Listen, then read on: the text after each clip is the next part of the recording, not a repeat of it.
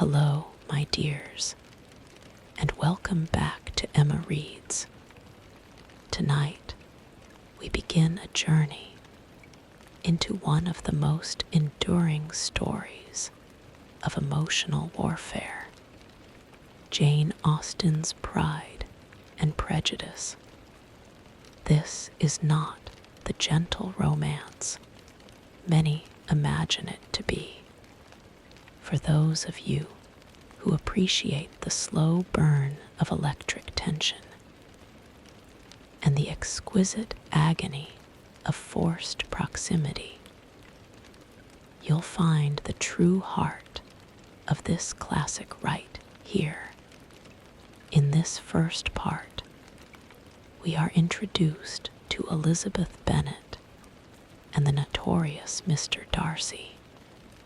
From their very first encounter, a powerful, near irrevocable misjudgment is cast, setting the stage for a compelling, high-stakes game of pride, prejudice, and psychological drama. Settle in, get comfortable, and let the initial clash of these two formidable wills lull you to sleep. Pride and Prejudice by Jane Austen. Chapter VIII is a truth universally acknowledged, that a single man in possession of a good fortune must be in want of a wife. However little known the feelings or views of such a man may be on his first entering a neighborhood, this truth is so well fixed in the minds of the surrounding families that he is considered as the rightful property of some one or other of their daughters. "My dear Mr. Bennet," said his lady to him one day, "have you heard that Netherfield Park is let at last?" Mr. Bennet replied that he had not. "But it is," returned she, "for Mrs. Long has just been here, and she told me all about it." Mr. Bennet made no answer. "Do not you want to know who has taken it?" cried his wife impatiently. "You want to tell me, and I have no objection to hearing it. He came down to see the place." This was invitation enough. "Why, my dear, you must know. Mrs. Long says that Netherfield is taken by a young man of large fortune from the north of England, that he came down on Monday in a chaise and four to see the place, and was so much delighted with it that he agreed with Mr. Morris immediately, that he is to take possession before Michaelmas, and some of his servants are to be in the house by the end of next week. What is his name? Bingley. Is he married or single? Oh, single, my dear, to be sure. A single man of large fortune, 4,000 or 5,000 a year. What a fine thing for our girls. How so? How can it affect them? My dear Mr. Bennet, replied his wife, how can you be so tiresome? You must know that I am thinking of his marrying one of them. Is that his design in settling here? Design? Nonsense. How can you talk so? But it is very likely that he may fall in love with one of them, and therefore you must visit him as soon as he comes. I see no occasion for that. You and the girls may go, or you may send them by themselves, which perhaps will be still better. For as you are as handsome as any of them, Mr. Bingley might like you the best of the party. My dear, you flatter me. I certainly have had my share of beauty, but I do not pretend to be anything extraordinary now. When a woman has 5 grown-up daughters, she ought to give over thinking of her own beauty. In such cases, a woman has not often much beauty to think of. But, my dear, you must indeed go and see Mr. Bingley when he comes into the neighborhood. It is more than I engage for, I assure you. But consider your daughters. Only think what an establishment it would be for one of them. Sir William and Lady Lucas are determined to go merely on that account, for in general, you know, they visit no newcomers. Indeed, you must go, for it will be impossible for us to visit him if you do not.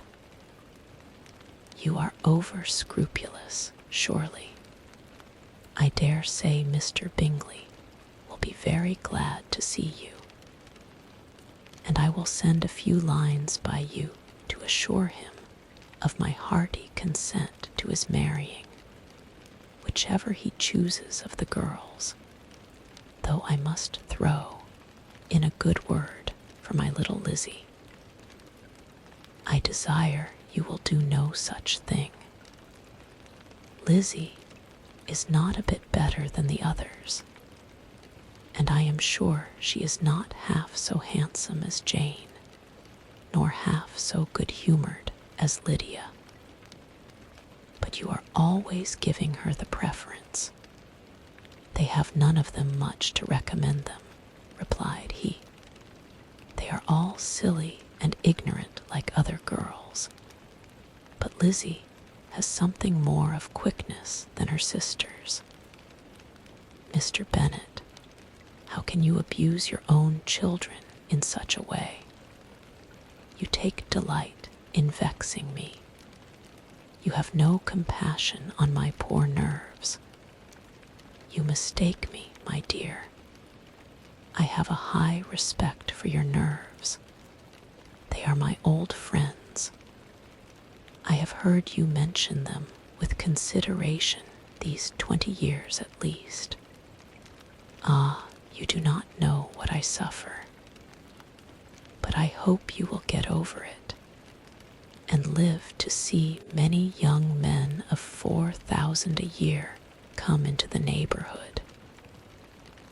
It will be no use to us if 20 such should come, since you will not visit them. Depend upon it, my dear, that when there are 20, I will visit them all.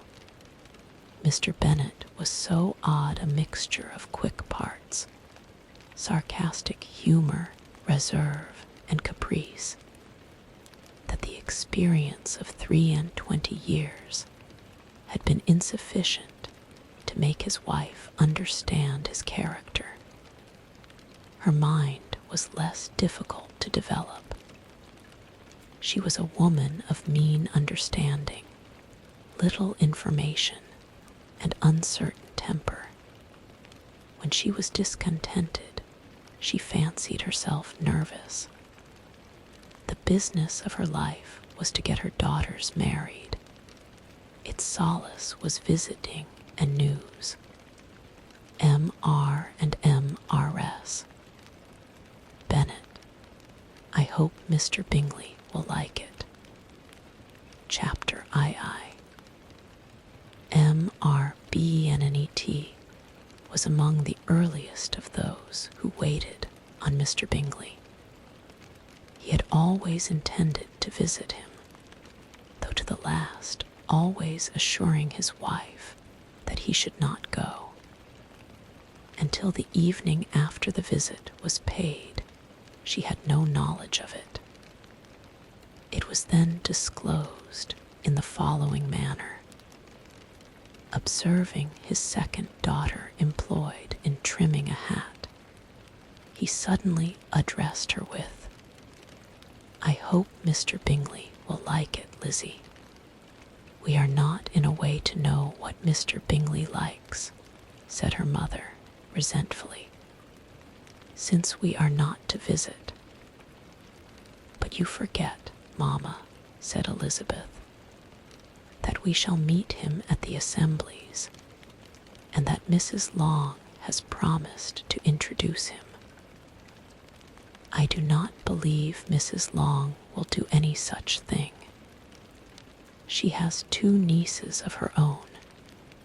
She is a selfish, hypocritical woman, and I have no opinion of her." "No more have I," said Mr. Bennet, "and I am glad to find that you do not depend on her serving you." Mrs. Bennet deigned not to make any reply, but unable to contain herself, began scolding one of her daughters. "Don't keep coughing so, Kitty, for heaven's sake. Have a little compassion on my nerves. You tear them to pieces. Kitty has no discretion in her coughs," said her father. "She times them ill." "I do not cough for my own amusement," replied Kitty fretfully. "When is your next ball to be, Lizzie?" "Tomorrow fortnight." "Aye, so it is," cried her mother, "and Mrs. Long does not come back till the day before, so it will be impossible for her to introduce him, for she will not know him herself. Then, my dear, you may have the advantage of your friend, and introduce Mr. Bingley to her." "Impossible, Mr. Bennet, impossible. When I am not acquainted with him myself, how can you be so teasing? I honor your circumspection. A fortnight's acquaintance is certainly very little. One cannot know what a man really is by the end of a fortnight. But if we do not venture, somebody else will, and after all, Mrs. Long and her nieces must stand their chance. And therefore, as she will think it an act of kindness, if you decline the office, I will take it on myself." The girls stared at their father. Mrs. Bennet said only, "Nonsense, nonsense." "What can be the meaning of that emphatic exclamation?" cried he. "Do you consider the forms of introduction, and the stress that is laid on them, as nonsense? I cannot quite agree with you there. What say you, Mary? For you are a young lady of deep reflection, I know, and read great books, and make extracts." Mary wished to say something very sensible, but knew not how. While Mary is adjusting her ideas, he continued, "Let us return to Mr. Bingley." "I am sick of Mr. Bingley," cried his wife. "I am sorry to hear that, but why did you not tell me so before? If I had known as much this morning, I certainly would not have called on him. It is very unlucky, but as I have actually paid the visit, we cannot escape the acquaintance now."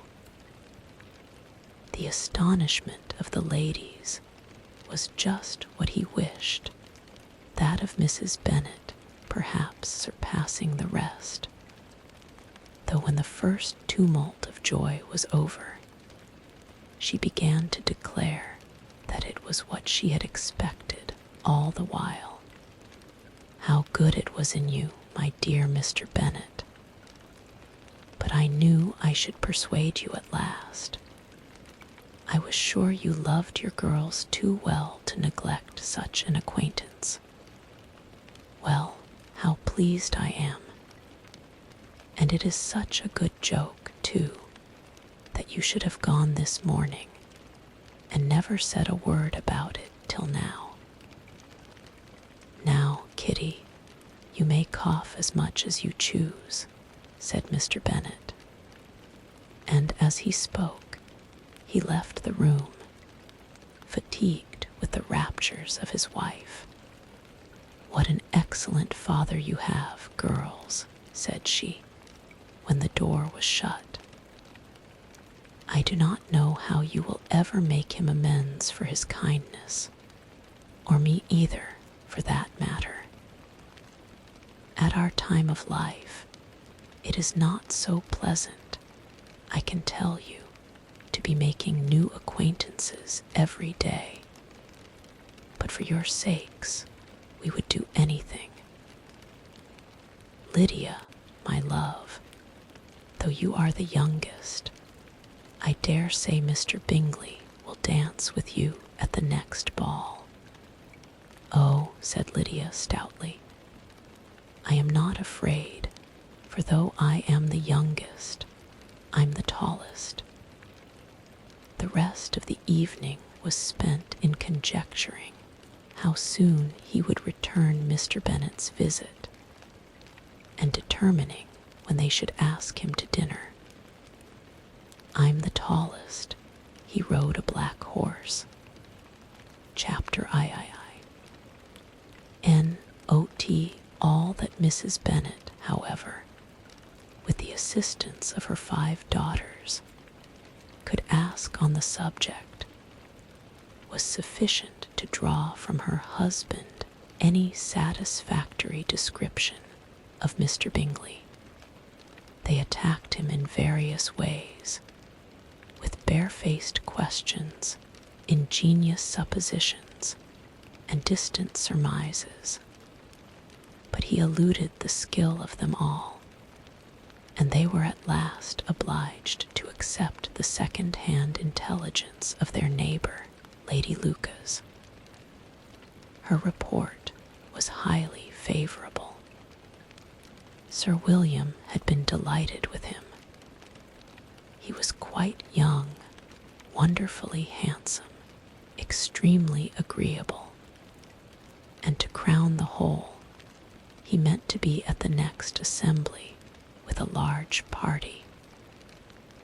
Nothing could be more delightful. To be fond of dancing was a certain step towards falling in love, and very lively hopes of Mr. Bingley's heart were entertained. If I can but see one of my daughters happily settled at Netherfield, said Mrs. Bennet to her husband, and all the others equally well married, I shall have nothing to wish for. In a few days, Mr. Bingley returned Mr. Bennet's visit, and sat about 10 minutes with him in his library. He had entertained hopes of being admitted to a sight of the young ladies, of whose beauty he had heard much, but he saw only the father. The ladies were somewhat more fortunate, for they had the advantage of ascertaining, from an upper window, that he wore a blue coat and rode a black horse. An invitation to dinner was soon afterwards dispatched, and already had Mrs. Bennet planned the courses that were to do credit to her housekeeping, when an answer arrived which deferred it all. Mr. Bingley was obliged to be in town the following day, and consequently unable to accept the honor of their invitation, etc. Mrs. Bennet was quite disconcerted. She could not imagine what business he could have in town so soon after his arrival in Hertfordshire, and she began to fear that he might always be flying about from one place to another, and never settled at Netherfield as he ought to be. Lady Lucas quieted her fears a little by starting the idea of his when the party entered, being gone to London only to get a large party for the ball, and a report soon followed that Mr. Bingley was to bring 12 ladies and 7 gentlemen with him to the assembly. The girls grieved over such a number of ladies, but were comforted the day before the ball by hearing that, instead of 12, he had brought only 6 with him from London, his 5 sisters and a cousin. And when the party entered the assembly room, it consisted of only 5 altogether: Mr. Bingley, his 2 sisters, the husband of the eldest, and another young man. Mr. Bingley was good-looking and gentlemanlike. He had a pleasant countenance and easy, unaffected manners. His sisters were fine women with an air of decided fashion. His brother-in-law, Mr. Hurst, merely looked the gentleman.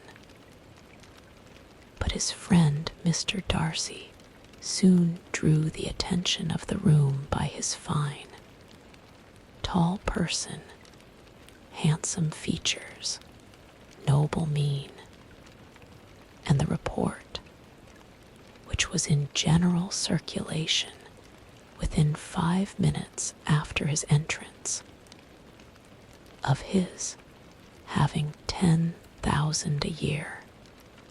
The gentleman pronounced him to be a fine figure of a man. The ladies declared he was much handsomer than Mr. Bingley, and he was looked at with great admiration for about half the evening, till his manners gave a disgust which turned the tide of his popularity, for he was discovered to be proud, to be above his company, and above being pleased, and not all his large estate in Derbyshire could save him from having a most forbidding, disagreeable countenance, and being unworthy to be compared with his friend. Mr. Bingley had soon made himself acquainted with all the principal people in the room. He was lively and unreserved, danced every dance, was angry that the ball closed so early, and talked of giving one himself at Netherfield. Such amiable qualities must speak for themselves. What a contrast between him and his friend. Mr. Darcy danced only once with Mrs. Hurst, and once with Miss Bingley, declined being introduced to any other lady, and spent the rest of the evening in walking about the room, speaking occasionally to one of his own party. His character was decided. He was the proudest, most disagreeable man in the world, and everybody hoped that he would never come there again.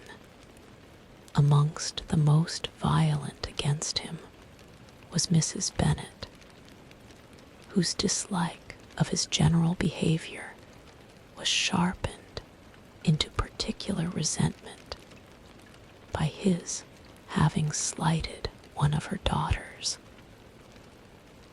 Elizabeth Bennet had been obliged, by the scarcity of gentlemen, to sit down for 2 dances. And during part of that time, Mr. Darcy had been standing near enough for her to overhear a conversation between him and Mr. Bingley, who came from the dance for a few minutes to press his friend to join it. "Come, Darcy," said he, "I must have you dance. I hate to see you standing about by yourself in this stupid manner. You had much better dance." "I certainly shall not. You know how I detest it, unless I am particularly acquainted with my partner. At such an assembly as this, it would be insupportable. Your sisters are engaged, and there is not another woman in the room whom it would not be a punishment to me to stand up with. I would not be so fastidious as you are," cried Bingley, "for a kingdom. Upon my honor, I never met with so many pleasant girls in my life as I have this evening, and there are several of them, you see, uncommonly pretty. You are dancing with the only handsome girl in the room," said Mr. Darcy, looking at the eldest Miss Bennet. "Oh, she is the most beautiful creature I ever beheld. But there is one of her sisters sitting down just behind you, who is very pretty, and I dare say very agreeable. Do let me ask my partner to introduce you. She is tolerable." "Which do you mean?" And turning round, he looked for a moment at Elizabeth, till catching her eye, he withdrew his own, and coldly said, "She is tolerable, but not handsome enough to tempt me, and I am in no humor at present to give consequence to young ladies who are slighted by other men. You had better return to your partner and enjoy her smiles, for you are wasting your time with me." Mr. Bingley followed his advice. Mr. Darcy walked off, and Elizabeth remained with no very cordial feelings towards him. She told the story, however, with great spirit among her friends, for she had a lively, playful disposition, which delighted in anything ridiculous. The evening altogether passed off pleasantly to the whole family. Mrs. Bennet had seen her eldest daughter much admired by the Netherfield party. Mr. Bingley had danced with her twice, and she had been distinguished by his sisters. Jane was as much gratified by this as her mother could be, though in a quieter way. Elizabeth felt Jane's pleasure. Mary had heard herself mentioned to Miss Bingley as the most accomplished girl in the neighborhood, and Catherine and Lydia had been fortunate enough to be never without partners, which was all that they had yet learnt to care for at a ball. They returned, therefore, in good spirits to Longbourn, the village where they lived, and of which they were the principal inhabitants. They found Mr. Bennet still up. With a book, he was regardless of time, and on the present occasion he had a good deal of curiosity as to the event of an evening which had raised such splendid expectations. He had rather hoped that all his wife's views on the stranger would be disappointed, but he soon found that he had a very different story to hear. "Oh, my dear Mr. Bennet," as she entered the room, "we have had a most delightful evening, a most excellent ball. I wish you had been there. Jane was so admired. Nothing could be like it. Everybody said how well she looked, and Mr. Bingley thought her quite beautiful, and danced with her twice. Only think of that, my dear. He actually danced with her twice, and she was the only creature in the room that he asked a second time. First of all, he asked Miss Lucas. I was so vexed to see him stand up with her. But however, he did not admire her at all. Indeed, nobody can, you know. And he seemed quite struck with Jane as she was going down the dance. So he inquired who she was, and got introduced, and asked her for the two next. Then the 2/3 he danced with Miss King, and the 2/4 with Maria Lucas, and the 2/5 with Jane again, and the 2/6 with Lizzie, and the Boulanger. If he had had any compassion for me, cried her husband impatiently, he would not have danced half so much. For God's sake, say no more of his partners. Oh, that he had sprained his ankle in the first dance. Oh, my dear, continued Mrs. Bennet, I am quite delighted with him. He is so excessively handsome, and his sisters are charming women. I never in my life saw anything more elegant than their dresses. I dare say the lace upon Mrs. Hurst's gown. Here she was interrupted again. Mr. Bennet protested against any description of finery. She was therefore obliged to seek another branch of the subject, and related, with much bitterness of spirit, and some exaggeration, the shocking rudeness of Mr. Darcy. But I can assure you, she added, that Lizzie does not lose much by not suiting his fancy, for he is a most disagreeable, horrid man, not at all worth pleasing. So high and so conceited that there was no enduring him. He walked here and he walked there, fancying himself so very great, not handsome enough to dance with.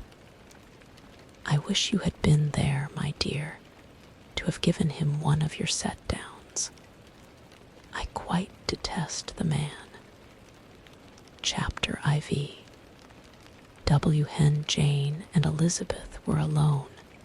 The former, who had been cautious in her praise of Mr. Bingley before, expressed to her sister how very much she admired him. He is just what a young man ought to be, said she, sensible, good-humored, lively. And I never saw such happy manners, so much ease, with such perfect good breeding. He is also handsome, replied Elizabeth, which a young man ought likewise to be if he possibly can. His character is thereby complete. I was very much flattered by his asking me to dance a second time.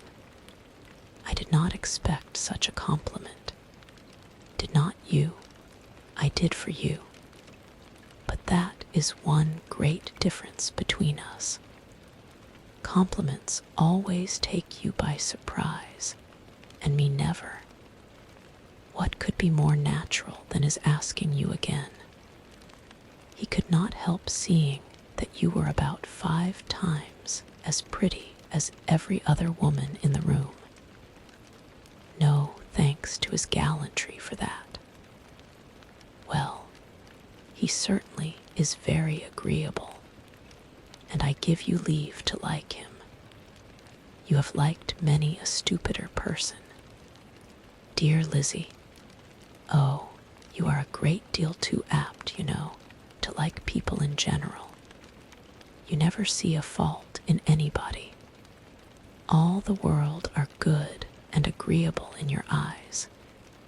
I never heard you speak ill of a human being in my life. I would wish not to be hasty in censuring anyone, but I always speak what I think. I know you do, and it is that which makes the wonder. With your good sense, to be so honestly blind to the follies and nonsense of others. Affectation of candor is common enough. One meets with it everywhere. But to be candid without ostentation or design, to take the good of everybody's character and make it still better, and say nothing of the bad, belongs to you alone. And so, you like this man's sisters, too, do you? Their manners are not equal to his. Certainly not at first, but they are very pleasing women when you converse with them. Miss Bingley is to live with her brother and keep his house, and I am much mistaken if we shall not find a very charming neighbor in her. Elizabeth listened in silence, but was not convinced.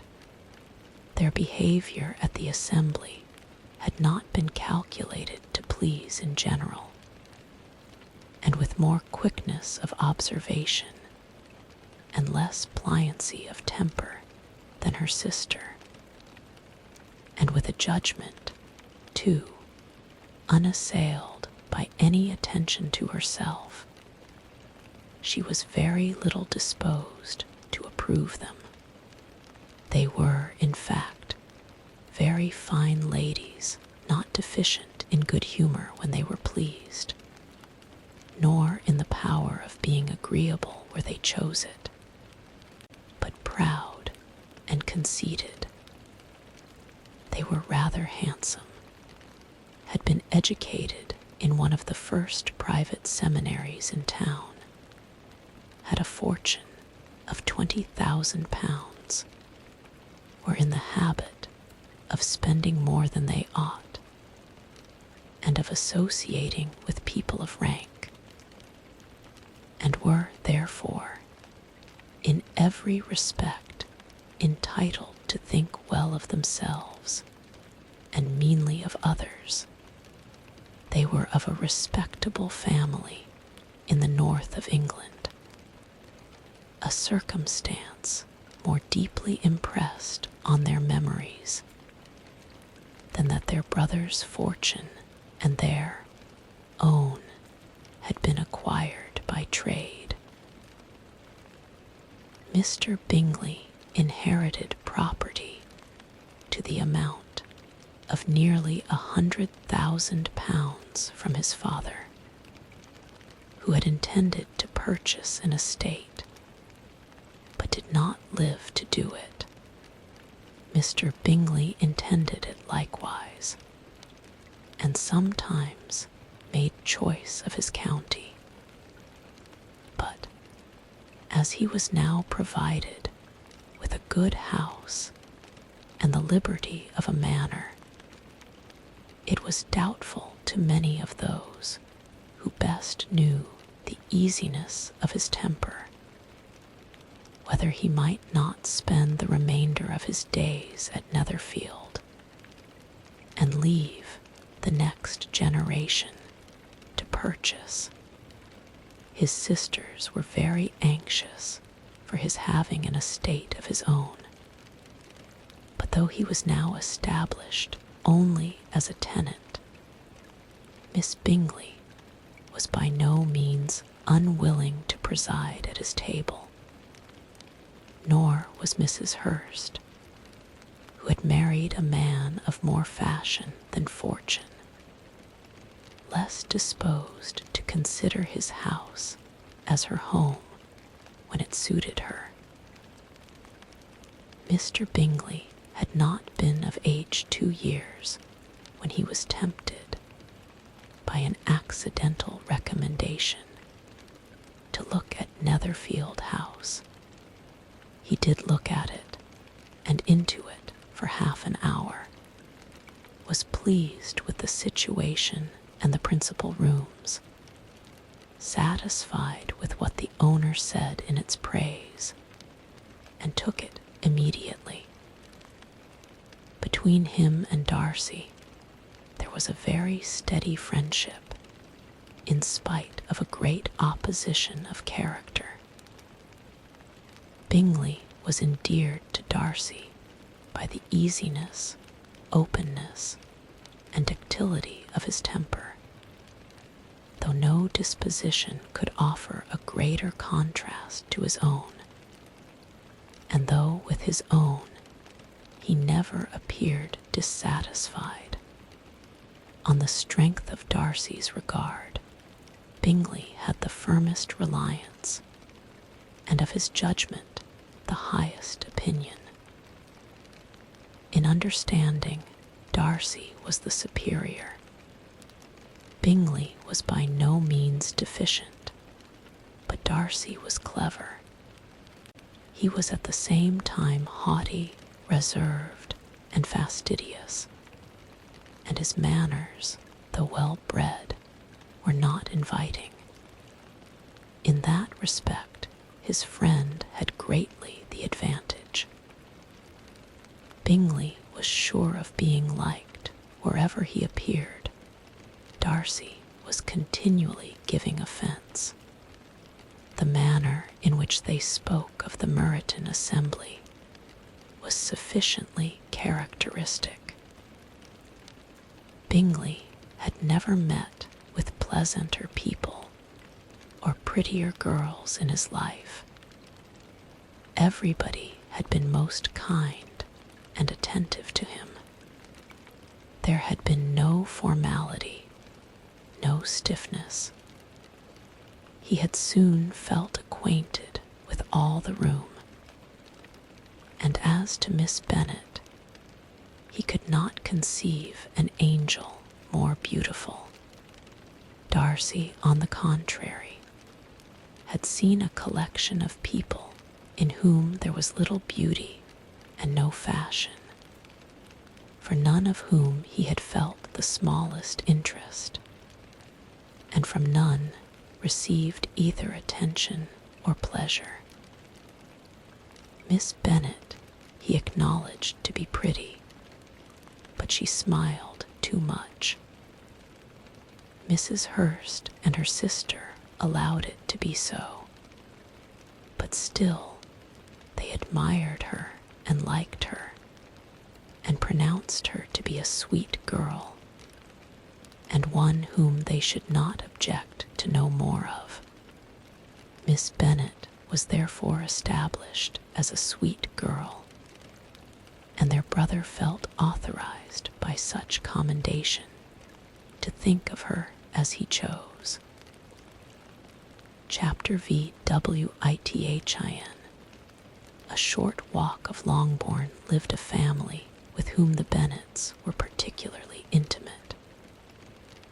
Sir William Lucas had been formerly in trade in Meryton, where he had made a tolerable fortune, and risen to the honor of knighthood by an address to the king during his mayoralty. The distinction had perhaps been felt too strongly. It had given him a disgust to his business and to his residence in a small market town, and quitting them both, he had removed with his family to a house about a mile from Meryton, denominated from that period Lucas Lodge, where he could think with pleasure of his own importance, and unshackled by business, occupy himself solely in being civil to all the world. For, though elated by his rank, it did not render him supercilious. On the contrary, he was all attention to everybody, by nature inoffensive, friendly, and obliging. His presentation at St. James's had made him courteous. Lady Lucas was a very good kind of woman, not too clever to be a valuable neighbor to Mrs. Bennet. They had several children. The eldest of them, a sensible, intelligent young woman, about 27, was Elizabeth's intimate friend. That the Miss Lucases and the Miss Bennets should meet to talk over a ball was absolutely necessary, and the morning after the assembly brought the former to Longbourn to hear and to communicate. "You began the evening well, Charlotte," said Mrs. Bennet, with civil self-command, to Miss Lucas. "You were Mr. Bingley's first choice." "Yes, but he seemed to like his second better." "Oh, you mean Jane, I suppose, because he danced with her twice. To be sure, that did seem as if he admired her, indeed. I rather believe he did. I heard something about it. But I hardly know what something about Mr. Robinson. Perhaps you mean what I overheard between him and Mr. Robinson. Did not I mention it to you? Mr. Robinson asking him how he liked our Meryton assemblies, and whether he did not think there were a great many pretty women in the room, and which he thought the prettiest, and his answering immediately to the last question, "Oh, the eldest Miss Bennet, beyond a doubt. There cannot be two opinions on that point. Upon my word. Well, that was very decided indeed. That does seem as if, but however, it may all come to nothing, you know. My overhearings were more to the purpose than yours, Eliza," said Charlotte. "Mr. Darcy is not so well worth listening to as his friend, is he? Poor Eliza. To be only just tolerable.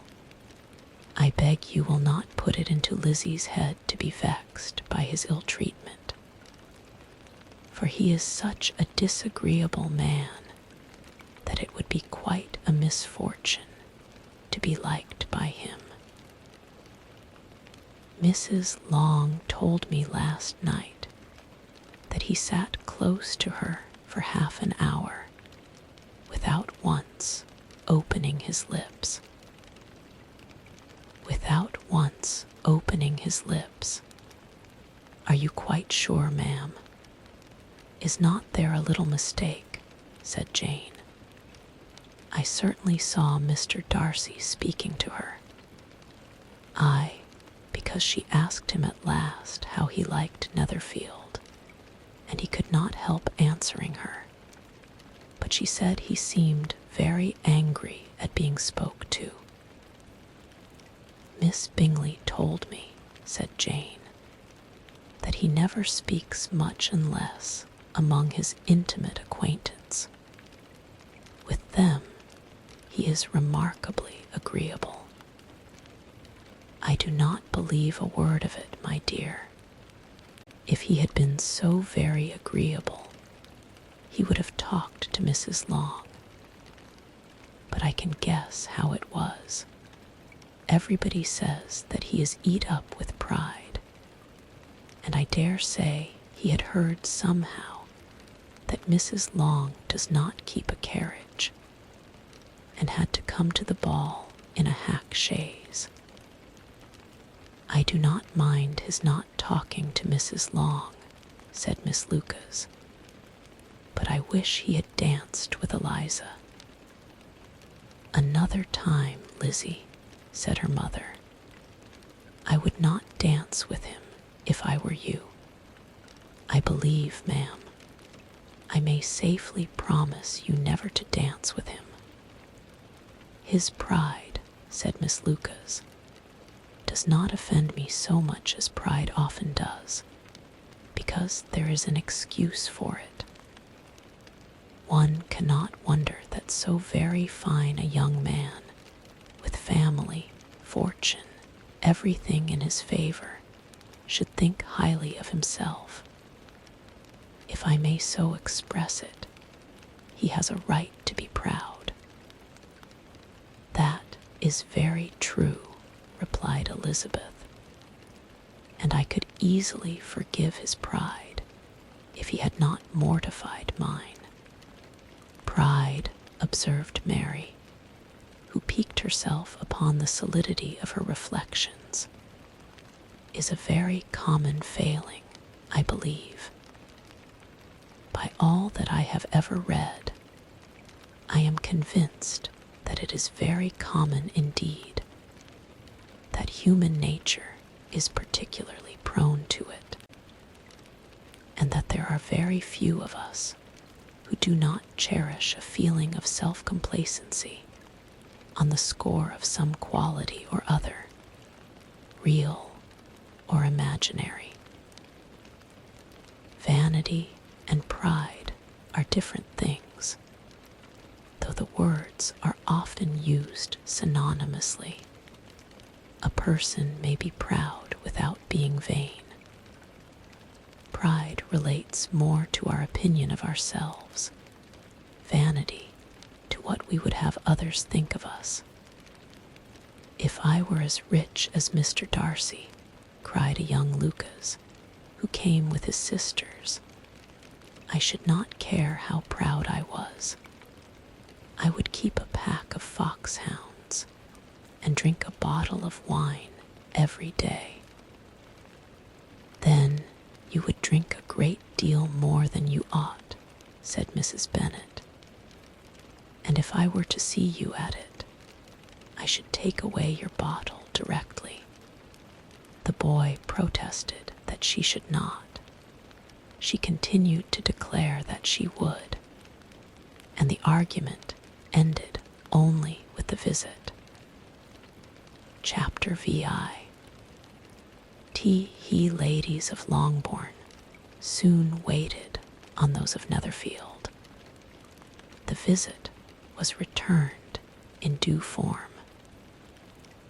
Miss Bennet's pleasing manners grew on the goodwill of Mrs. Hurst and Miss Bingley, and though the mother was found to be intolerable, and the younger sisters not worth speaking to, a wish of being better acquainted with them was expressed towards the two eldest. By Jane, this attention was received with the greatest pleasure. But Elizabeth still saw superciliousness in their treatment of everybody, hardly excepting even her sister, and could not like them, though their kindness to Jane, such as it was, had a value as arising, in all probability, from the influence of their brother's admiration. It was generally evident, whenever they met, that he did admire her,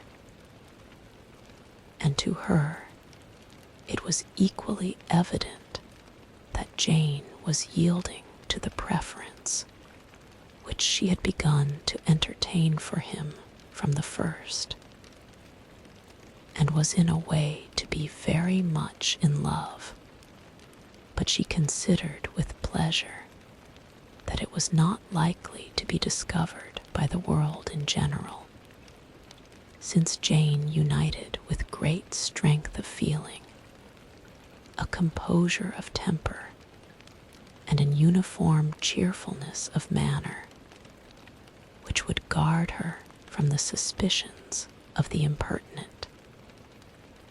She mentioned this to her friend, Miss Lucas.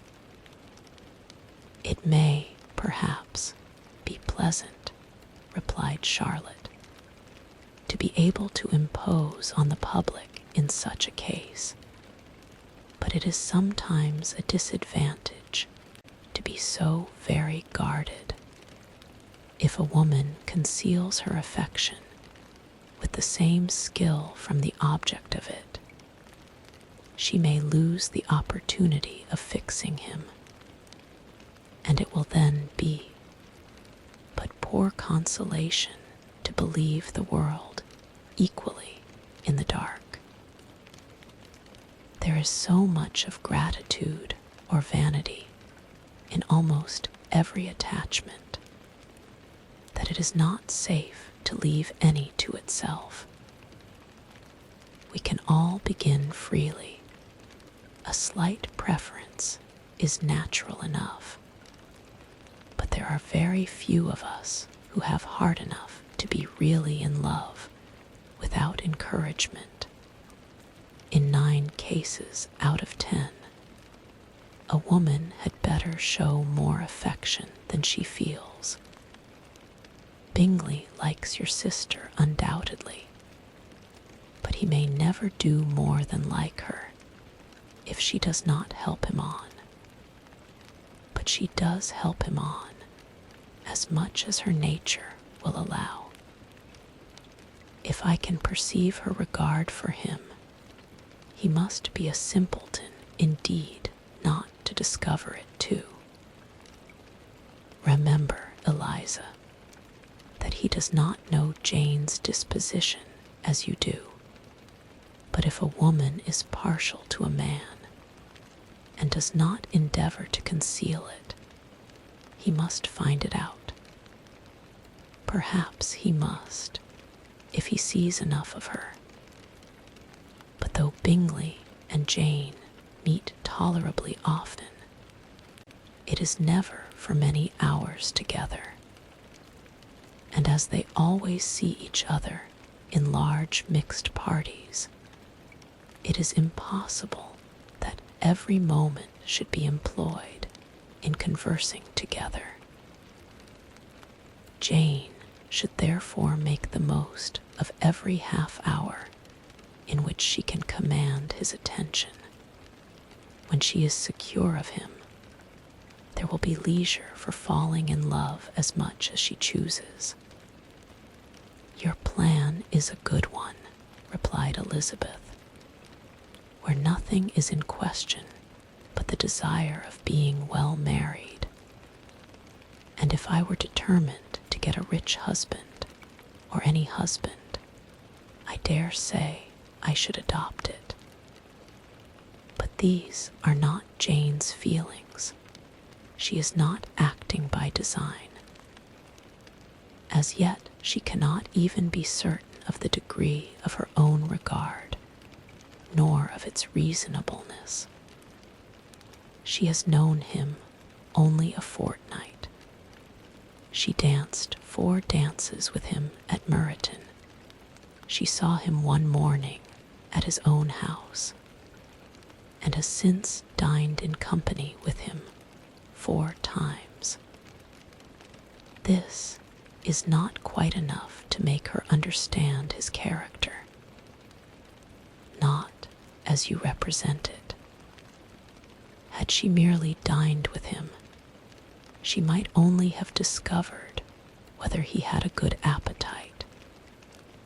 But you must remember that 4 evenings have been also spent together, and 4 evenings may do a great deal. Yes, these 4 evenings have enabled them to ascertain that they both like VIII better than commerce.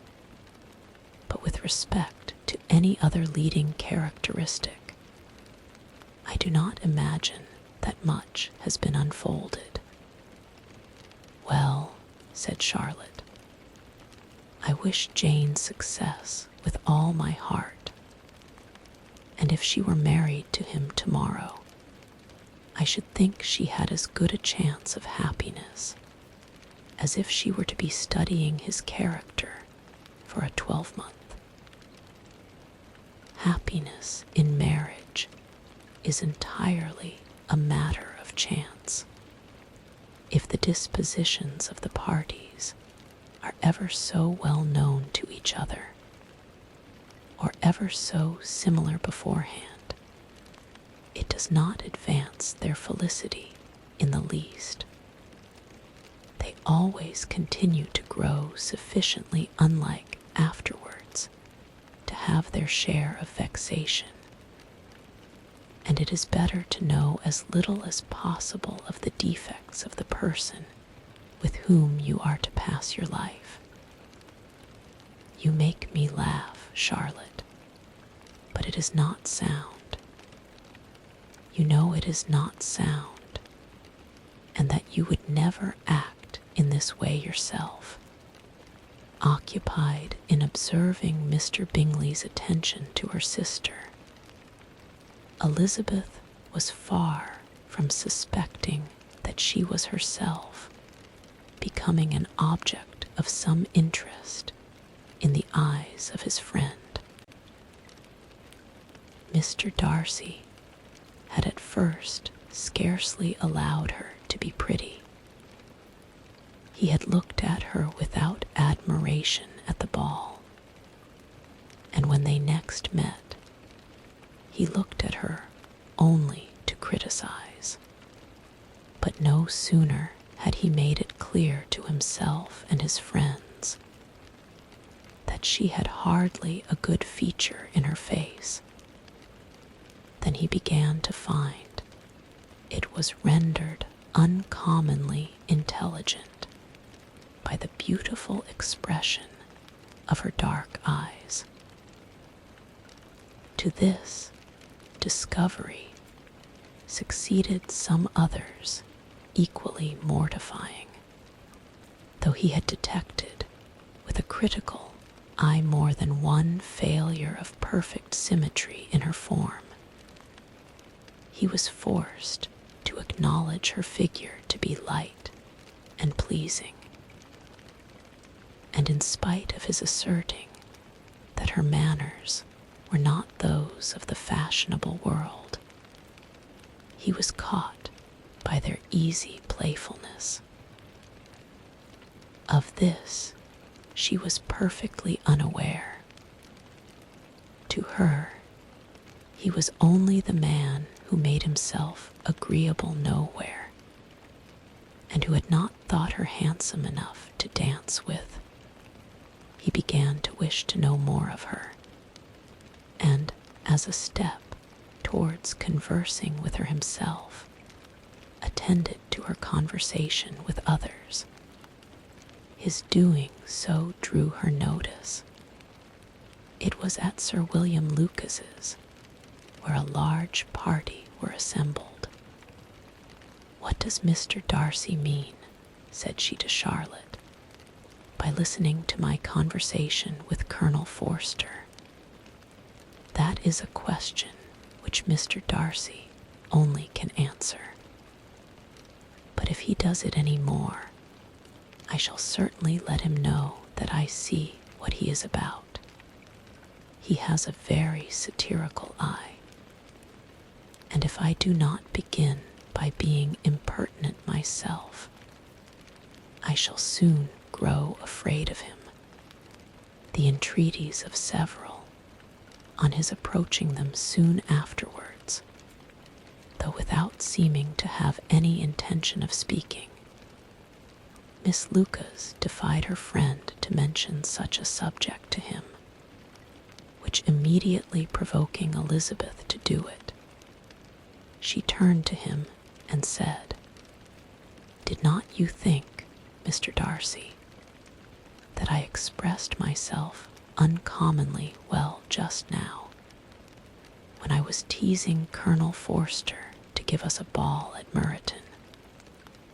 With great energy, but it is a subject which always makes a lady energetic. You are severe on us. It will be her turn soon to be teased," said Miss Lucas. "I am going to open the instrument, Eliza, and you know what follows. You are a very strange creature by way of a friend, always wanting me to play and sing before anybody and everybody. If my vanity had taken a musical turn, you would have been invaluable. But as it is, I would really rather not sit down before those who must be in the habit of hearing the very best performers." On Miss Lucas's persevering, however, she added, "Very well, if it must be so, it must." And gravely glancing at Mr. Darcy, "There is a very fine old saying, which everybody here is of course familiar with, 'Keep your breath to cool your porridge,' and I shall keep mine to swell my song." Her performance was pleasing, though by no means capital. After a song or two, and before she could reply to the entreaties of several that she would sing again, she was eagerly succeeded at the instrument by her sister Mary, who, having, in consequence of being the only plain one in the family, worked hard for knowledge and accomplishments, was always impatient for display. Mary had neither genius nor taste, and though vanity had given her application, it had given her likewise a pedantic air and conceited manner, which would have injured a higher degree of excellence than she had reached. Elizabeth, easy and unaffected, had been listened to with much more pleasure, though not playing half so well, and Mary, at the end of a long concerto, was glad to purchase praise and gratitude by Scotch and Irish airs, at the request of her younger sisters, who with some of the Lucases and 2 or 3 officers joined eagerly in dancing at one end of the room. Mr. Darcy stood near them in silent indignation at such a mode of passing the evening, to the exclusion of all conversation, and was too much engrossed by his own thoughts to perceive that Sir William Lucas was his neighbor, till Sir William thus began: "What a charming amusement for young people this is, Mr. Darcy. There is nothing like dancing, after all. I consider it as one of the first refinements of polished societies." "Certainly, sir, and it has the advantage also of being in vogue amongst the less polished societies of the world. Every savage can dance." Sir William only smiled. "Your friend performs delightfully," he continued after a pause, on seeing Bingley join the group, "and I doubt not that you are an adept in the science yourself, Mr. Darcy." You saw me dance at Meryton, I believe, sir. Yes, indeed, and received no inconsiderable pleasure from the sight. Do you often dance at St. James, S? Never, sir. Do you not think it would be a proper compliment to the place? It is a compliment which I never pay to any place if I can avoid it. You have a house in town, I conclude, Mr. Darcy bowed. I had once some thoughts of fixing in town myself, for I am fond of superior society, but I did not feel quite certain that the air of London would agree with Lady Lucas. He paused in hopes of an answer, but his companion was not disposed to make any, and Elizabeth at that instant moving towards them, he was struck with the notion of doing a very gallant thing, and called out to her, "My dear Miss Eliza, why are not you dancing? Mr. Darcy, you must allow me to present this young lady to you as a very desirable partner. You cannot refuse to dance, I am sure, when so much beauty is before you." And taking her hand, he would have given it to Mr. Darcy, who, though extremely surprised, was not unwilling to receive it, when she instantly drew back, and said with some discomposure to Sir William, "Indeed, sir, I have not the least intention of dancing. I entreat you not to suppose that I moved this way in order to beg for a partner." Mr. Darcy, with grave propriety, requested to be allowed the honor of her hand, but in vain. Elizabeth was determined, nor did Sir William at all shake her purpose by his attempt at persuasion. "You excel so much in the dance, Miss Eliza, that it is cruel to deny me the happiness of seeing you. And though this gentleman dislikes the amusement in general, he can have no objection, I am sure, to oblige us for 1/2 hour.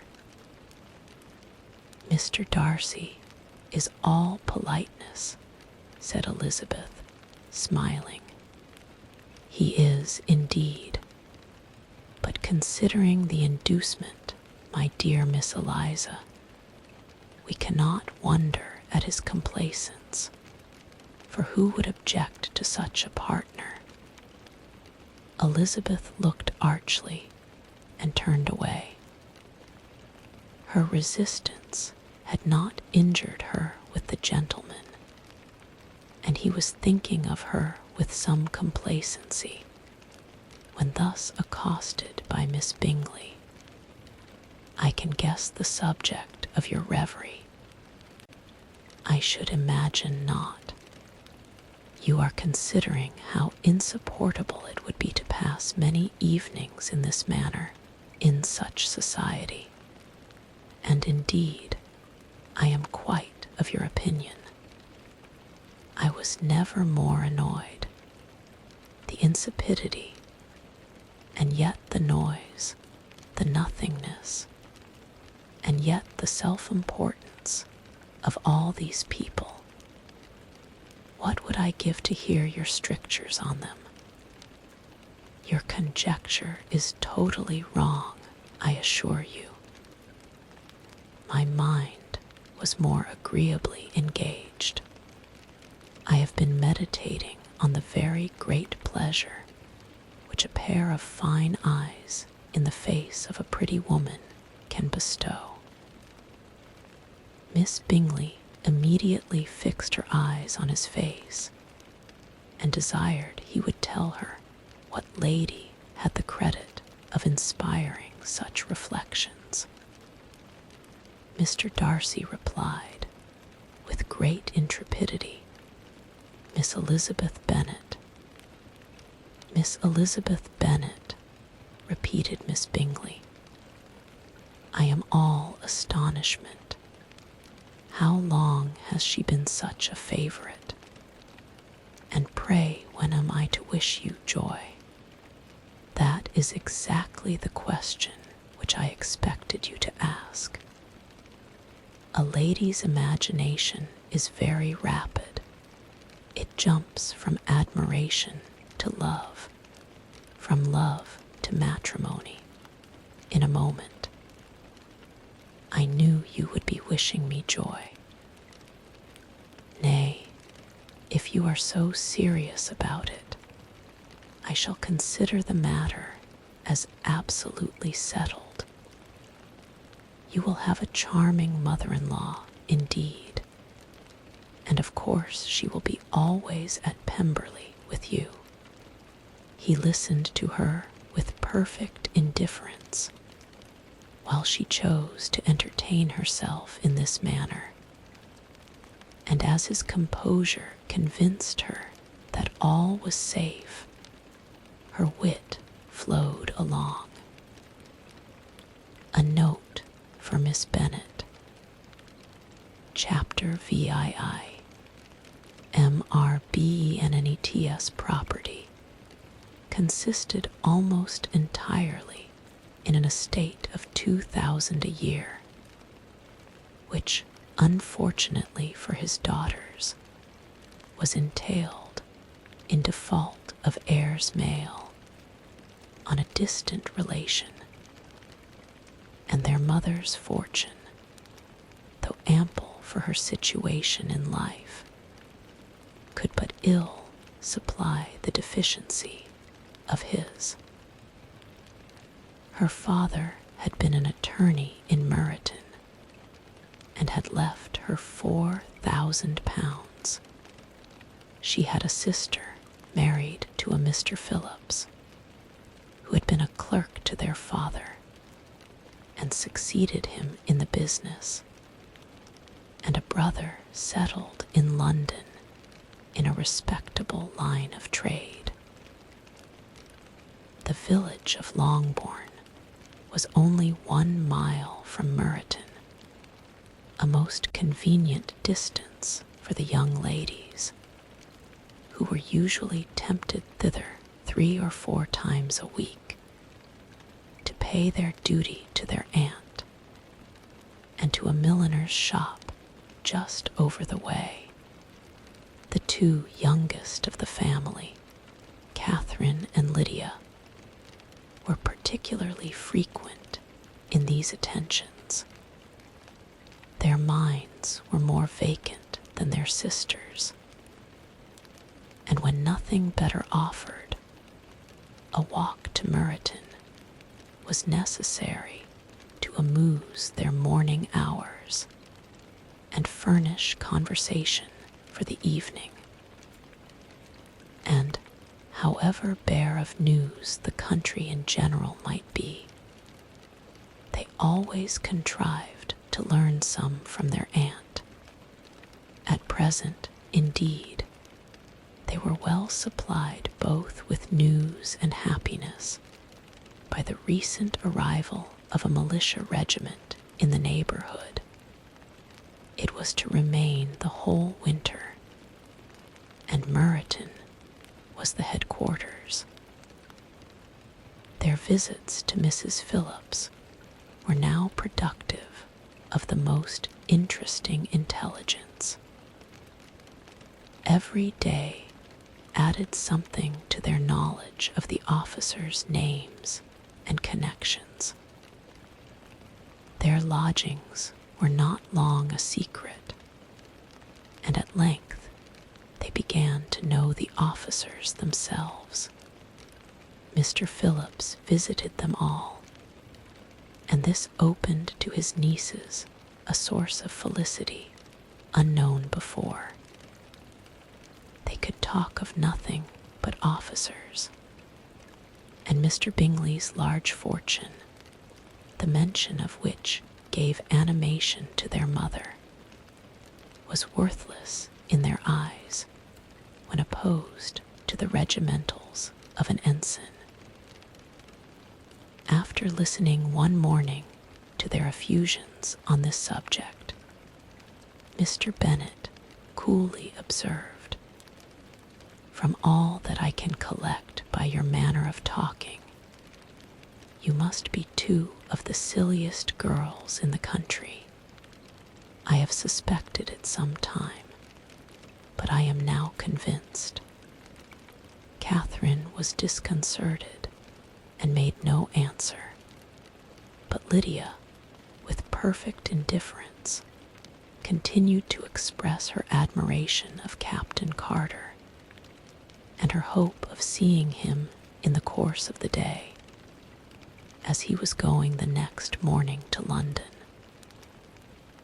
"I am astonished, my dear," said Mrs. Bennet, "that you should be so ready to think your own children silly.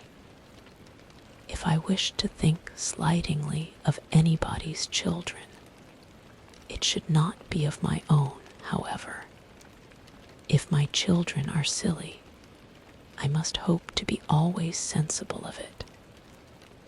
Yes, but as it happens, they are all of them very clever. This is the only point, I flatter myself, on which we do not agree. I had hoped that our sentiments coincided in every particular, but I must so far differ from you as to think our two youngest daughters uncommonly foolish. My dear Mr. Bennet, you must not expect such girls to have the sense of their father and mother when they get to our age. I dare say they will not think about officers any more than we do. I remember the time when I liked a red coat myself very well, and indeed, so I do still at my heart. And if a smart young colonel, with 5,000 or 6,000 a year, should want one of my girls, I shall not say nay to him. And I thought Colonel Forster looked very becoming the other night at Sir William's in his regimentals. "Mamma," cried Lydia, "my aunt says that Colonel Forster and Captain Carter do not go so often to Miss Watson's as they did when they first came. She sees them now very often standing in Clark's library." Mrs. Bennet was prevented replying by the entrance of the footman with a note for Miss Bennet. It came from Netherfield, and the servant waited for an answer. Mrs. Bennet's eyes sparkled with pleasure, and she was eagerly calling out, while her daughter read, "Well, Jane, who is it from? What is it about? What does he say? Well, Jane, make haste and tell us, make haste, my love." "It is from Miss Bingley," said Jane, and then read it aloud. "My dear friend, if you are not so compassionate as to dine today with Louisa and me, we shall be in danger of hating each other for the rest of our lives. For a whole day's tete-a-tete between two women can never end without a quarrel. Come as soon as you can on the receipt of this. My brother and the gentlemen are to dine with the officers. Yours ever, Caroline Bingley." "With the officers," cried Lydia. "I wonder my aunt did not tell us of that." "Dining out," said Mrs. Bennet. "That is very unlucky. Can I have the carriage?" said Jane. "No, my dear, you had better go on horseback, because it seems likely to rain, and then you must stay all night." "That would be a good scheme," said Elizabeth, "if you were sure that they would not offer to send her home." "Oh, but the gentlemen will have Mr. Bingley's chaise to go to Meryton, and the Hursts have no horses to theirs. I had much rather go in the coach. But, my dear, your father cannot spare the horses, I am sure. They are wanted in the farm, Mr. Bennet, are not they? Cheerful prognostics. They are wanted in the farm much oftener than I can get them." "But if you have got them today," said Elizabeth, "my mother's purpose will be answered." She did at last extort from her father an acknowledgment that the horses were engaged. Jane was therefore obliged to go on horseback, and her mother attended her to the door with many cheerful prognostics of a bad day. Her hopes were answered. Jane had not been gone long before it rained hard. Her sisters were uneasy for her, but her mother was delighted. The rain continued the whole evening without intermission. Jane certainly could not come back. "This was a lucky idea of mine, indeed," said Mrs. Bennet, more than once, as if the credit of making it rain were all her own. Till the next morning, however, she was not aware of all the felicity of her contrivance. Breakfast was scarcely over when a servant from Netherfield brought the following note for Elizabeth. "My dearest Lizzie, I find myself very unwell this morning, which I suppose is to be imputed to my getting wet through yesterday. My kind friends will not hear of my returning home till I am better. They insist also on my seeing Mr. Jones. Therefore do not be alarmed if you should hear of his having been to me. And, excepting a sore throat and a headache, there is not much the matter with me. Yours, etc." "Well, my dear," said Mr. Bennet, when Elizabeth had read the note aloud, "if your daughter should have a dangerous fit of illness, if she should die, it would be a comfort to know that it was all in pursuit of Mr. Bingley, and under your orders. Oh, I am not at all afraid of her dying. People do not die of little trifling colds. She will be taken good care of. As long as she stays there, it is all very well. I would go and see her if I could have the carriage." Elizabeth, feeling really anxious, determined to go to her, though the carriage was not to be had. And as she was no horsewoman, walking was her only alternative. She declared her resolution. "How can you be so silly," cried her mother, "as to think of such a thing in all this dirt? You will not be fit to be seen when you get there. I shall be very fit to see Jane, which is all I want." "Is this a hint to me, Lizzie," said her father, "to send for the horses?" "No, indeed. I do not wish to avoid the walk. The distance is nothing. When one has a motive, only 3 miles. I shall be back by dinner. I admire the activity of your benevolence, observed Mary. But every impulse of feeling should be guided by reason, and, in my opinion, exertion should always be in proportion to what is required. We will go as far as Meryton with you, said Catherine and Lydia.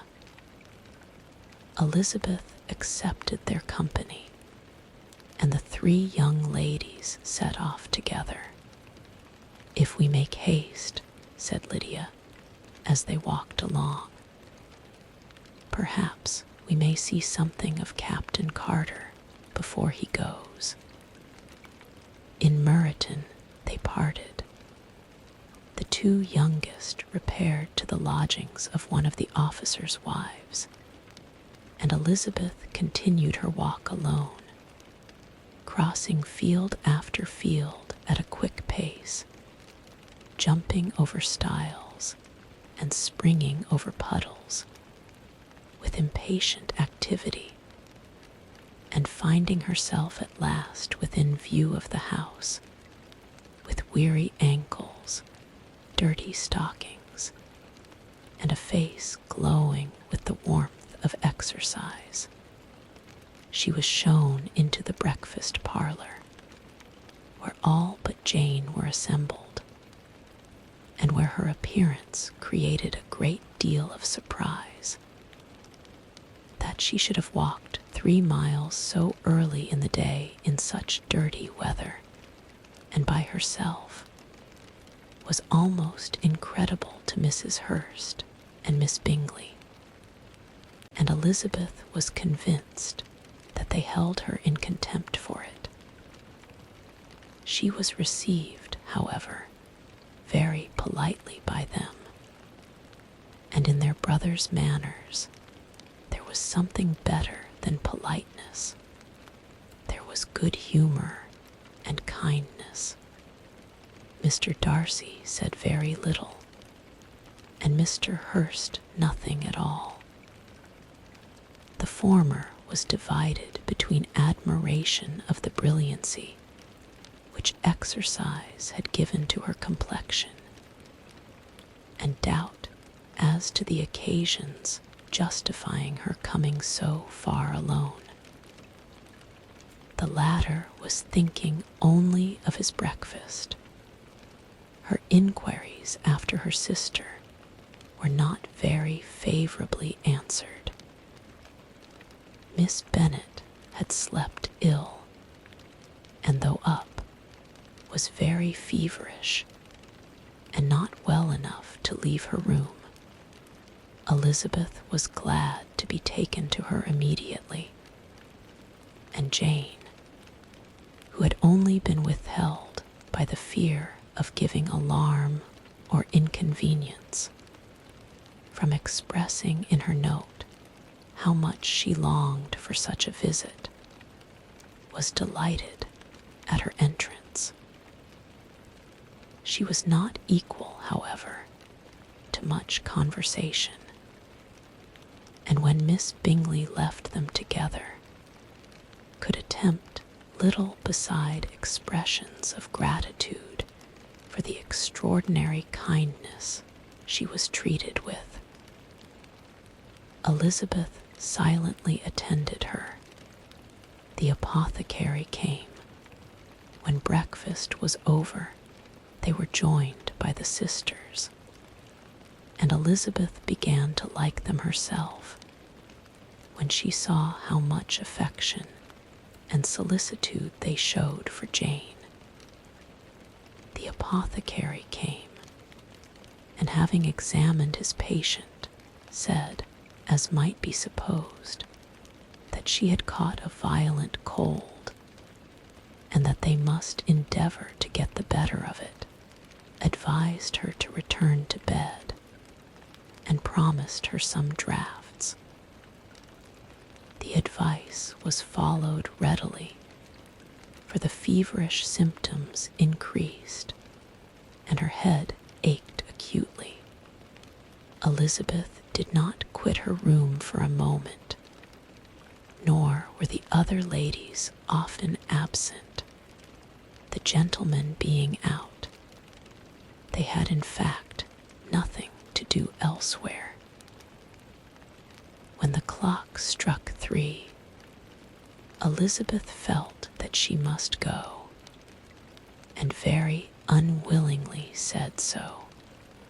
Miss Bingley offered her the carriage, and she only wanted a little pressing to accept it, when Jane testified such concern at parting with her that Miss Bingley was obliged to convert the offer of the chaise into an invitation to remain at Netherfield for the present. Elizabeth most thankfully consented, and a servant was dispatched to Longbourn to acquaint the family with her stay and bring back a supply of clothes. Covering a screen. Chapter VIII. At 5:00 the two ladies retired to dress, and at 6:30 Elizabeth was summoned to dinner. To the civil inquiries which then poured in, and amongst which she had the pleasure of distinguishing the much superior solicitude of Mr. Bingley, she could not make a very favorable answer. Jane was by no means better. The sisters, on hearing this, repeated 3 or 4 times how much they were grieved, how shocking it was to have a bad cold, and how excessively they disliked being ill themselves, and then thought no more of the matter, and their indifference towards Jane, when not immediately before them, restored Elizabeth to the enjoyment of all her original dislike.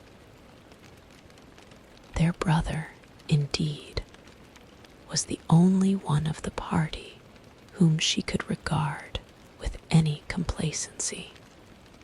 His anxiety for Jane was evident, and his attentions to herself most pleasing, and they prevented her feeling herself so much an intruder as she believed she was considered by the others.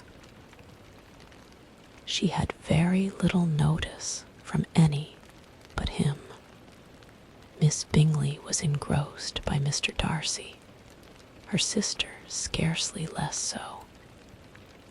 And as for Mr. Hurst, by whom Elizabeth sat, he was an indolent man who lived only to eat, drink, and play at cards, who, when he found her prefer a plain dish to a ragout, had nothing to say to her. When dinner was over, she returned directly to Jane, and Miss Bingley began abusing her as soon as she was out of the room. Her manners were pronounced to be very bad indeed, a mixture of pride and impertinence. She had no conversation, no style, no taste, no beauty. Mrs. Hurst thought the same, and added, "She has nothing, in short, to recommend her, but being an excellent walker. I shall never forget her appearance this morning. She really looked almost wild. She did indeed, Louisa. I could hardly keep my countenance. Very nonsensical to come at all. Why must she be scampering about the country? Because her sister had a cold. Her hair so untidy, so blowsy. Yes, and her petticoat. I hope you saw her petticoat. 6 inches deep in mud. I am absolutely certain. And the gown which had been let down to hide it not doing its office. Your picture may be very exact, Louisa, said Bingley, but this was all lost upon me. I thought Miss Elizabeth Bennet looked remarkably well when she came into the room this morning. Her dirty petticoat quite escaped my notice. You observed it, Mr. Darcy, I am sure, said Miss Bingley, and I am inclined to think that you would not wish to see your sister make such an exhibition. Certainly not. To walk 3 miles, or 4 miles, or 5 miles, or whatever it is, above her ankles in dirt, and alone, quite alone. What could she mean by it? It seems to me to show an abominable sort of conceited independence, a most country town indifference to decorum. It shows an affection for her sister that is very pleasing, said Bingley.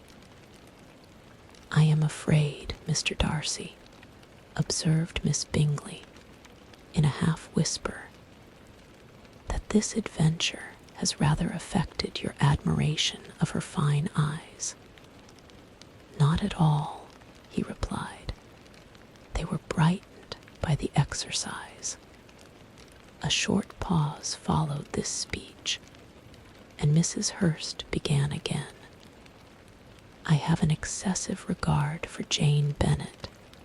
She is really a very sweet girl, and I wish with all my heart she were well settled. But with such a father and mother, and such low connections, I am afraid there is no chance of it. I think I have heard you say that their uncle is an attorney in Meryton. Yes, and they have another, who lives somewhere near Cheapside. That is capital, added her sister, and they both laughed heartily. If they had uncles enough to fill all Cheapside, cried Bingley, it would not make them one jot less agreeable, but it must very materially lessen their chance of marrying men of any consideration in the world, replied Darcy. To this speech, Bingley made no answer, but his sisters gave it their hearty assent, and indulged their mirth for some time at the expense of their dear friend's vulgar relations.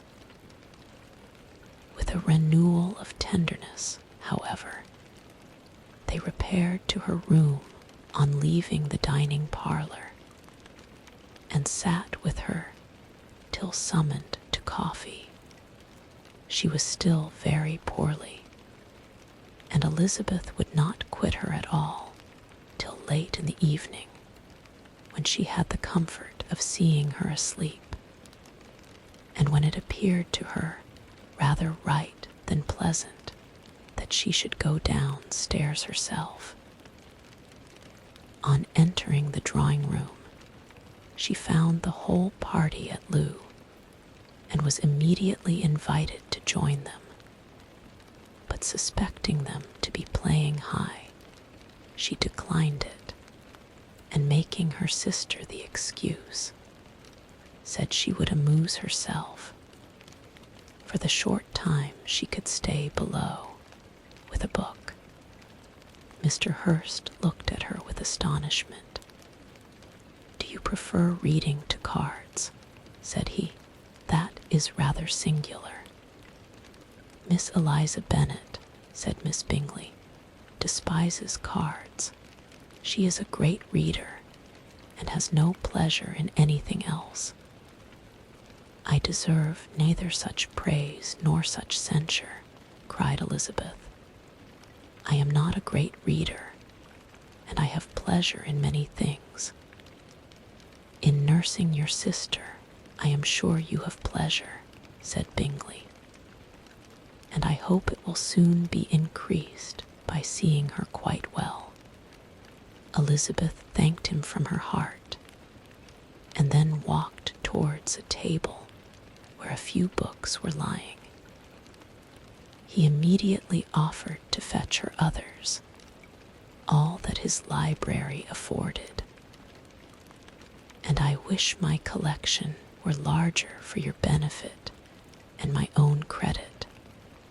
But I am an idle fellow, and though I have not many, I have more than I ever looked into. Elizabeth assured him that she could suit herself perfectly with those in the room. I am astonished, said Miss Bingley, that my father should have left so small a collection of books. What a delightful library you have at Pemberley, Mr. Darcy. It ought to be good, he replied. It has been the work of many generations. And then you have added so much to it yourself. You are always buying books. I cannot comprehend the neglect of a family library in such days as these.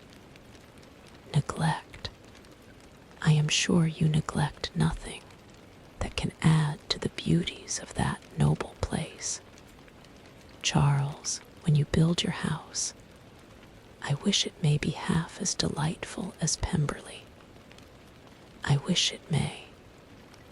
But I would really advise you to make your purchase in that neighborhood and take Pemberley for a kind of model.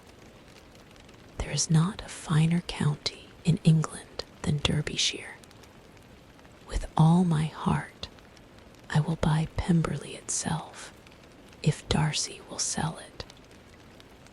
I am talking of possibilities, Charles. Upon my word, Caroline, I should think it more possible to get Pemberley by purchase than by imitation. Elizabeth was so much caught by what passed as to leave her very little attention for her book, and soon laying it wholly aside, she drew near the card table and stationed herself between Mr. Bingley and his eldest sister to observe the game. Is Miss Darcy much grown since the spring? Said Miss Bingley. Will she be as tall as I am? I think she will. She is now about Miss Elizabeth Bennet's height, or rather taller. How I long to see her again. I never met with anybody who delighted me so much. Such a countenance, such manners, and so extremely accomplished for her age. Her performance on the pianoforte is exquisite. It is amazing to me, said Bingley, how young ladies can have patience to be so very accomplished as they all are. All young ladies accomplished. My dear Charles, what do you mean? Yes, all of them, I think. They all paint tables, cover screens, and net purses. I scarcely know anyone who cannot do all this. And I am sure I never heard a young lady spoken of for the first time without being informed that she was very accomplished. Your list of the common extent of accomplishments, said Darcy, has too much truth. The word is applied to many a woman who deserves it no otherwise than by netting a purse or covering a screen. But I am very far from agreeing with you in your estimation of ladies in general. I cannot boast of knowing more than half a dozen in the whole range of my acquaintance that are really accomplished. Nor I am sure, said Miss Bingley. Then, observed Elizabeth, you must comprehend a great deal in your idea of an accomplished woman. Yes, I do comprehend a great deal in it. Oh, certainly, cried his faithful assistant. No one can be really esteemed accomplished who does not greatly surpass what is usually met with. A woman must have a thorough knowledge of music, singing, drawing, dancing, and the modern languages to deserve the word. And besides all this, she must possess a certain something in her air and manner of walking, the tone of her voice, her address and expressions, or the word will be but half deserved. All this she must possess, added Darcy, and to all she must yet add something more substantial in the improvement of her mind by extensive reading. I am no longer surprised at your knowing only 6 accomplished women. I rather wonder now at your knowing any. Are you so severe upon your own sex as to doubt the possibility of all this? I never saw such a woman. I never saw such capacity, and taste, and application, and elegance as you describe, united. Mrs. Hurst and Miss Bingley both cried out against the injustice of her implied doubt, and were both protesting that they knew many women who answered this description, when Mr. Hurst called them to order, with bitter complaints of their inattention to what was going forward. As all conversation was thereby at an end, Elizabeth soon afterwards left the room. Eliza Bennet, said Miss Bingley, when the door was closed on her, is one of those young ladies who seek to recommend themselves to the other sex by undervaluing their own, and with many men, I dare say, it succeeds. But in my opinion, it is a paltry device, a very mean art. Undoubtedly, replied Darcy, to whom this remark was chiefly addressed. There is meanness in all the arts which ladies sometimes condescend to employ for captivation. Whatever bears affinity to cunning is despicable. Miss Bingley was not so entirely satisfied with this reply as to continue the subject. Elizabeth joined them again, only to say that her sister was worse, and that she could not leave her. Bingley urged Mr. Jones's being sent for immediately, while his sisters, convinced that no country advice could be of any service, recommended an express to town for one of the most eminent physicians. This she would not hear of, but she was not so unwilling to comply with their brother's proposal, and it was settled that Mr. Jones should be sent for early in the morning, if Miss Bennet were not decidedly better. Bingley was quite uncomfortable. His sisters declared that they were miserable, They solaced their wretchedness, however, by duets after supper, while he could find no better relief to his feelings than by giving his housekeeper directions that every possible attention might be paid to the sick lady and her sister, Mrs. Bennet, and her two youngest girls. Chapter IX.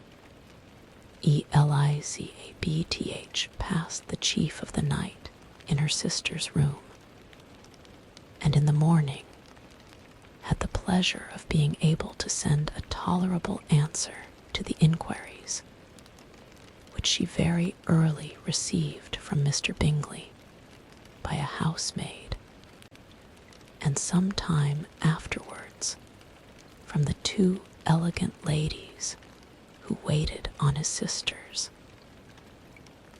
In spite of this amendment, however, she requested to have a note sent to Longbourn, desiring her mother to visit Jane and form her own judgment of her situation.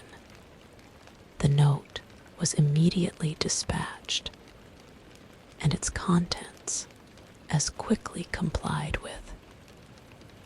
Mrs. Bennet, accompanied by her two youngest girls, reached Netherfield soon after the family breakfast. Had she found Jane in any apparent danger, Mrs. Bennet would have been very miserable, but being satisfied on seeing her that her illness was not alarming, she had no wish of her recovering immediately, as her restoration to health would probably remove her from Netherfield. She would not listen, therefore, to her daughter's proposal of being carried home. Neither did the apothecary, who arrived about the same time, think it at all advisable. After sitting a little while with Jane, on Miss Bingley's appearance and invitation, the mother and three daughters all attended her into the breakfast parlour. Bingley met them with hopes that Mrs. Bennet had not found Miss Bennet worse than she expected. "Indeed, I have, sir," was her answer. "She is a great deal too ill to be moved. Mr. Jones says we must not think of moving her. We must trespass a little longer on your kindness." "Removed," cried Bingley. "It must not be thought of. My sister, I am sure, will not hear of her removal."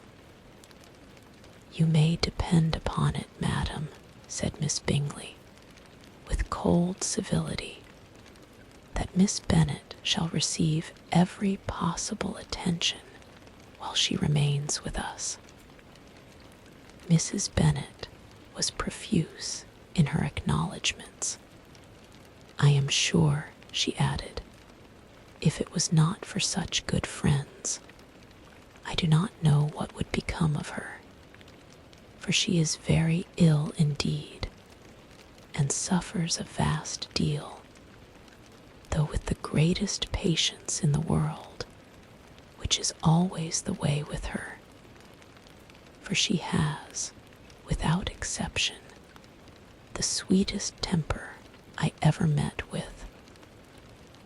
I often tell my other girls they are nothing to her. You have a sweet room here, Mr. Bingley, and a charming prospect over that gravel walk. I do not know a place in the country that is equal to Netherfield. You will not think of quitting it in a hurry, I hope, though you have but a short lease." "Whatever I do is done in a hurry," replied he, "and therefore If I should resolve to quit Netherfield, I should probably be off in 5 minutes. At present, however, I consider myself as quite fixed here. That is exactly what I should have supposed of you, said Elizabeth. You begin to comprehend me, do you? Cried he, turning towards her. Oh yes, I understand you perfectly. I wish I might take this for a compliment, but to be so easily seen through, I am afraid, is pitiful. That is as it happens. It does not necessarily follow that a deep, intricate character is more or less estimable than such a one as yours. Lizzie, cried her mother, remember where you are, and do not run on in the wild manner that you are suffered to do at home. I did not know before, continued Bingley immediately, that you were a studier of character. It must be an amusing study. Yes, but intricate characters are the most amusing. They have at least that advantage. The country, said Darcy, can in general supply but few subjects for such a study. In a country neighborhood, you move in a very confined and unvarying society. But people themselves alter so much that there is something new to be observed in them forever. Yes, indeed, cried Mrs. Bennet, offended by his manner of mentioning a country neighborhood. I assure you there is quite as much of that going on in the country as in town. Everybody was surprised, and Darcy, after looking at her for a moment, turned silently away. Mrs. Bennet, who fancied she had gained a complete victory over him, continued her triumph. I cannot see that London has any great advantage over the country, for my part, except the shops and public places. The country is a vast deal pleasanter, is not it, Mr. Bingley? When I am in the country, he replied, I never wish to leave it, and when I am in town, it is pretty much the same. They have each their advantages, and I can be equally happy in either. That is because you have the right disposition. But that gentleman, looking at Darcy, seemed to think the country was nothing at all. Indeed, mamma, you are mistaken, said Elizabeth, blushing for her mother. You quite mistook Mr. Darcy. He only meant that there was not such a variety of people to be met with in the country as in town, which you must acknowledge to be true. Certainly, my dear, nobody said there were. But as to not meeting with many people in this neighborhood, I believe there are few neighborhoods larger. I know we dine with 24 families. Nothing but concern for Elizabeth could enable Bingley to keep his countenance. His sister was less delicate, and directed her eye towards Mr. Darcy with a very expressive smile. Elizabeth, for the sake of saying something that might turn her mother's thoughts, now asked her if Charlotte Lucas had been at Longbourn since her coming away. Yes, she called yesterday with her father. What an agreeable man Sir William is, Mr. Bingley, is not he? So much the man of fashion, so genteel and so easy, He has always something to say to everybody. That is my idea of good breeding, and those persons who fancy themselves very important and never open their mouths quite mistake the matter. Did Charlotte dine with you? No, she would go home. I fancy she was wanted about the mince-pies. For my part, Mr. Bingley, I always keep servants that can do their own work. My daughters are brought up differently. But everybody is to judge for themselves, and the Lucases are a very good sort of girls, I assure you. It is a pity they are not handsome. Not that I think Charlotte so very plain, but then she is our particular friend. She seems a very pleasant young woman, said Bingley. Oh dear, yes, but you must own she is very plain. Lady Lucas herself has often said so, and envied me Jane's beauty. I do not like to boast of my own child, but to be sure, Jane, one does not often see anybody better looking. It is what everybody says. I do not trust my own partiality. When she was only 15, there was a gentleman at my brother Gardiner's in town, so much in love with her, that my sister-in-law was sure he would make her an offer before we came away. But however, he did not. Perhaps he thought her too young. However, he wrote some verses on her, and very pretty they were. And so ended his affection, said Elizabeth, impatiently. There has been many a one, I fancy, overcome in the same way. I wonder who first discovered the efficacy of poetry in driving away love. I have been used to consider poetry as the food of love, said Darcy. Of a fine, stout, healthy love it may. Everything nourishes what is strong already. But if it be only a slight, thin sort of inclination, I am convinced that one good sonnet will starve it entirely away. Darcy only smiled, and the general pause which ensued made Elizabeth tremble, lest her mother should be exposing herself again. She longed to speak, but could think of nothing to say.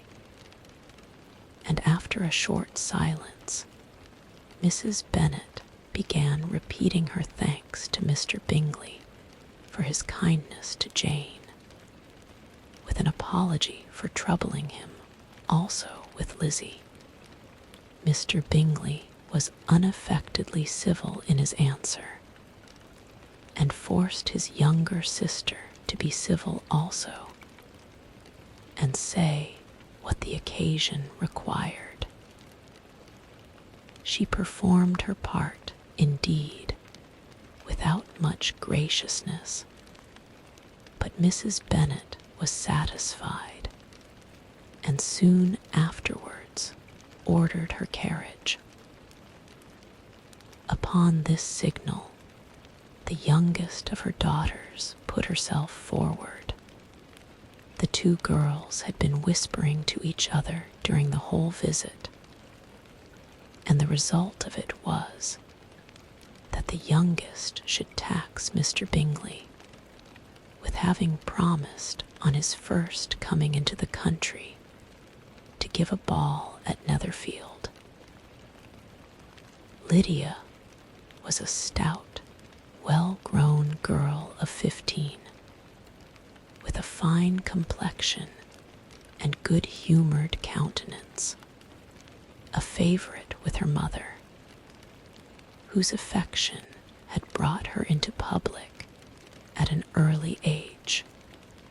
She had high animal spirits and a sort of natural self-consequence, which the attentions of the officers, to whom her uncle's good dinners and her own easy manners recommended her, had increased into assurance.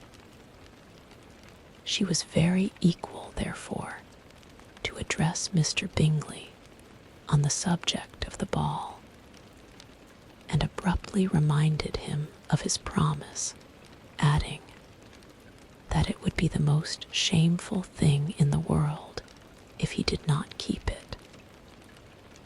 His answer to this sudden attack was delightful to her mother's ear.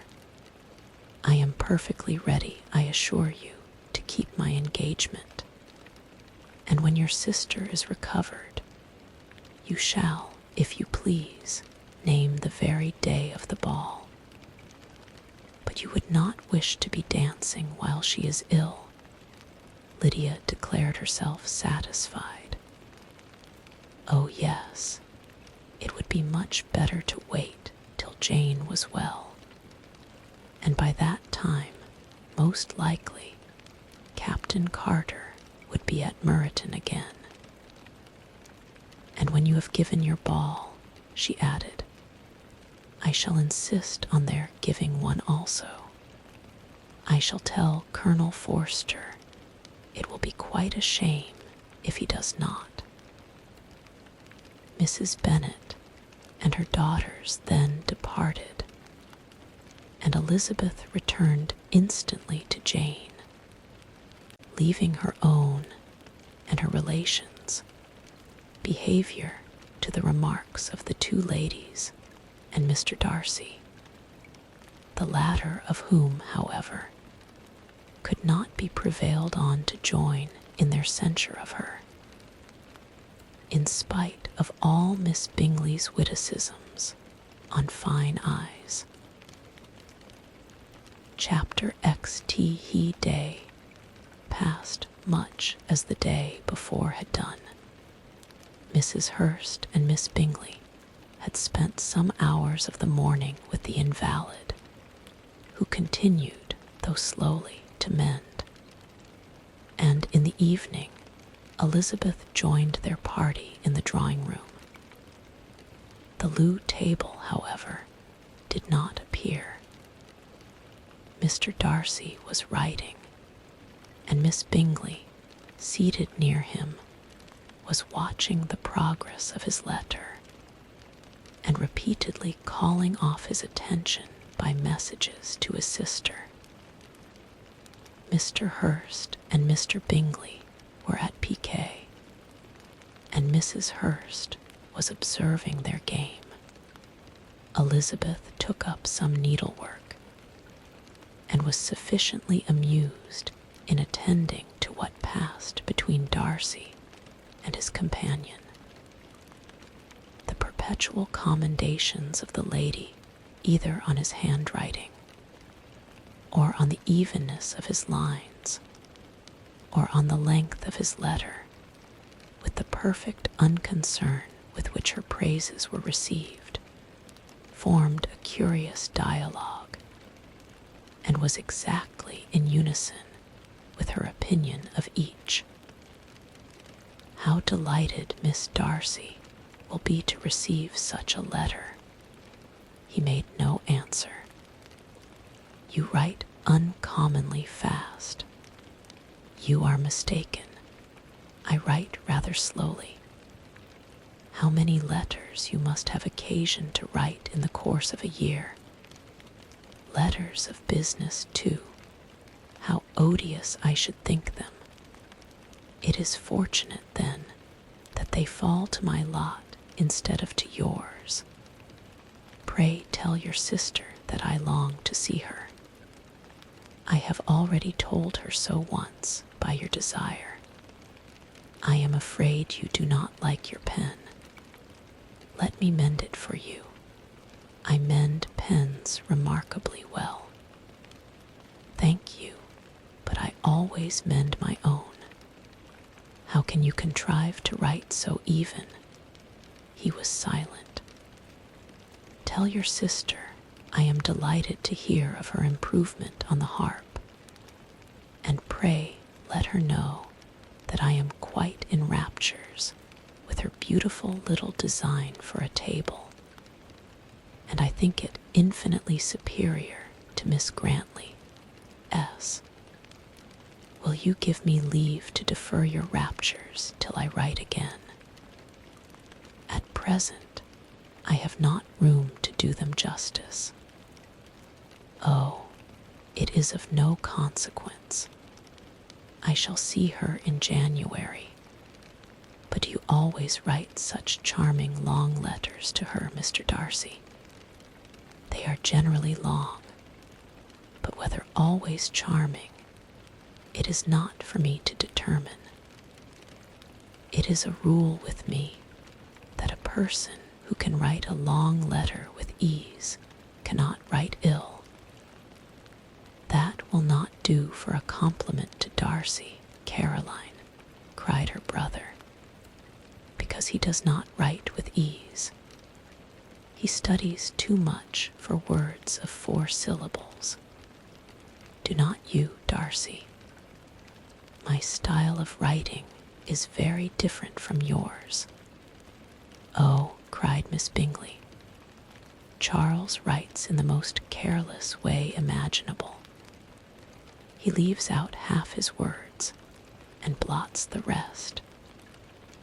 My ideas flow so rapidly that I have not time to express them, by which means my letters sometimes convey no ideas at all to my correspondents. Your humility, Mr. Bingley, said Elizabeth, must disarm reproof. Nothing is more deceitful, said Darcy, than the appearance of humility. It is often only carelessness of opinion, and sometimes an indirect boast. And which of the two do you call my little recent piece of modesty? The indirect boast, for you are really proud of your defects in writing, because you consider them as proceeding from a rapidity of thought and carelessness of execution, which, if not estimable, you think at least highly interesting. The power of doing anything with quickness is always much prized by the possessor, and often without any attention to the imperfection of the performance. When you told Mrs. Bennet this morning that if you ever resolved on quitting Netherfield you should be gone in 5 minutes, you meant it to be a sort of panegyric, of compliment to yourself. And yet, what is there so very laudable in a precipitance, which must leave very necessary business undone, and can be of no real advantage to yourself or anyone else? Nay, cried Bingley, this is too much, to remember at night all the foolish things that were said in the morning, and yet, upon my honor, I believed what I said of myself to be true, and I believe it at this moment. At least, therefore, I did not assume the character of needless precipitance merely to show off before the ladies. I dare say you believed it, but I am by no means convinced that you would be gone with such celerity. Your conduct would be quite as dependent on chance as that of any man I know. And if, as you were mounting your horse, a friend were to say, Bingley, you had better stay till next week, you would probably do it. You would probably not go, and, at another word, might stay a month.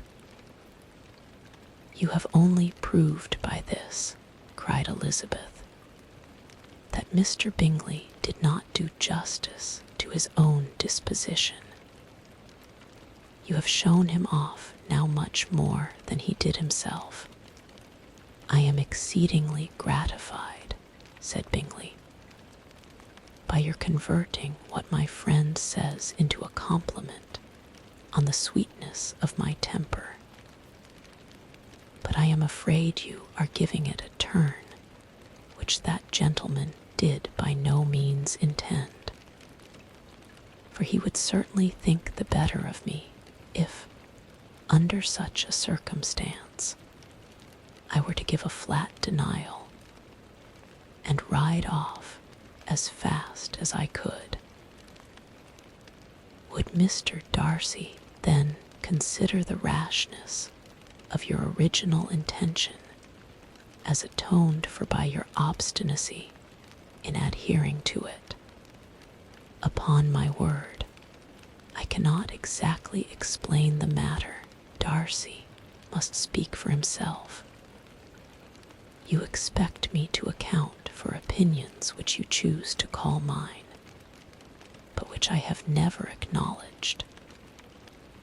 Allowing the case, however, to stand according to your representation, you must remember, Miss Bennet, that the friend who is supposed to desire his return to the house and the delay of his plan has merely desired it, asked it, without offering one argument in favor of its propriety.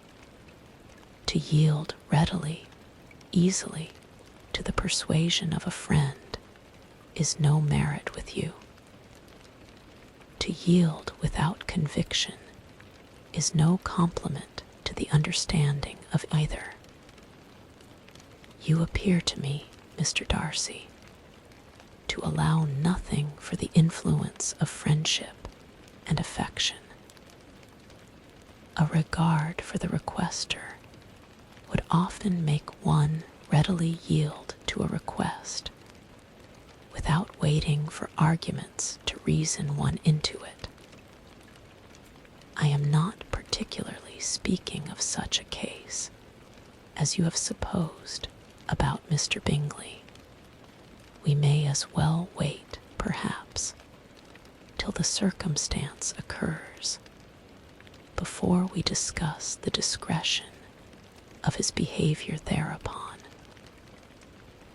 But in general and ordinary cases, between friend and friend, where one of them is desired by the other to change a resolution of no very great moment, should you think ill of that person for complying with the desire, without waiting to be argued into it, will it not be advisable, before we proceed on this subject, to arrange with rather more precision the degree of importance which is to appertain to this request, as well as the degree of intimacy subsisting between the parties? By all means, cried Bingley.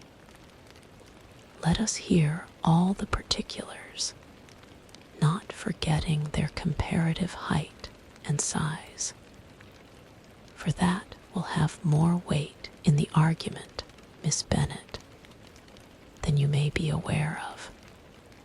I assure you that if Darcy were not such a great tall fellow, in comparison with myself, I should not pay him half so much deference.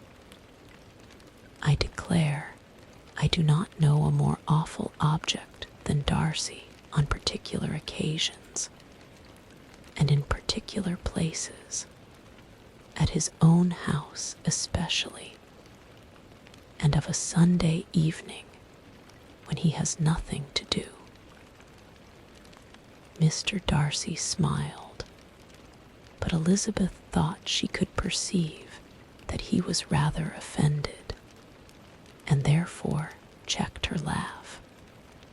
Miss Bingley warmly resented the indignity he had received, in an expostulation with her brother for talking such nonsense. "I see your design, Bingley," said his friend. "You dislike an argument and want to silence this. Perhaps I do. Arguments are too much like disputes. If you and Miss Bennet will defer yours till I am out of the room, I shall be very thankful, and then you may say whatever you like of me." "What you ask," said Elizabeth, "is no sacrifice on my side, and Mr. Darcy had much better finish his letter." Mr. Darcy took her advice and did finish his letter. When that business was over, he applied to Miss Bingley and Elizabeth for the indulgence of some music. Miss Bingley moved with alacrity to the pianoforte, and after a polite request that Elizabeth would lead the way, which the other as politely and more earnestly negatived, she seated herself. Mrs. Hurst sang with her sister, and while they were thus employed, Elizabeth could not help observing, as she turned over some music books that lay on the instrument, how frequently Mr. Darcy's eyes were fixed on her. She hardly knew how to suppose that she could be an object of admiration to so great a man, and yet that he should look at her because he disliked her was still more strange. She could only imagine, however, at last, that she drew his notice because there was something about her more wrong and reprehensible, according to his ideas of right, than in any other person present. The supposition did not pain her. She liked him too little to care for his approbation.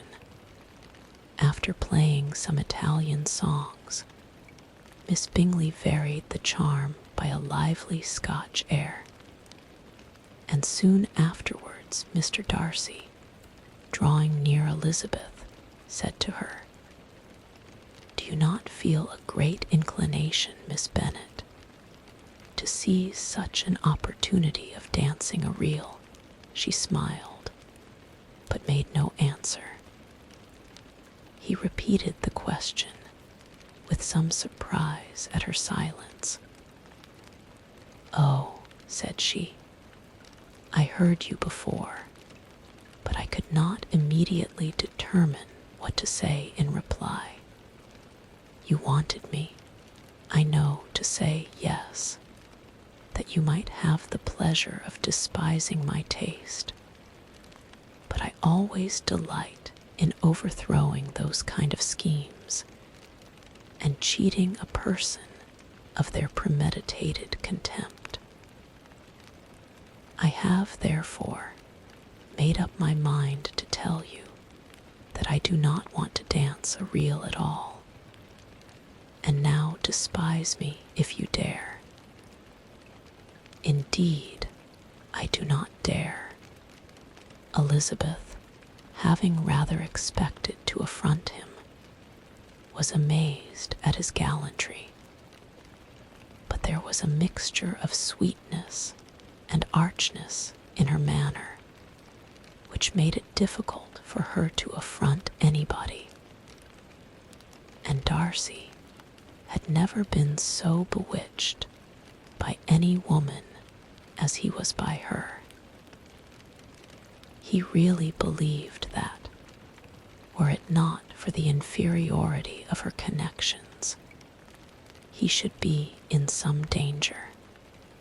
Miss Bingley saw, or suspected, enough to be jealous, and her great anxiety for the recovery of her dear friend Jane received some assistance from her desire of getting rid of Elizabeth. She often tried to provoke Darcy into disliking her guest by talking of their supposed marriage and planning his happiness in such an alliance. "I hope," said she, as they were walking together in the shrubbery the next day, "you will give your mother-in-law a few hints when this desirable event takes place as to the advantage of holding her tongue, and if you can compass it, to cure the younger girls of running after the officers. And, if I may mention so delicate a subject, endeavor to check that little something, bordering on conceit and impertinence, which your lady possesses. No, no, stay where you are. Have you anything else to propose for my domestic felicity? Oh, yes. Do let the portraits of your uncle and Aunt Phillips be placed in the gallery at Pemberley. Put them next to your great uncle, the judge. They are in the same profession, you know, only in different lines. As for your Elizabeth's picture, you must not attempt to have it taken, for what painter could do justice to those beautiful eyes? It would not be easy, indeed, to catch their expression, but their color and shape, and the eyelashes, so remarkably fine, might be copied. At that moment, they were met from another walk by Mrs. Hurst and Elizabeth herself. "I did not know that you intended to walk," said Miss Bingley, in some confusion, lest they had been overheard. "You used us abominably ill," answered Mrs. Hurst, "running away without telling us that you were coming out." Then, taking the disengaged arm of Mr. Darcy, she left Elizabeth to walk by herself. The path just admitted 3. Mr. Darcy felt their rudeness and immediately said, "This walk is not wide enough for our party.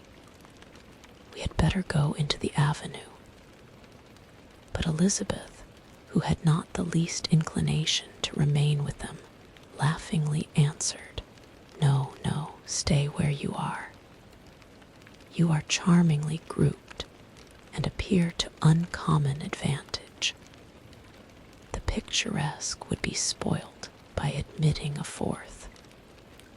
Goodbye." She then ran gaily off, rejoicing as she rambled about, in the hope of being at home again in a day or 2. Jane was already so much recovered as to intend leaving her room for a couple of hours that evening. Piling up the fire. Chapter XI. W. Hen the ladies removed after dinner. Elizabeth ran up to her sister, and seeing her well guarded from cold, attended her into the drawing-room, where she was welcomed by her 2 friends with many professions of pleasure. And Elizabeth had never seen them so agreeable as they were during the hour which passed before the gentleman appeared. Their powers of conversation were considerable.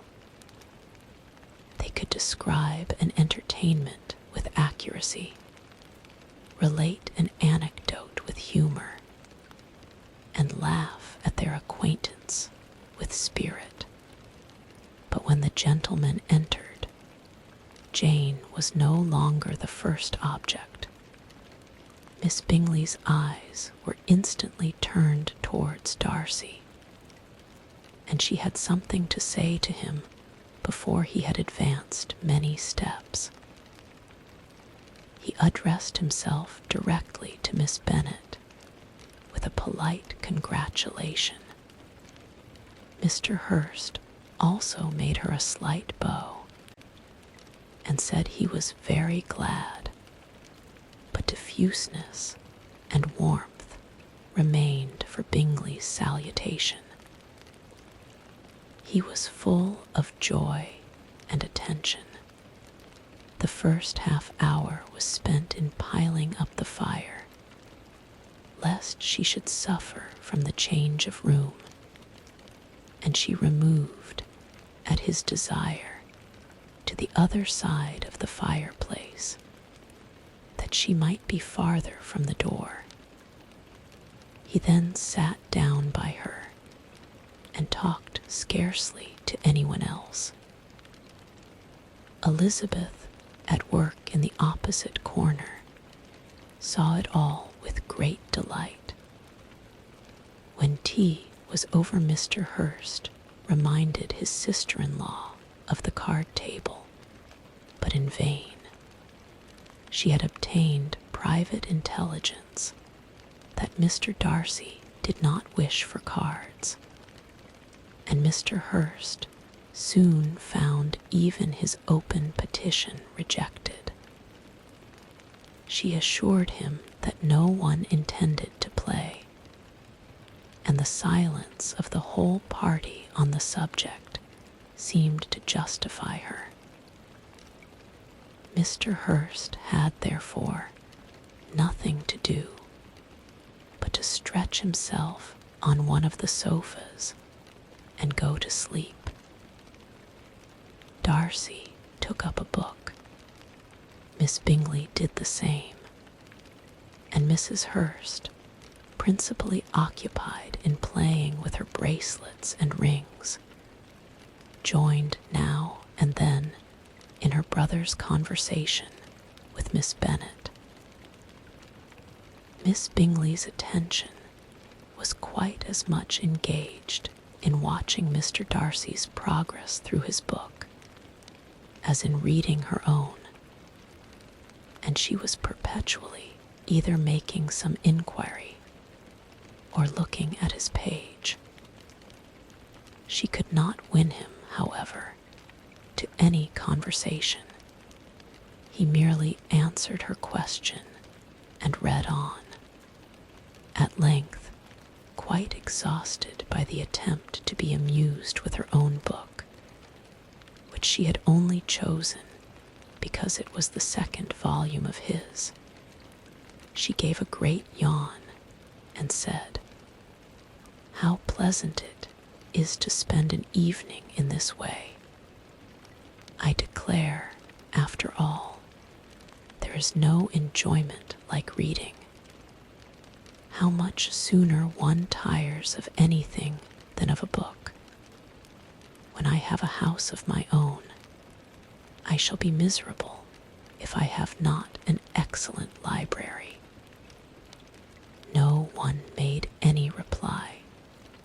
She then yawned again, threw aside her book, and cast her eyes round the room in quest of some amusement, when, hearing her brother mentioning a ball to Miss Bennet, she turned suddenly towards him and said, "By the by, Charles, are you really serious in meditating a dance at Netherfield? I would advise you, before you determine on it, to consult the wishes of the present party. I am much mistaken if there are not some among us to whom a ball would be rather a punishment than a pleasure." "If you mean Darcy," cried her brother, "he may go to bed, if he chooses, before it begins. But as for the ball, it is quite a settled thing, and as soon as Nishalls has made white soup enough, I shall send round my cards." "I should like balls infinitely better," she replied, "if they were carried on in a different manner. But there is something insufferably tedious in the usual process of such a meeting. It would surely be much more rational if conversation, instead of dancing, made the order of the day.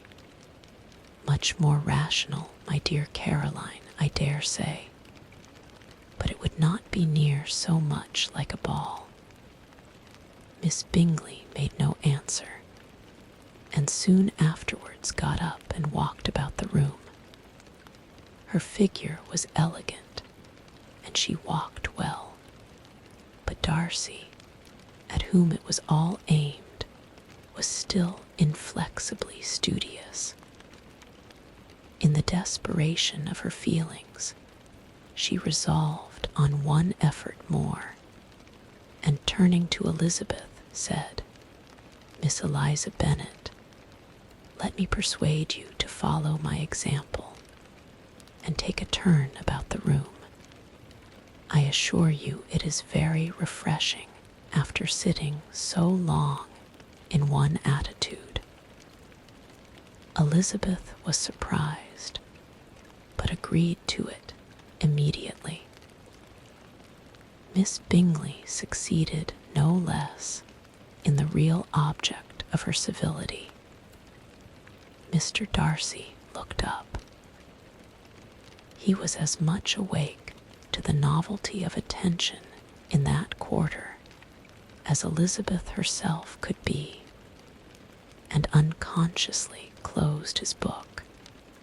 He was directly invited to join their party, but he declined it, observing that he could imagine but two motives for their choosing to walk up and down the room together, with either of which motives his joining them would interfere.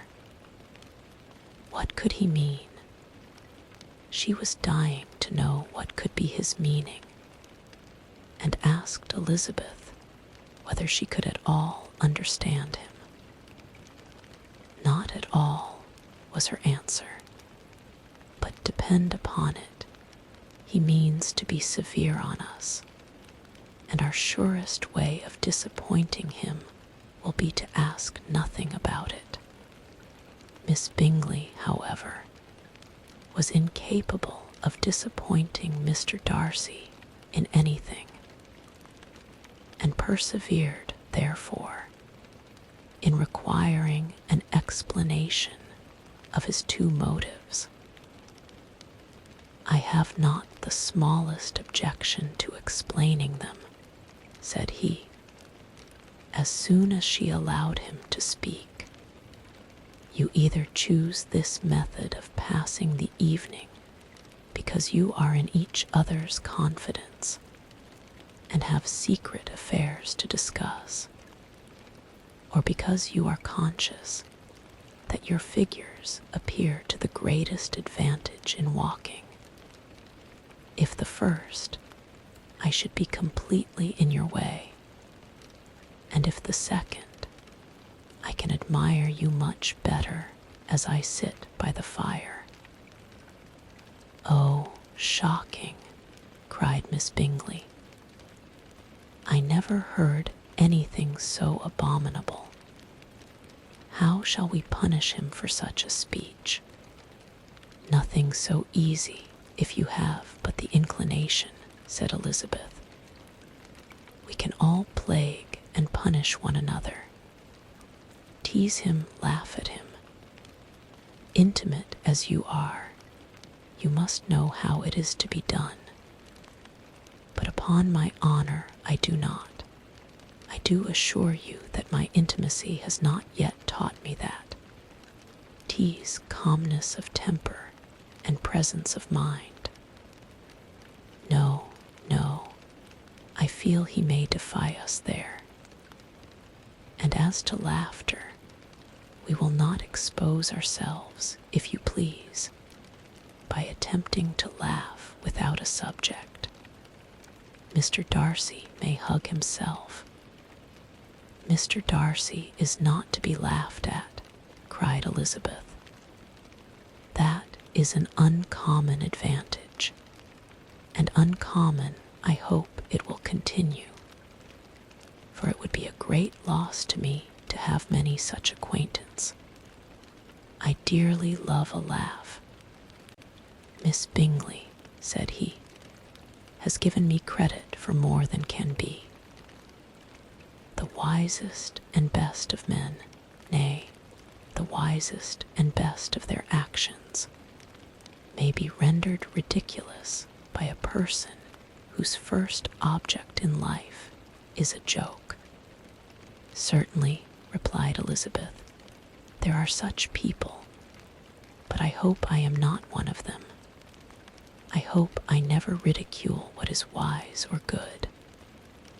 Follies and nonsense, whims and inconsistencies do divert me, I own, and I laugh at them whenever I can.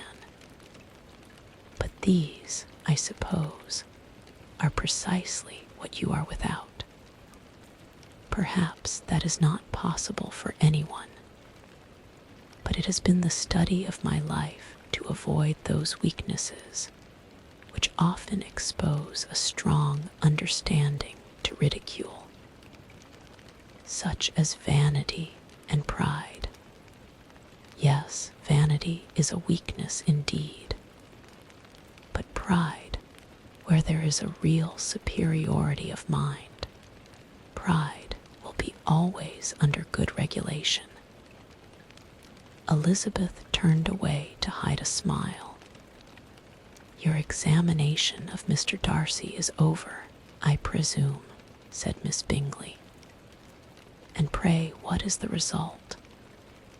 I am perfectly convinced by it that Mr. Darcy has no defect. He owns it himself without disguise. No, said Darcy, I have made no such pretension. I have faults enough, but they are not, I hope, of understanding. My temper I dare not vouch for.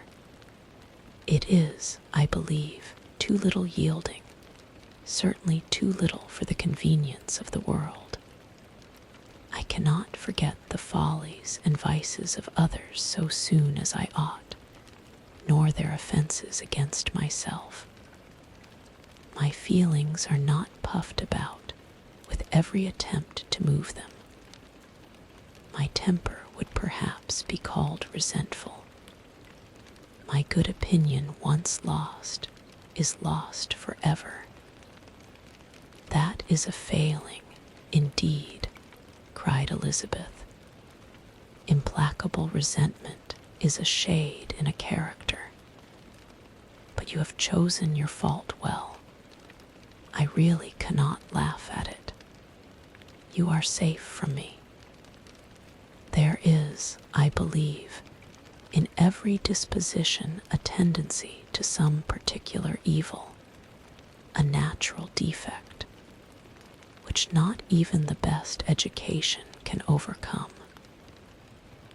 And your defect is a propensity to hate everybody. And yours, he replied with a smile, is willfully to misunderstand them. Do let us have a little music, cried Miss Bingley, tired of a conversation in which she had no share. Louisa, you will not mind my waking Mr. Hurst. Her sister made not the smallest objection, and the pianoforte was opened, and Darcy, after a few moments' recollection, was not sorry for it. He began to feel the danger of paying Elizabeth too much attention. Chapter XIII. In consequence of an agreement between the sisters, Elizabeth wrote the next morning to her mother to beg that the carriage might be sent for them in the course of the day. But Mrs. Bennet, who had calculated on her daughters remaining at Netherfield till the following Tuesday, which would exactly finish Jane's week, could not bring herself to receive them with pleasure before. Her answer, therefore, was not propitious, at least not to Elizabeth's wishes, for she was impatient to get home.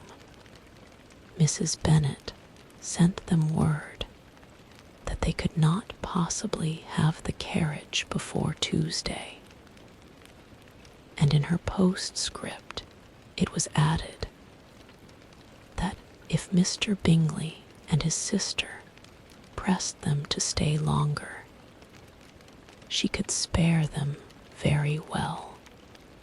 Against staying longer, however, Elizabeth was positively resolved, nor did she much expect it would be asked, and fearful, on the contrary, of being considered as intruding themselves needlessly long, she urged Jane to borrow Mr. Bingley's carriage immediately, and at length it was settled that their original design of leaving Netherfield that morning should be mentioned, and the request made.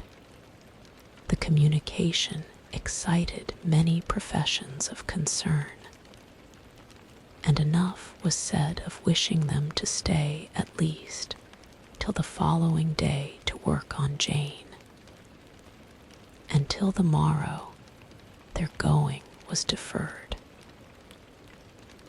Miss Bingley was then sorry that she had proposed the delay, for her jealousy and dislike of one sister much exceeded her affection for the other.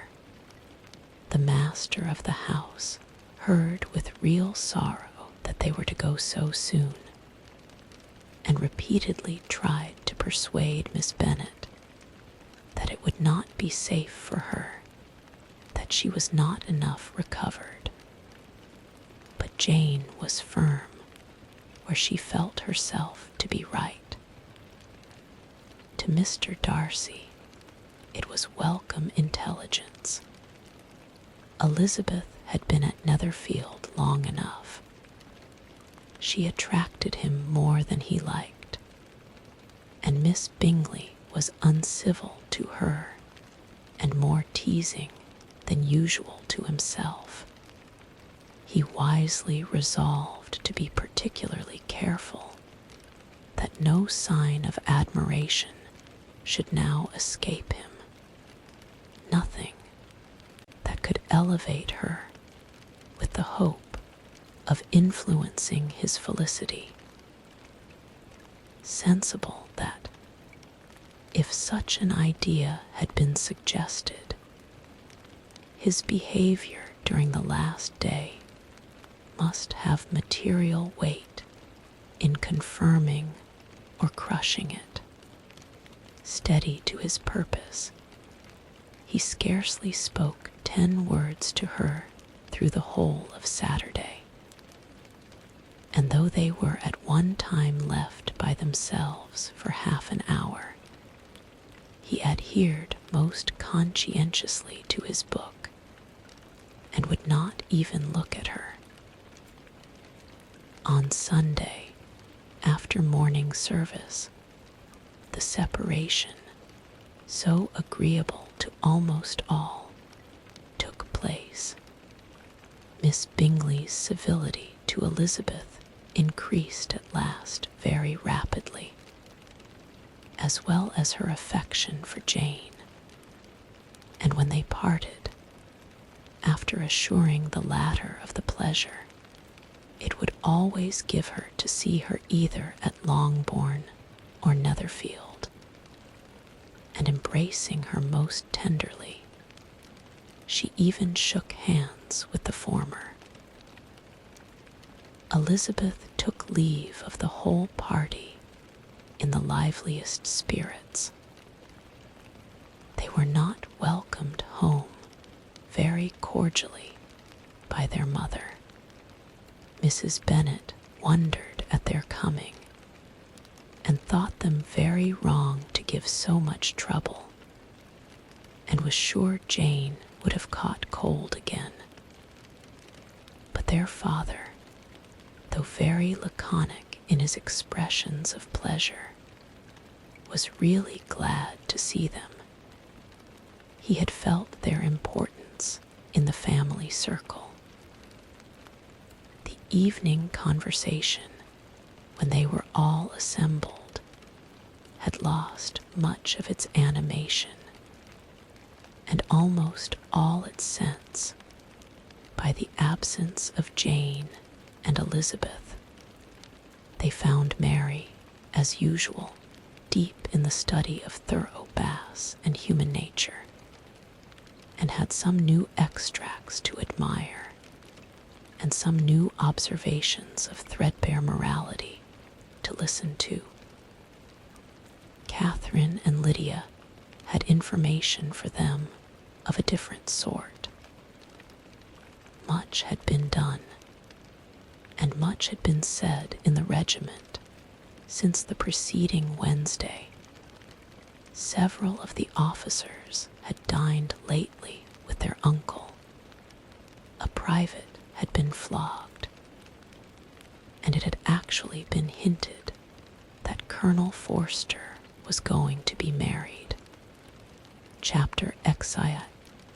"I hope, my dear," said Mr. Bennet to his wife, as they were at breakfast the next morning, "that you have ordered a good dinner today, because I have reason to expect an addition to our family party." "Who do you mean, my dear?" "I know of nobody that is coming, I am sure, unless Charlotte Lucas should happen to call in, and I hope my dinners are good enough for her. I do not believe she often sees such at home.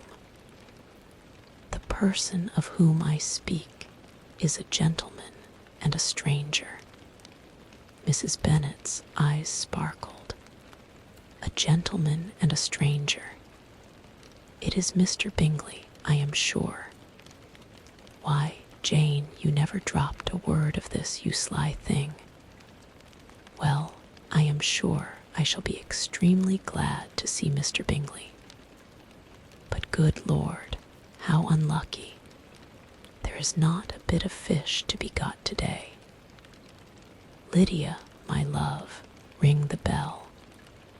I must speak to Hill this moment." "It is not Mr. Bingley," said her husband. "It is a person whom I never saw in the whole course of my life." This roused a general astonishment, and he had the pleasure of being eagerly questioned by his wife and 5 daughters at once. After amusing himself some time with their curiosity, he thus explained: "About a month ago I received this letter, and about a fortnight ago I answered it, for I thought it a case of some delicacy and requiring early attention. It is from my cousin, Mr. Collins, who, when I am dead, may turn you all out of this house as soon as he pleases." "Oh, my dear," cried his wife, "I cannot bear to hear that mentioned. Pray do not talk of that odious man. I do think it is the hardest thing in the world that your estate should be entailed away from your own children. And I am sure, if I had been you, I should have tried long ago to do something or other about it. Jane and Elizabeth attempted to explain to her the nature of an entail.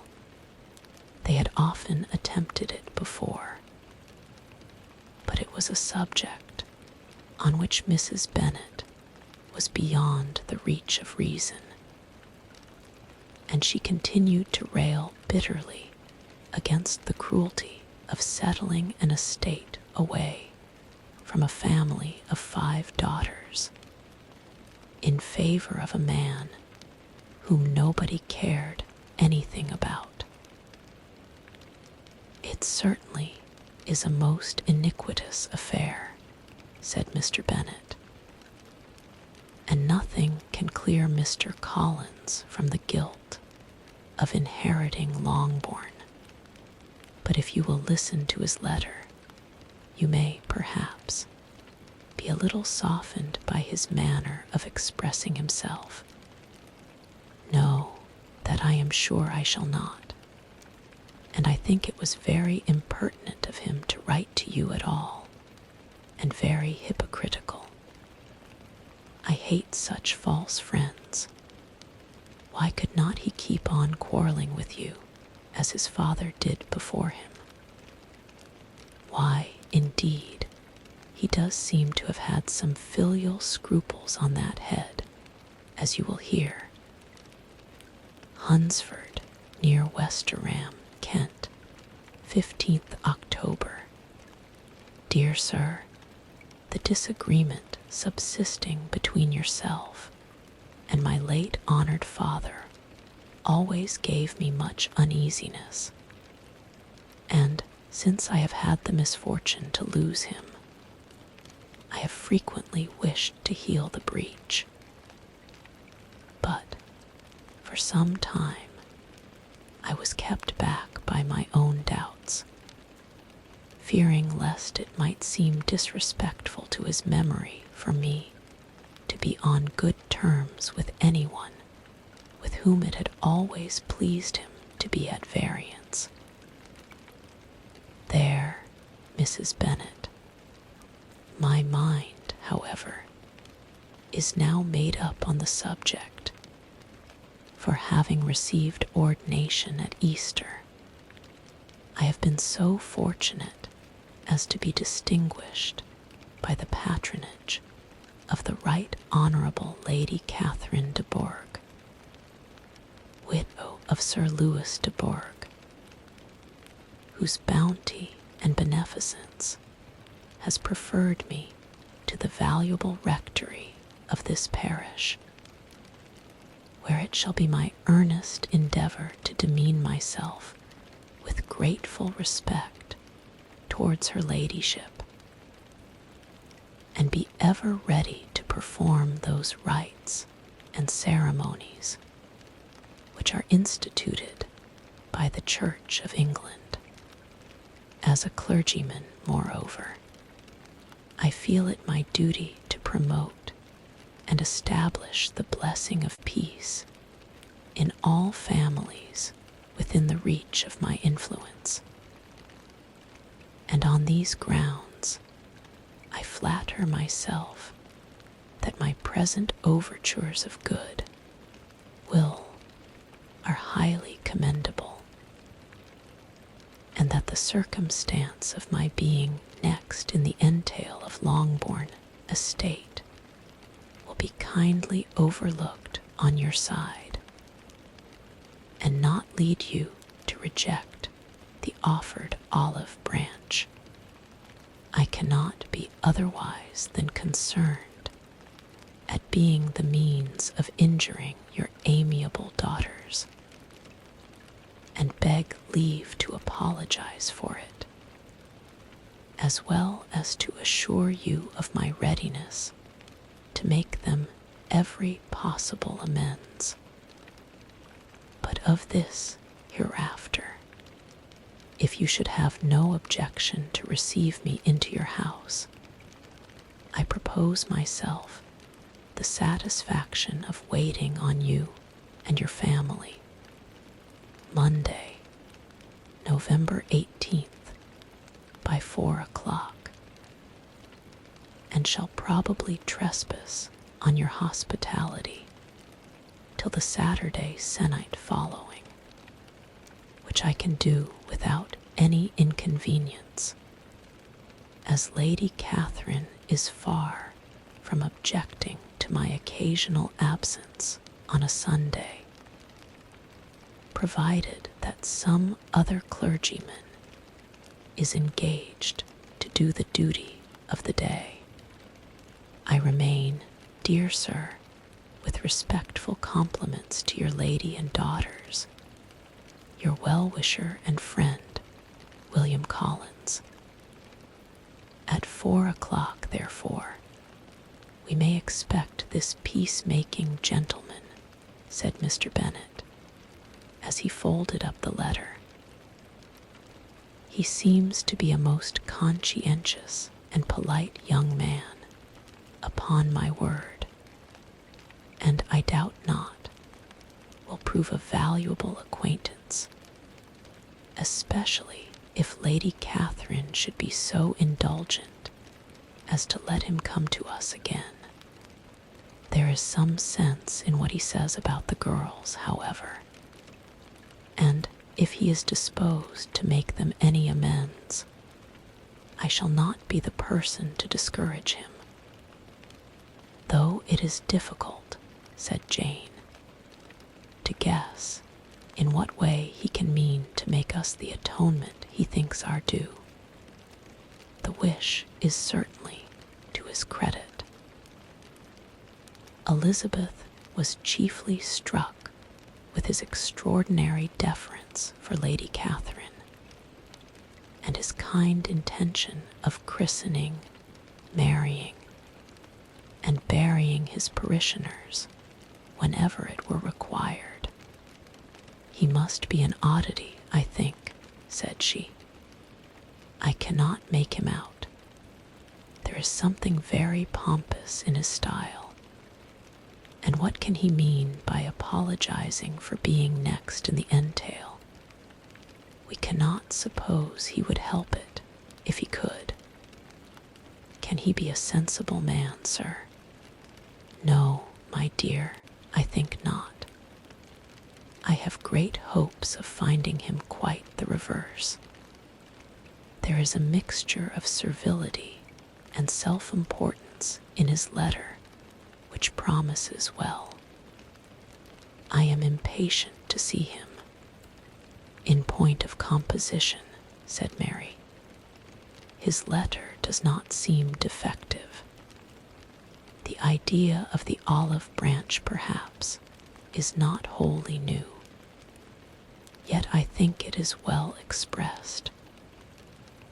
To Catherine and Lydia, neither the letter nor its writer were in any degree interesting. It was next to impossible that their cousin should come in a scarlet coat, and it was now some weeks since they had received pleasure from the society of a man in any other color. As for their mother, Mr. Collins's letter had done away much of her ill will, and she was preparing to see him with a degree of composure which astonished her husband and daughters. Mr. Collins was punctual to his time, and was received with great politeness by the whole family. Mr. Bennet, indeed, said little, but the ladies were ready enough to talk, and Mr. Collins seemed neither in need of encouragement, nor inclined to be silent himself. He was a tall, heavy-looking young man of 25. His air was grave and stately, and his manners were very formal.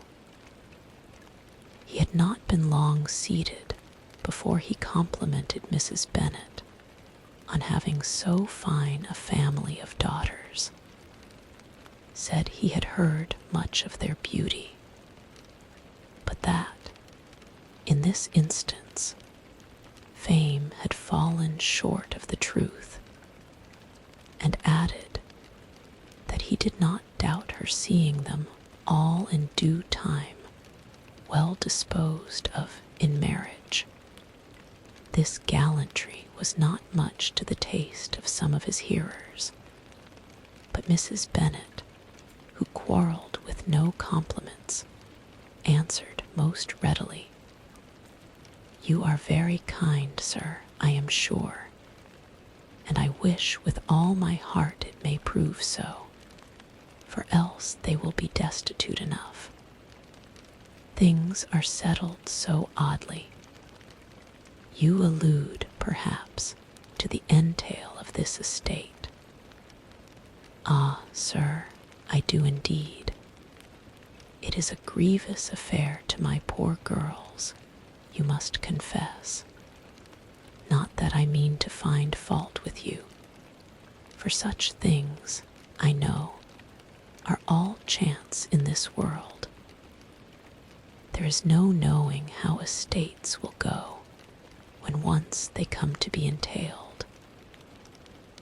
I am very sensible, madam, of the hardship to my fair cousins, and could say much on the subject, but that I am cautious of appearing forward and precipitate.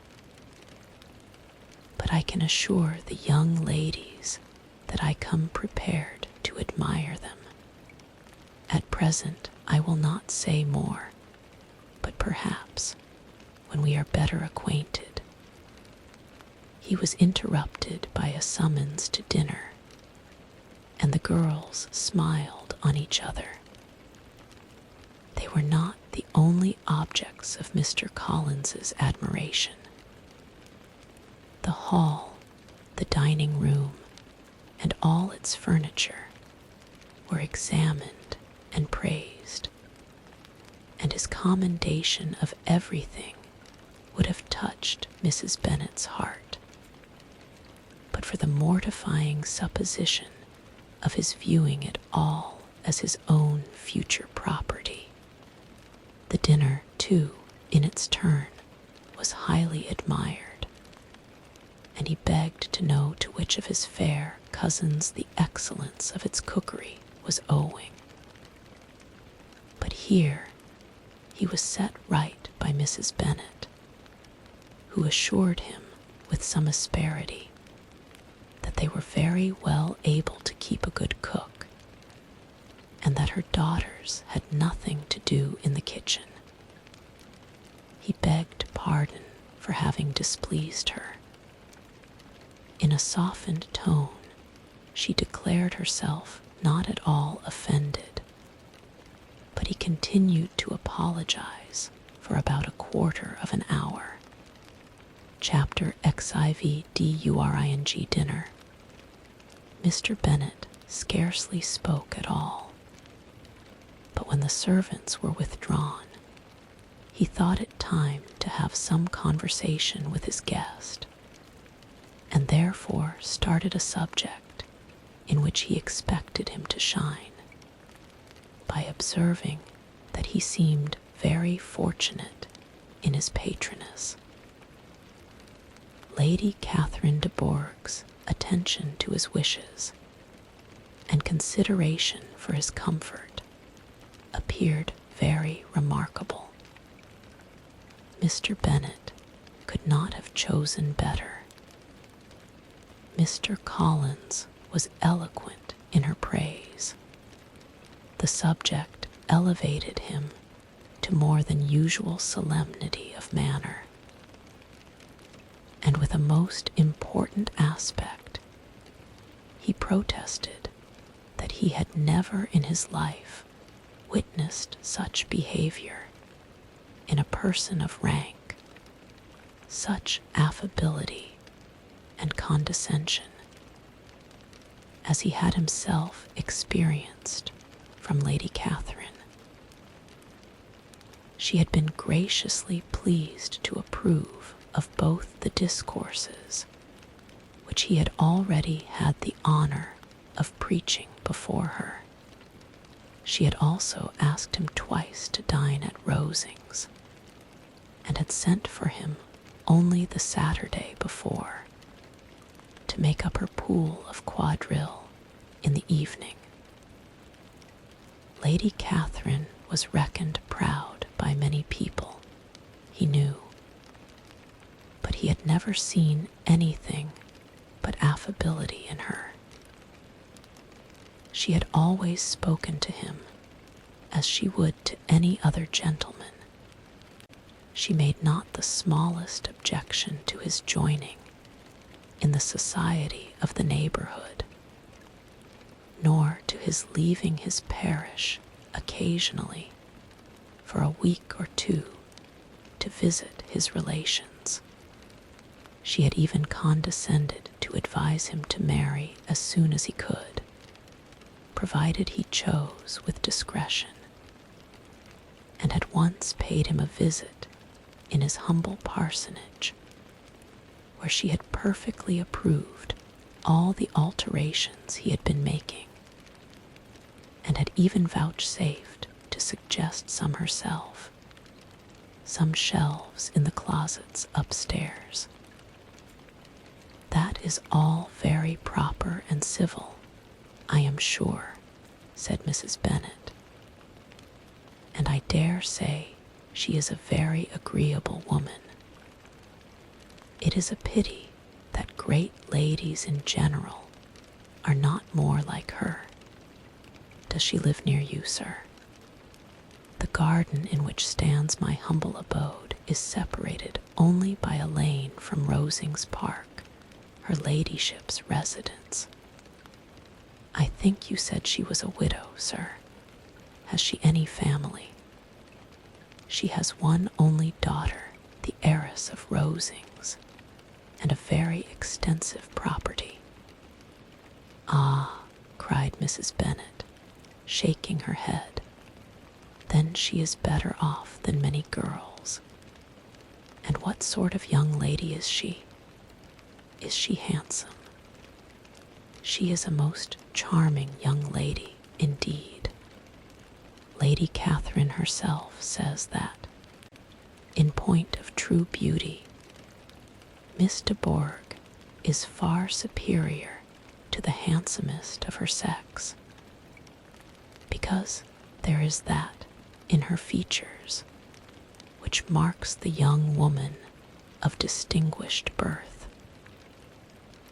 She is unfortunately of a sickly constitution, which has prevented her making that progress in many accomplishments which she could not otherwise have failed of, as I am informed by the lady who superintended her education, and who still resides with them.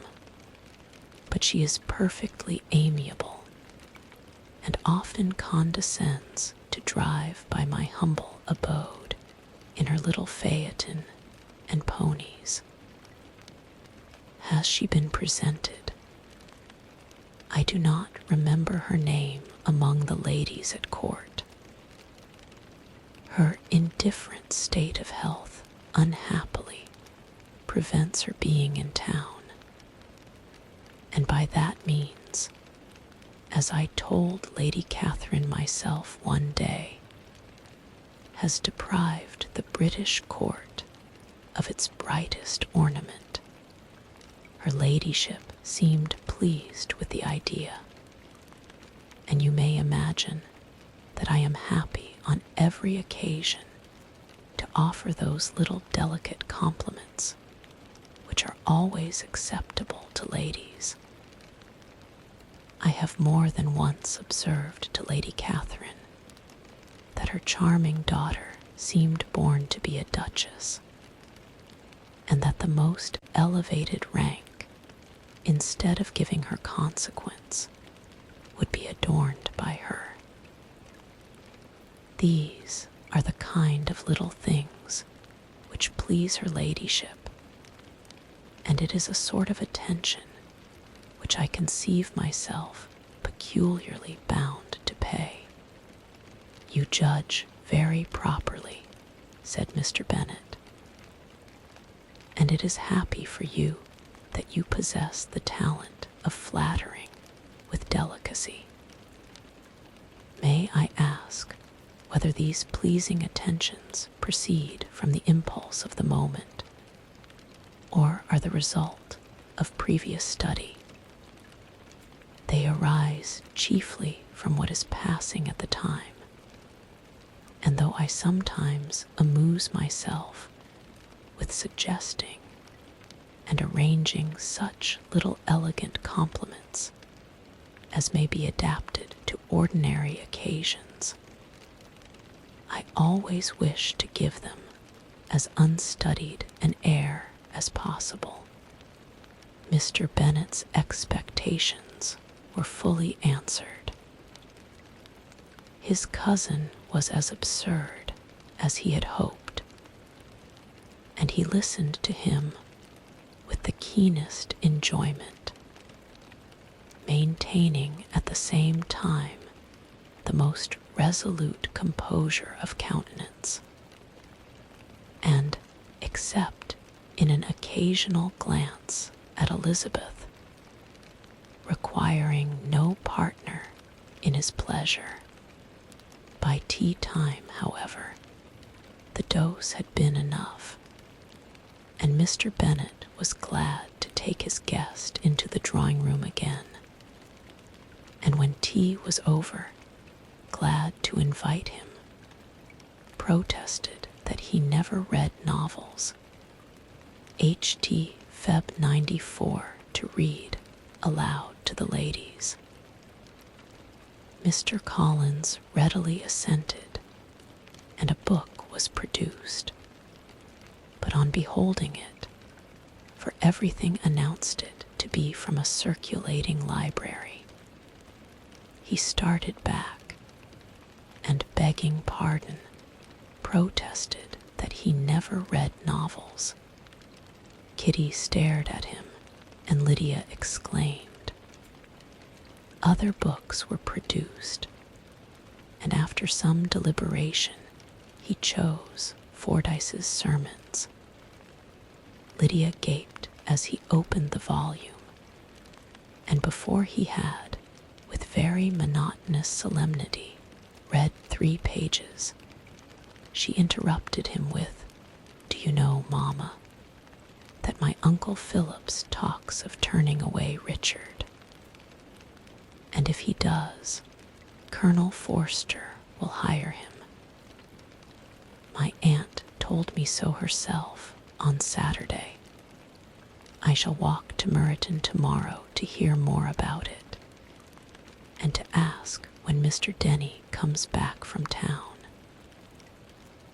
Lydia was bid by her 2 eldest sisters to hold her tongue, but Mr. Collins, much offended, laid aside his book and said, "I have often observed how little young ladies are interested by books of a serious stamp, though written solely for their benefit.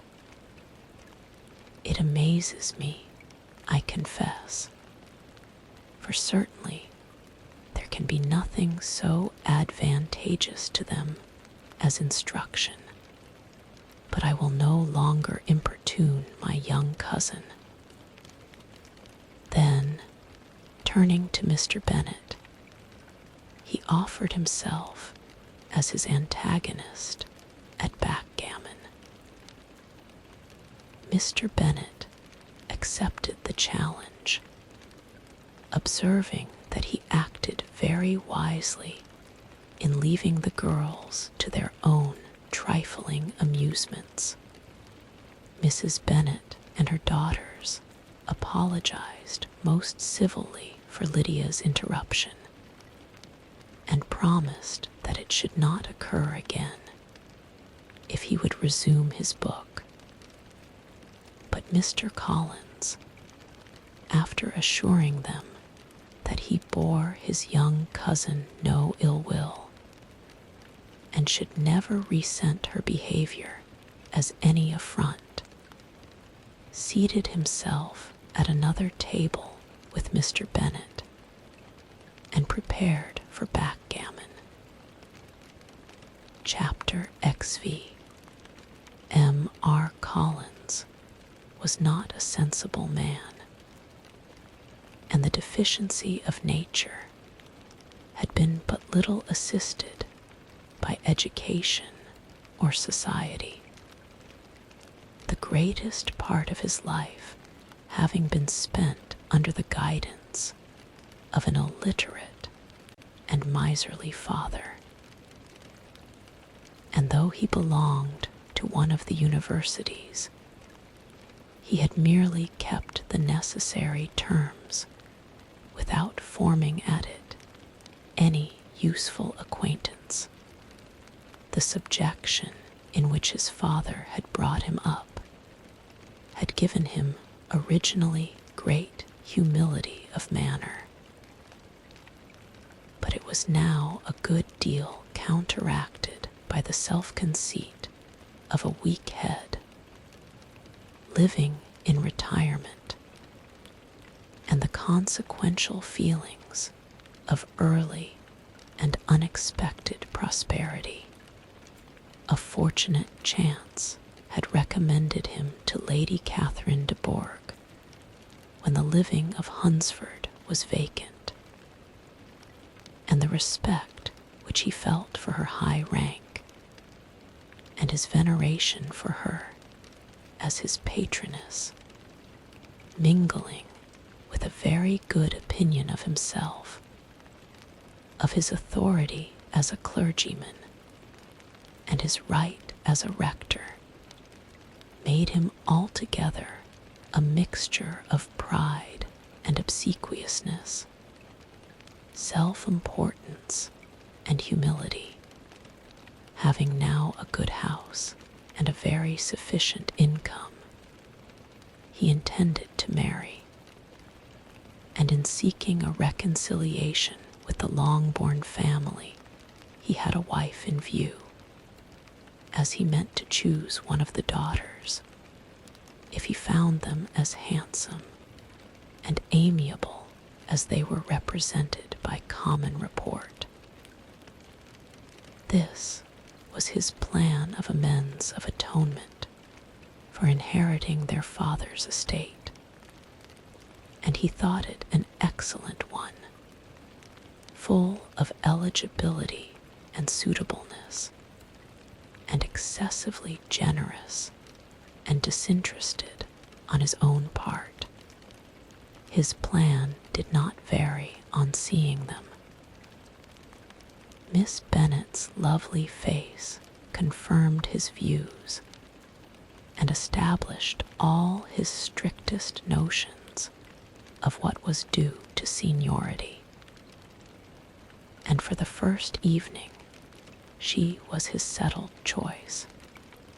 The next morning, however, made an alteration, for in a quarter of an hour's tete-a-tete with Mrs. Bennet before breakfast, a conversation beginning with his parsonage house, and leading naturally to the avowal of his hopes that a mistress for it might be found at Longbourn, produced from her, amid very complacent smiles and general encouragement, a caution against the very Jane he had fixed on. As to her younger daughters, she could not take upon her to say, she could not positively answer, but she did not know of any prepossession. Her eldest daughter she must just mention, she felt it incumbent on her to hint, was likely to be very soon engaged. Mr. Collins had only to change from Jane to Elizabeth, and it was soon done, while Mrs. Bennet was stirring the fire. Elizabeth, equally next to Jane in birth and beauty, succeeded her, of course. Mrs. Bennet treasured up the hint and trusted that she might soon have 2 daughters married, and the man whom she could not bear to speak of the day before was now high in her good graces. Lydia's intention of walking to Meryton was not forgotten. Every sister except Mary agreed to go with her, and Mr. Collins was to attend them at the request of Mr. Bennet, who was most anxious to get rid of him and have his library to himself, for thither Mr. Collins had followed him after breakfast, and there he would continue, nominally engaged with one of the largest folios in the collection, but really talking to Mr. Bennet with little cessation of his house and garden at Hunsford. Such doings discomposed Mr. Bennet exceedingly. In his library, he had been always sure of leisure and tranquility, and though prepared, as he told Elizabeth, to meet with folly and conceit in every other room in the house, he was used to be free from them there. His civility, therefore, was most prompt in inviting Mr. Collins to join his daughters in their walk, and Mr. Collins, being in fact much better fitted for a walker than a reader, was extremely well pleased to close his large book and go, in pompous nothings on his side, and civil assents on that of his cousins. Their time passed till they entered Meryton. The attention of the younger ones was then no longer to be gained by him.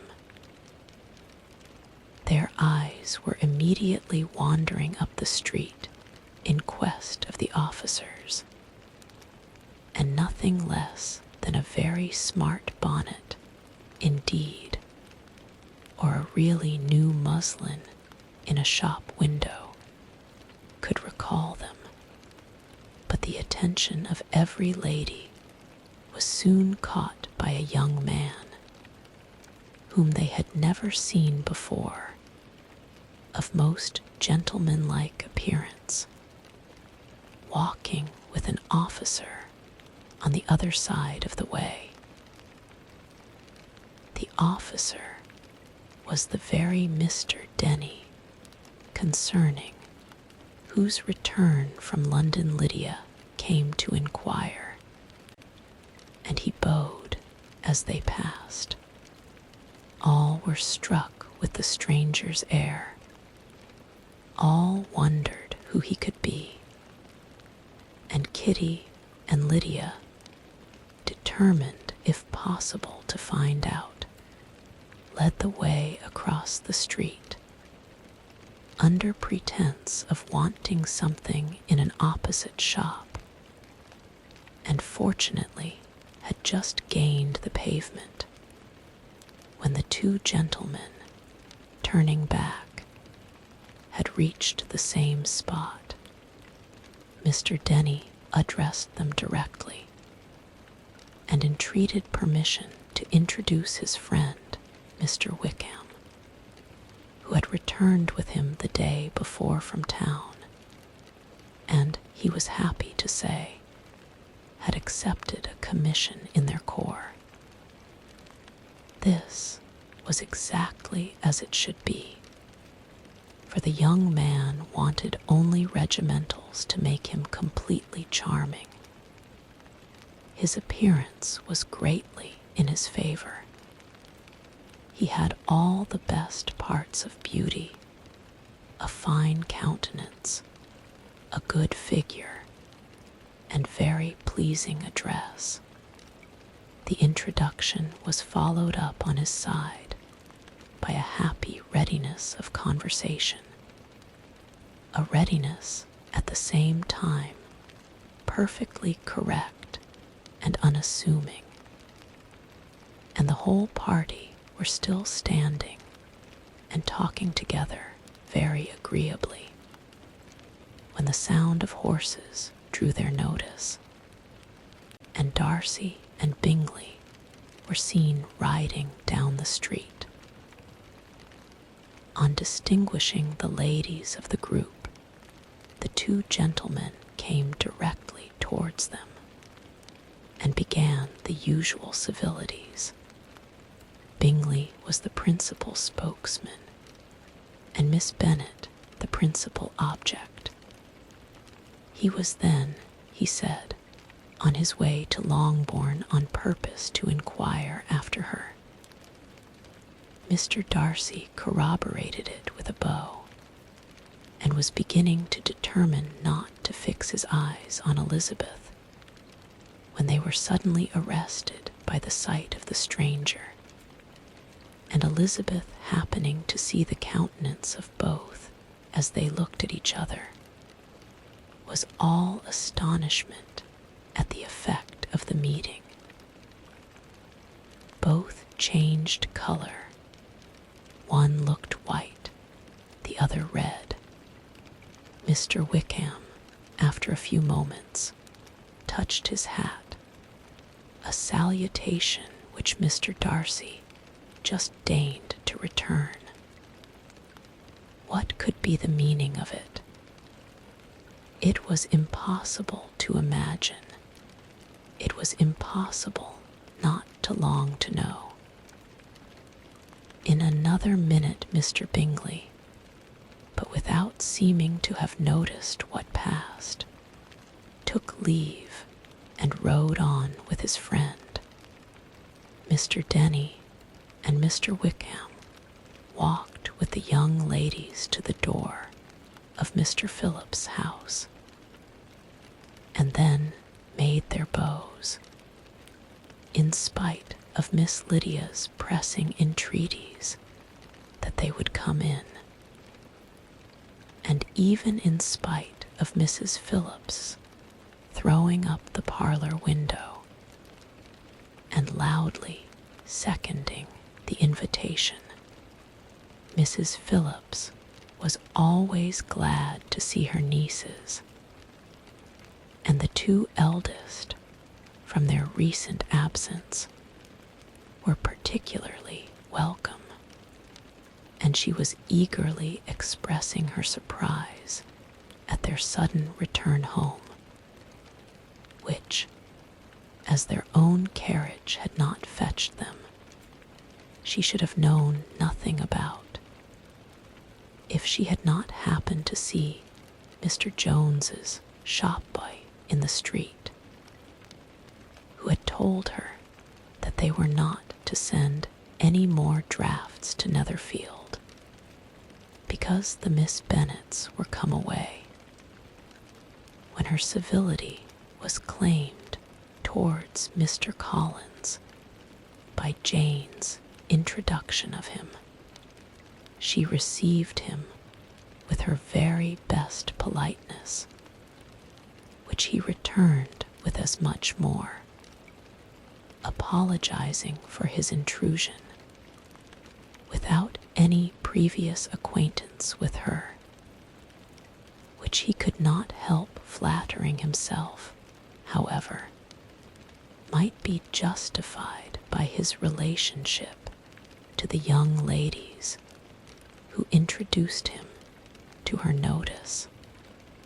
Mrs. Phillips was quite awed by such an excess of good breeding, but her contemplation of one stranger was soon put an end to by exclamations and inquiries about the other, of whom, however, she could only tell her nieces what they already knew, that Mr. Denny had brought him from London, and that he was to have a lieutenant's commission in the shire.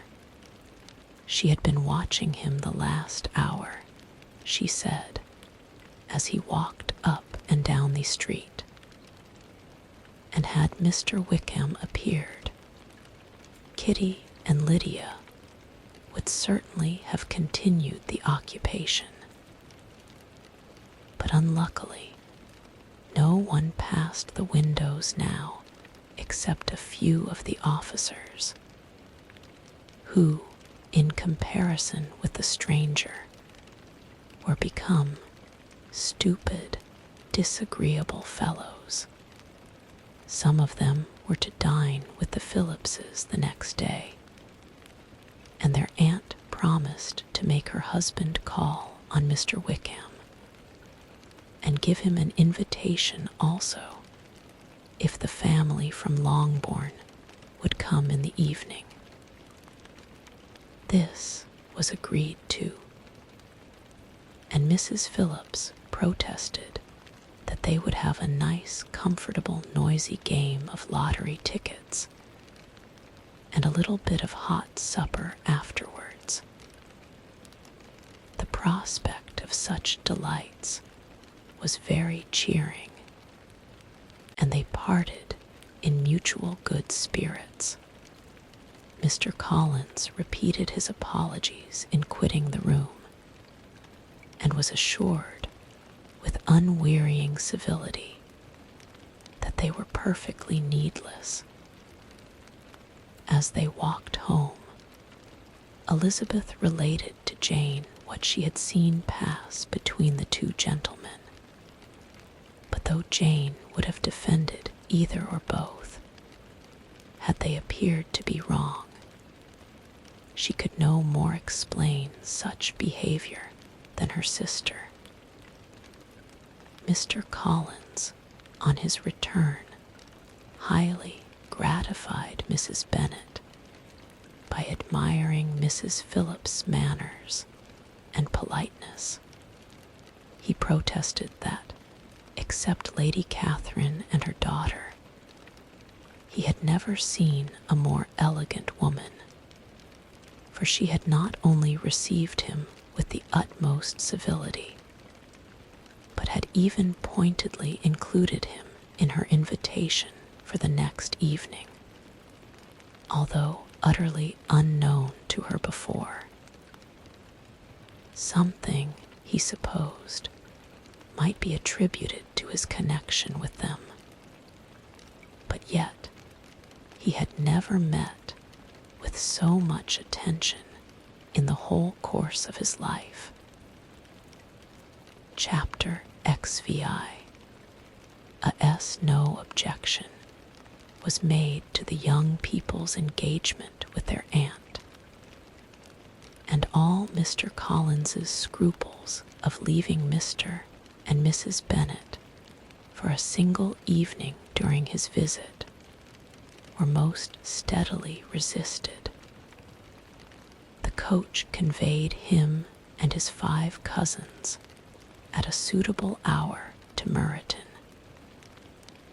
and the girls had the pleasure of hearing, as they entered the drawing-room, that Mr. Wickham had accepted their uncle's invitation, and was then in the house when this information was given, and they had all taken their seats.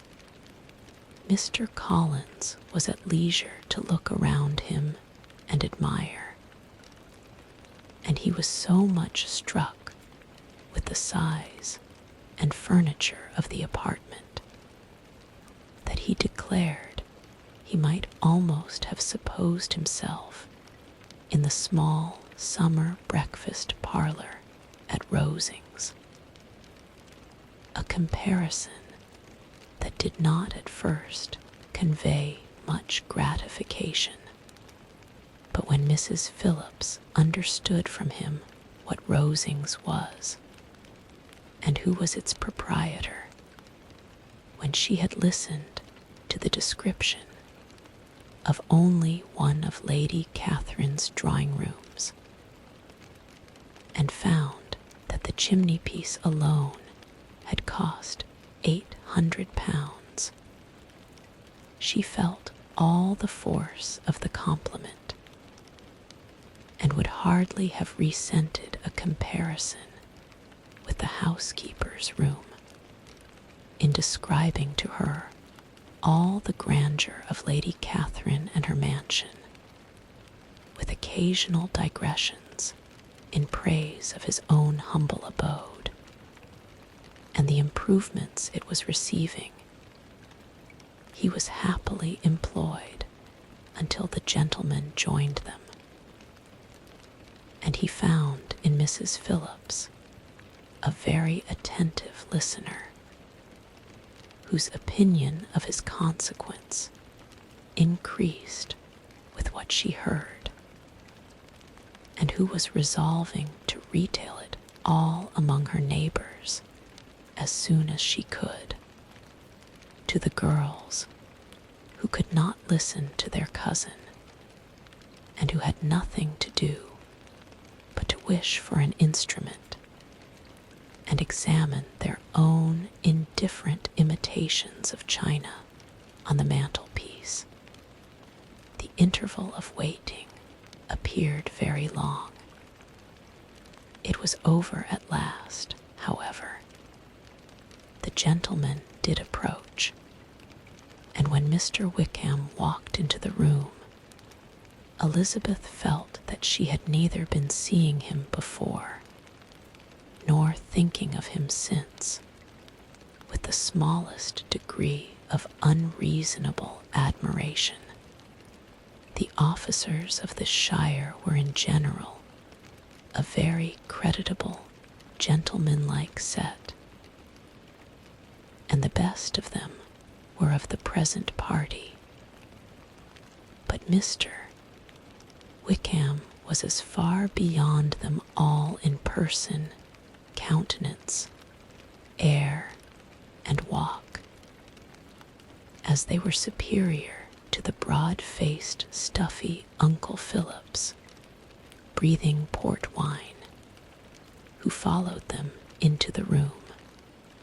The officers of the shire, Mr. Wickham was the happy man towards whom almost every female eye was turned, and Elizabeth was the happy woman by whom he finally seated himself, and the agreeable manner in which he immediately fell into conversation, though it was only on its being a wet night, and on the probability of a rainy season, made her feel that the commonest, dullest, most threadbare topic might be rendered interesting by the skill of the speaker, with such rivals for the notice of the fair as Mr. Wickham and the officers. Mr. Collins seemed to sink into insignificance. To the young ladies he certainly was nothing, but he had still at intervals a kind listener in Mrs. Phillips, and was, by her watchfulness, most abundantly supplied with coffee and muffin. When the card tables were placed, he had an opportunity of obliging her in return by sitting down to whist. "I know little of the game at present," said he, "but I shall be glad to improve myself, for in my situation of life." Mrs. Phillips was very thankful for his compliance, but could not wait for his reason.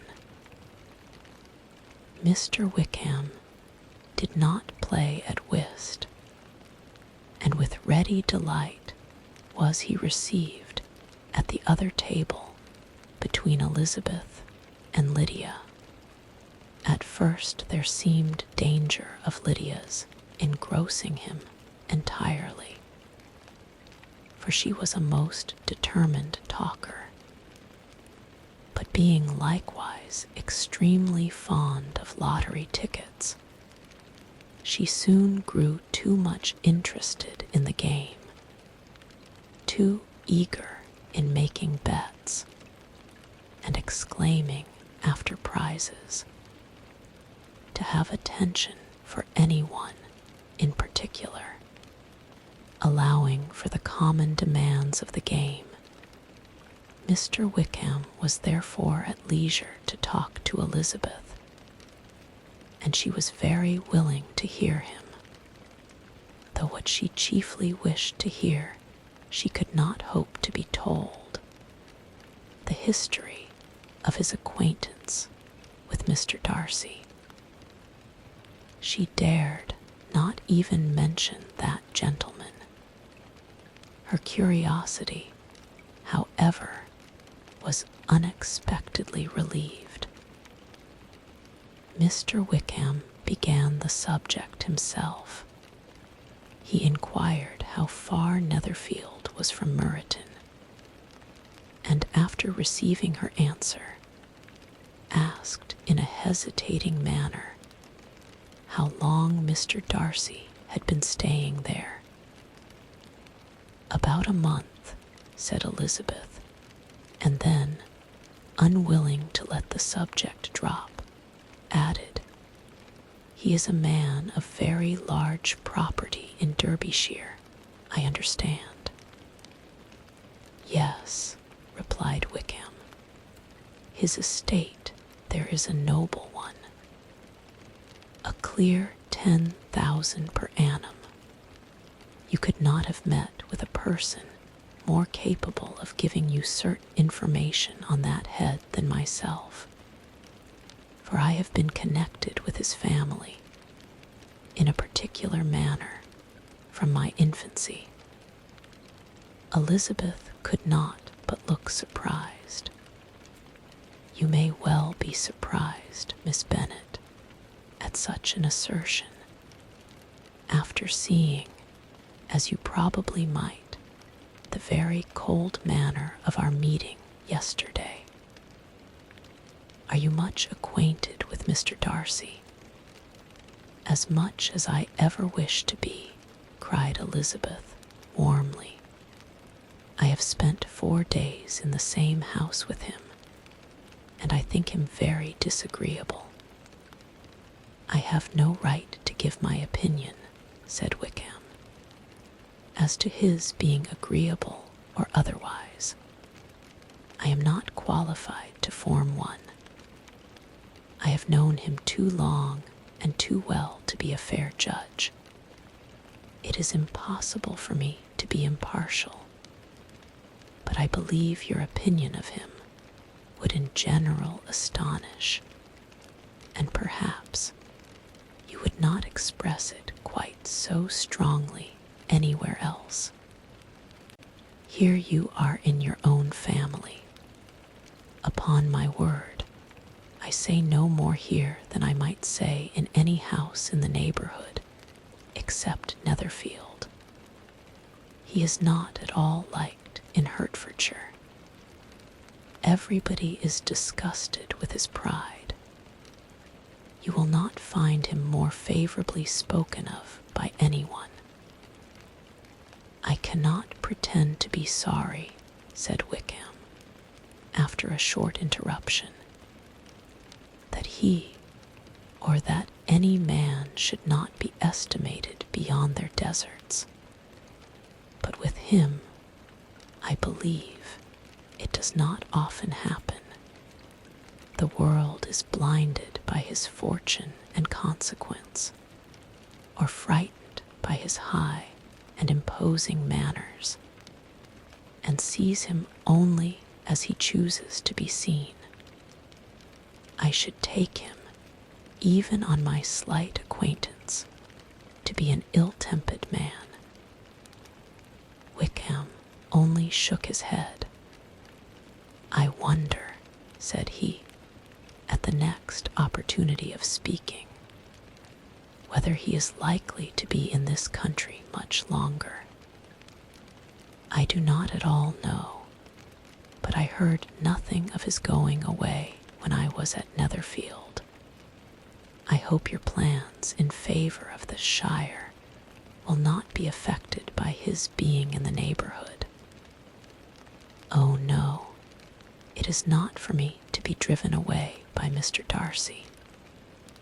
If he wishes to avoid seeing me, he must go. We are not on friendly terms, and it always gives me pain to meet him. But I have no reason for avoiding him, but what I might proclaim to all the world, a sense of very great ill-usage, and most painful regrets at his being what he is. His father, Miss Bennet, the late Mr. Darcy, was one of the best men that ever breathed, and the truest friend I ever had. And I can never be in company with this Mr. Darcy without being grieved to the soul by 1,000 tender recollections. His behavior to myself has been scandalous, but I verily believe I could forgive him anything and everything, rather than his disappointing the hopes and disgracing the memory of his father. Elizabeth found the interest of the subject increase, and listened with all her heart, but the delicacy of it prevented further inquiry. Mr. Wickham began to speak on more general topics: Meryton, the neighborhood, the society, appearing highly pleased with all that he had yet seen, and speaking of the latter especially with gentle but very intelligible gallantry.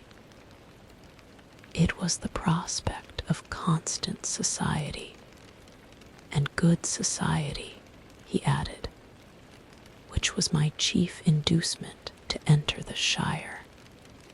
I know it to be a most respectable, agreeable corps, and my friend Denny tempted me further by his account of their present quarters, and the very great attentions and excellent acquaintance Meryton had procured them.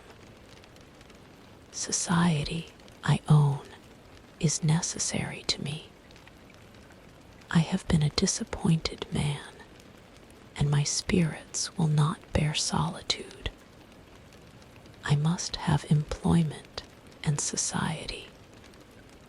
A military life is not what I was intended for, but circumstances have now made it eligible. The church ought to have been my profession.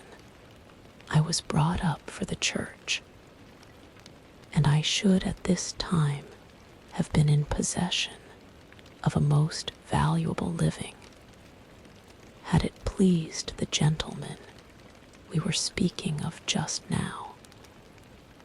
Indeed, yes, the late Mr. Darcy bequeathed me the next presentation of the best living in his gift. He was my godfather, and excessively attached to me. I cannot do justice to his kindness. He meant to provide for me amply, and thought he had done it. But when the living fell, it was given elsewhere. Good heavens, cried Elizabeth, but how could that be? How could his will be disregarded? Why did not you seek legal redress? There was just such an informality in the terms of the bequest as to give me no hope from law. A man of honor could not have doubted the intention, but Mr. Darcy chose to doubt it, or to treat it as a merely conditional recommendation, and to assert that I had forfeited all claim to it by extravagance, imprudence, in short, anything or nothing. Certain it is that the living became vacant 2 years ago, exactly as I was of an age to hold it, and that it was given to another man, and no less certain is it that I cannot accuse myself of having really done anything to deserve to lose it. I have a warm, unguarded temper, and I may perhaps have sometimes spoken my opinion of him, and to him too freely. I can recall nothing worse, but the fact is that we are very different sort of men, and that he hates me. This is quite shocking. He deserves to be publicly disgraced. Some time or other he will be, but it shall not be by me. Till I can forget his father, I can never defy or expose him. Elizabeth honored him for such feelings, and thought him handsomer than ever as he expressed them. But what, said she, after a pause, can have been his motive? What can have induced him to behave so cruelly? A thorough, determined dislike of me, a dislike which I cannot but attribute in some measure to jealousy. Had the late Mr. Darcy liked me less, his son might have borne with me better, but his father's uncommon attachment to me irritated him, I believe, very early in life. He had not a temper to bear the sort of competition in which we stood, the sort of preference which was often given me. I had not thought Mr. Darcy so bad as this, though I have never liked him. I had not thought so very ill of him. I had supposed him to be despising his fellow creatures in general, but did not suspect him of descending to such malicious revenge, such injustice, such inhumanity as this. After a few minutes' reflection, however, she continued, I do remember his boasting one day at Netherfield of the implacability of his resentments, of his having an unforgiving temper. His disposition must be dreadful. I will not trust myself on the subject, replied Wickham. I can hardly be just to him. Elizabeth was again deep in thought, and after a time exclaimed, to treat in such a manner the godson, the friend, the favorite of his father. She could have added, a young man too like you, whose very countenance may vouch for your being amiable.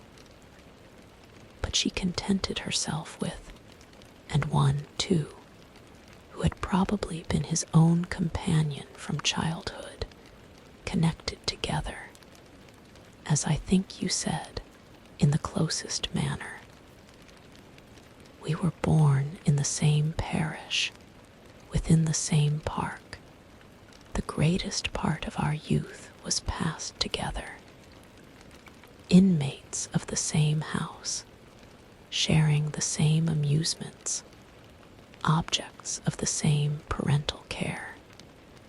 My father began life in the profession which your uncle, Mr. Phillips, appears to do so much credit to.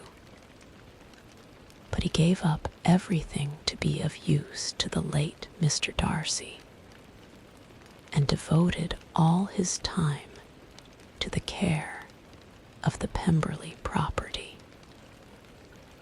He was most highly esteemed by Mr. Darcy, a most intimate, confidential friend. Mr. Darcy often acknowledged himself to be under the greatest obligations to my father's active superintendence, and when, immediately before my father's death, Mr. Darcy gave him a voluntary promise of providing for me, I am convinced that he felt it to be as much a debt of gratitude to him as of affection to myself. "How strange," cried Elizabeth. "How abominable. I wonder that the very pride of this Mr. Darcy has not made him just to you, if from no better motive, that he should not have been too proud to be dishonest, for dishonesty I must call it."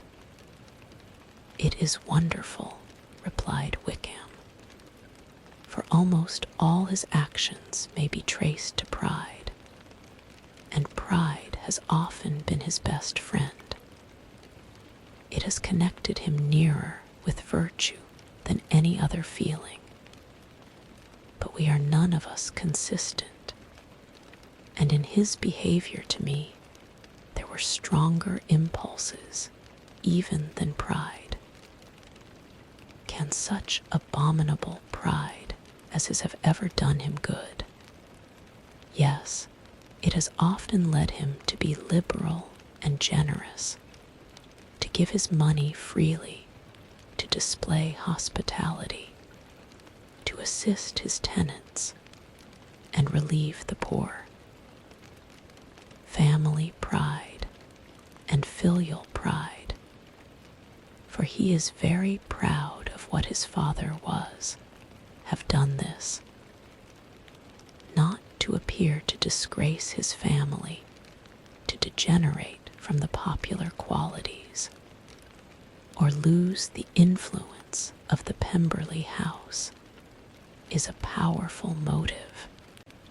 He has also brotherly pride, which, with some brotherly affection, makes him a very kind and careful guardian of his sister, and you will hear him generally cried up as the most attentive and best of brothers. What sort of a girl is Miss Darcy? He shook his head. I wish I could call her amiable. It gives me pain to speak ill of a Darcy, but she is too much like her brother, very, very proud.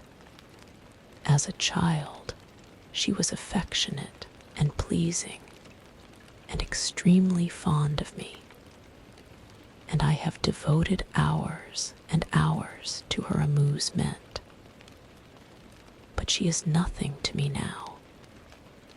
She is a handsome girl, about 15 or 16, and I understand, highly accomplished. Since her father's death, her home has been London, where a lady lives with her and superintends her education. After many pauses and many trials of other subjects, Elizabeth could not help reverting once more to the first, and saying, I am astonished at his intimacy with Mr. Bingley. How can Mr. Bingley, who seems good humor itself, and is, I really believe, truly amiable, be in friendship with such a man? How can they suit each other? Do you know Mr. Bingley? Not at all. He is a sweet-tempered, amiable, charming man. He cannot know what Mr. Darcy is. Probably not, but Mr. Darcy can please where he chooses. He does not want abilities. He can be a conversable companion if he thinks it worth his while. Among those who are at all his equals in consequence, he is a very different man from what he is to the less prosperous. His pride never deserts him, but with the rich he is liberal-minded, just, sincere, rational, honorable, and perhaps agreeable, allowing something for fortune and figure, the whist party soon afterwards breaking up. The players gathered round the other table, and Mr. Collins took his station between his cousin Elizabeth and Mrs. Phillips. The usual inquiries as to his success were made by the latter. It had not been very great. He had lost every point. But when Mrs. Phillips began to express her concern thereupon, he assured her, with much earnest gravity, that it was not of the least importance, that he considered the money as a mere trifle, and begged she would not make herself uneasy. "I know very well, madam," said he, "that when persons sit down to a card table, they must take their chance of these things, and happily I am not in such circumstances as to make 5 shillings any object. There are undoubtedly many who could not say the same, but thanks to Lady Catherine de Bourgh, I am removed far beyond the necessity of regarding little matters." Mr. Wickham's attention was caught, and after observing Mr. Collins for a few moments, he asked Elizabeth in a low voice whether her relations were very intimately acquainted with the family of de Bourgh. "Lady Catherine de Bourgh," she replied, "has very lately given him a living. I hardly know how Mr. Collins was first introduced to her notice, but he certainly has not known her long. You know, of course, that Lady Catherine de Bourgh and Lady Anne Darcy were sisters, consequently that she is aunt to the present Mr. Darcy." "No, indeed, I did not. I knew nothing at all of Lady Catherine's connections.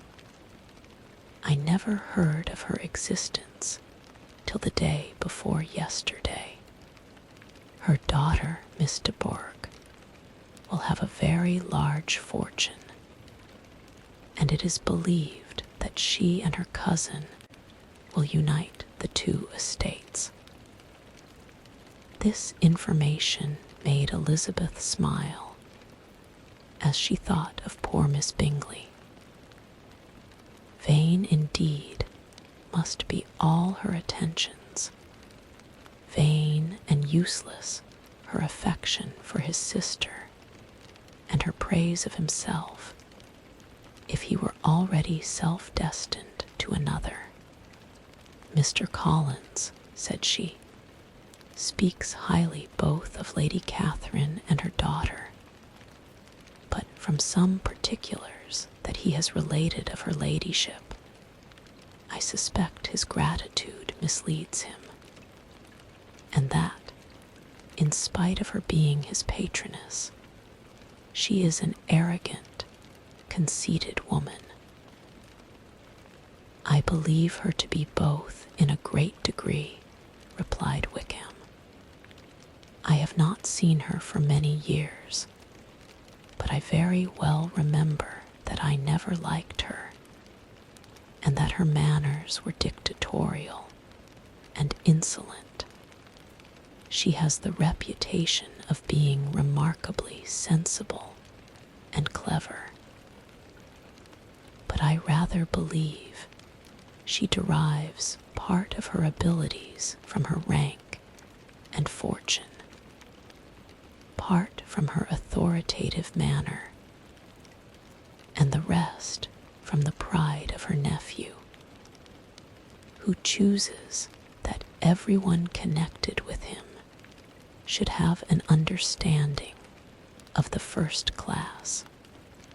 Elizabeth allowed that he had given a very rational account of it, and they continued talking together with mutual satisfaction till supper put an end to cards and gave the rest of the ladies their share of Mr. Wickham's attentions. There could be no conversation in the noise of Mrs. Phillips's supper party, but his manners recommended him to everybody. Whatever he said was said well, and whatever he did, done gracefully. Elizabeth went away with her head full of him. She could think of nothing but of Mr. Wickham, and of what he had told her all the way home. But there was not time for her even to mention his name as they went, for neither Lydia nor Mr. Collins were once silent. Lydia talked incessantly of lottery tickets, of the fish she had lost and the fish she had won, and Mr. Collins, in describing the civility of Mr. and Mrs. Phillips, protesting that he did not in the least regard his losses at whist, enumerating all the dishes at supper, and repeatedly fearing that he crowded his cousins, had more to say than he could well manage before the carriage stopped at Longbourn House. Delighted to see their dear friend again. Chapter XVIII. Elizabeth related to Jane, the next day, what had passed between Mr. Wickham and herself. Jane listened with astonishment and concern. She knew not how to believe that Mr. Darcy could be so unworthy of Mr. Bingley's regard. And yet it was not in her nature to question the veracity of a young man of such amiable appearance as Wickham. The possibility of his having really endured such unkindness was enough to interest all her tender feelings, and nothing therefore remained to be done but to think well of them both, to defend the conduct of each, and throw into the account of accident or mistake whatever could not be otherwise explained. They have both, said she, been deceived, I dare say, in some way or other, of which we can form no idea. Interested people have perhaps misrepresented each to the other. It is, in short, impossible for us to conjecture the causes or circumstances which may have alienated them, without actual blame on either side. Very true indeed. And now, my dear Jane, what have you got to say in behalf of the interested people who have probably been concerned in the business? Do clear them too, or we shall be obliged to think ill of somebody. Laugh as much as you choose, but you will not laugh me out of my opinion. My dearest Lizzie, do but consider in what a disgraceful light it places Mr. Darcy, to be treating his father's favorite in such a manner, one whom his father had promised to provide for. It is impossible. No man of common humanity, no man who had any value for his character, could be capable of it. Can his most intimate friends be so excessively deceived in him? Oh no, I can much more easily believe Mr. Bingley's being imposed on than that Mr. Wickham should invent such a history of himself as he gave me last night, names, facts, everything mentioned without ceremony. If it be not so, let Mr. Darcy contradict it. Besides, there was truth in his looks. It is difficult, indeed, it is distressing. One does not know what to think. I beg your pardon, one knows exactly what to think. But Jane could think with certainty on only one point, that Mr. Bingley, if he had been imposed on, would have much to suffer when the affair became public. The two young ladies were summoned from the shrubbery, where this conversation passed, by the arrival of some of the very persons of whom they had been speaking. Mr. Bingley and his sisters came to give their personal invitation for the long-expected ball at Netherfield, which was fixed for the following Tuesday. The two ladies were delighted to see their dear friend again, called it an age since they had met, and repeatedly asked what she had been doing with herself since their separation. To the rest of the family they paid little attention, avoiding Mrs. Bennet as much as possible, saying not much to Elizabeth and nothing at all to the others. They were soon gone again, rising from their seats with an activity which took their brother by surprise, and hurrying off as if eager to escape from Mrs. Bennet's civilities. The prospect of the Netherfield ball was extremely agreeable to every female of the family. Mrs. Bennet chose to consider it as given in compliment to her eldest daughter, and was particularly flattered by receiving the invitation from Mr. Bingley himself, instead of a ceremonious card. Jane pictured to herself a happy evening in the society of her two friends and the attentions of their brother, and Elizabeth thought with pleasure of dancing a great deal with Mr. Wickham, and of seeing a confirmation of everything in Mr. Darcy's look and behavior. The happiness anticipated by Catherine and Lydia depended less on any single event or any particular person, for though they each, like Elizabeth, meant to dance half the evening with Mr. Wickham, he was by no means the only partner who could satisfy them, and a ball was, at any rate, a ball.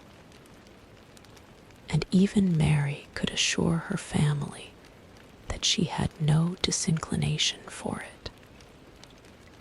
"While I can have my mornings to myself," said she, "it is enough. I think it is no sacrifice to join occasionally in evening engagements. Society has claims on us all, and I profess myself one of those who consider intervals of recreation and amusement as desirable for everybody." Elizabeth's spirits were so high on the occasion that though she did not often speak unnecessarily to Mr. Collins, she could not help asking him whether he intended to accept Mr. Bingley's invitation, and if he did, whether he would think it proper to join in the evening's amusement.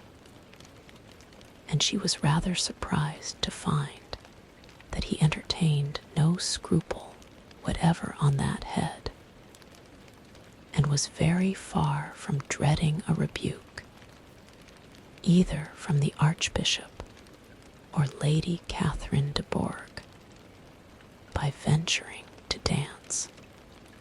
"I am by no means of opinion, I assure you," said he, "that a ball of this kind, given by a young man of character to respectable people, can have any evil tendency, and I am so far from objecting to dancing myself that I shall hope to be honored with the hands of all my fair cousins in the course of the evening,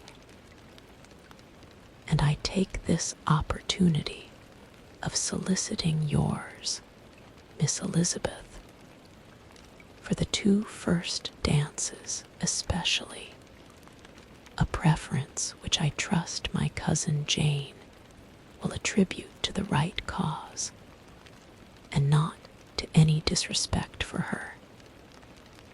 Elizabeth felt herself completely taken in.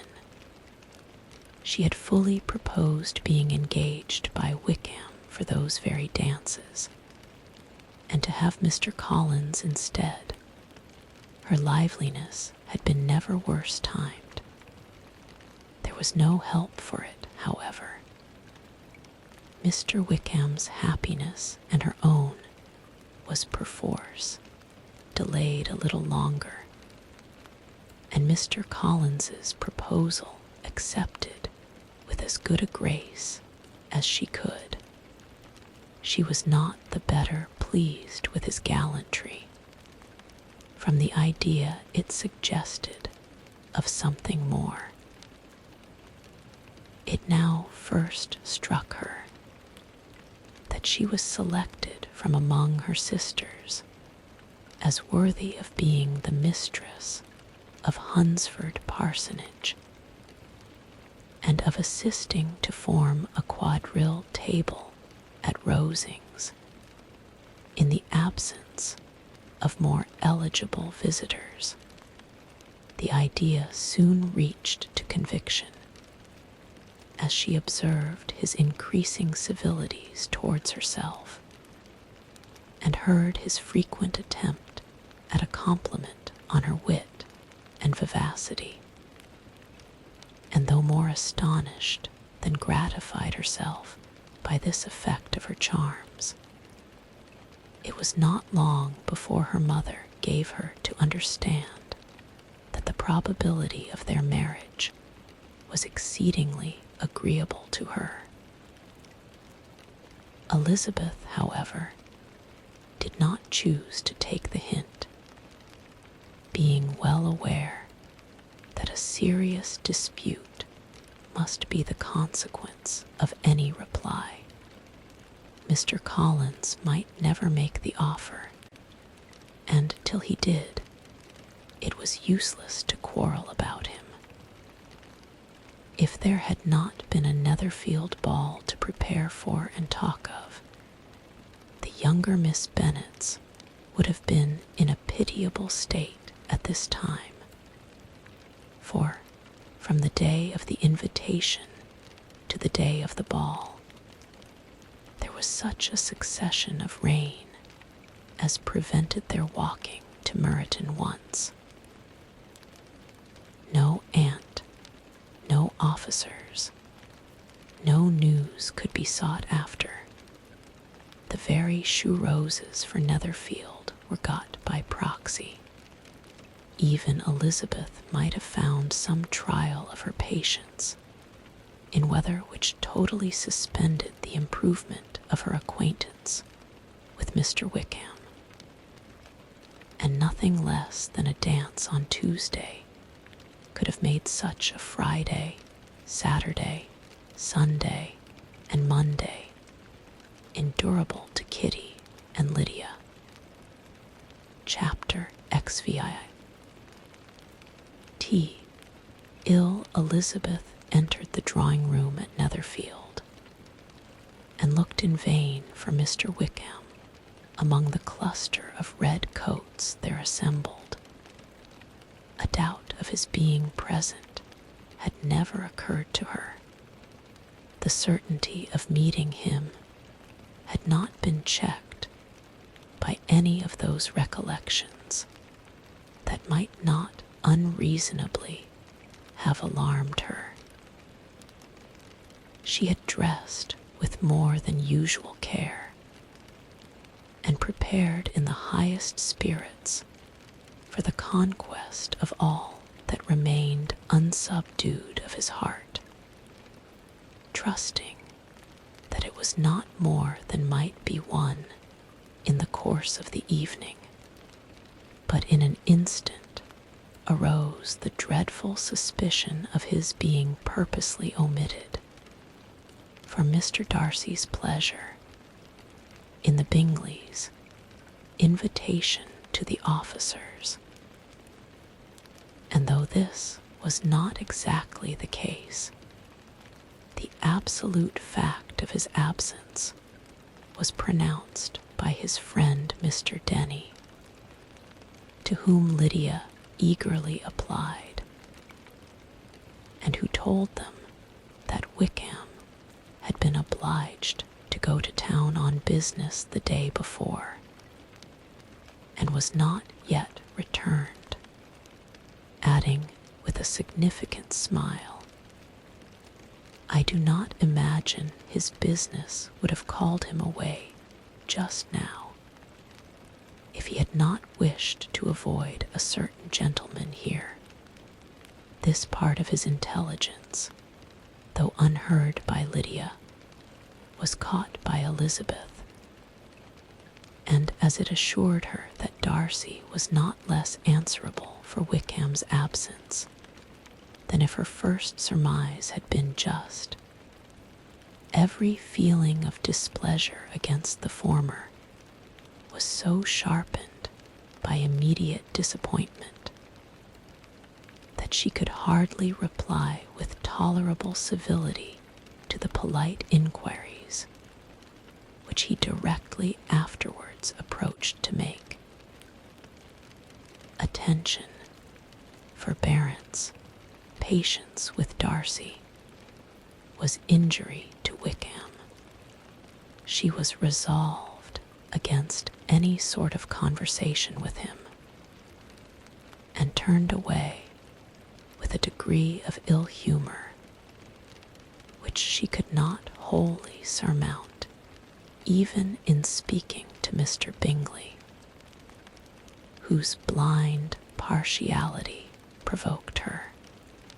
But Elizabeth was not formed for ill humor, and though every prospect of her own was destroyed for the evening, it could not dwell long on her spirits, and having told all her griefs to Charlotte Lucas, whom she had not seen for a week, she was soon able to make a voluntary transition to the oddities of her cousin, and to point him out to to her particular notice. The 2 first dances, however, brought a return of distress. They were dances of mortification. Mr. Collins, awkward and solemn, apologizing instead of attending, and often moving wrong without being aware of it, gave her all the shame and misery which a disagreeable partner for a couple of dances can give. The moment of her release from him was ecstasy. She danced next with an officer and had the refreshment of talking of Wickham and of hearing that he was universally liked. When those dances were over, she returned to Charlotte Lucas and was in conversation with her when she found herself suddenly addressed by Mr. Darcy, who took her so much by surprise in his application for her hand that, without knowing what she did, she accepted him. He walked away again immediately, and she was left to fret over her own want of presence of mind. Charlotte tried to console her. "I dare say you will find him very agreeable." "Heaven forbid. That would be the greatest misfortune of all. To find a man agreeable whom one is determined to hate. Do not wish me such an evil." When the dancing recommenced, however, and Darcy approached to claim her hand, Charlotte could not help cautioning her, in a whisper, not to be a simpleton, and allow her fancy for Wickham to make her appear unpleasant in the eyes of a man, oftentimes his consequence.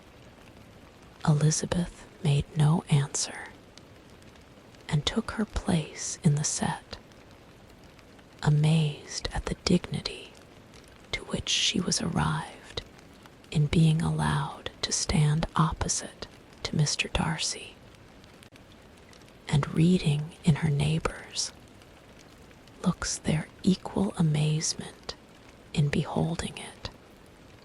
They stood for some time without speaking a word, and she began to imagine that their silence was to last through the 2 dances, and at first was resolved not to break it, till suddenly fancying that it would be the greater punishment to her partner to oblige him to talk, she made some slight observation on the dance. He replied, and was again silent. After a pause of some minutes, she addressed him a second time, with, "It is your turn to say something now, Mr. Darcy. I talked about the dance, and you ought to make some kind of remark on the size of the room, or the number of couples." He smiled, and assured her that whatever she wished him to say should be said.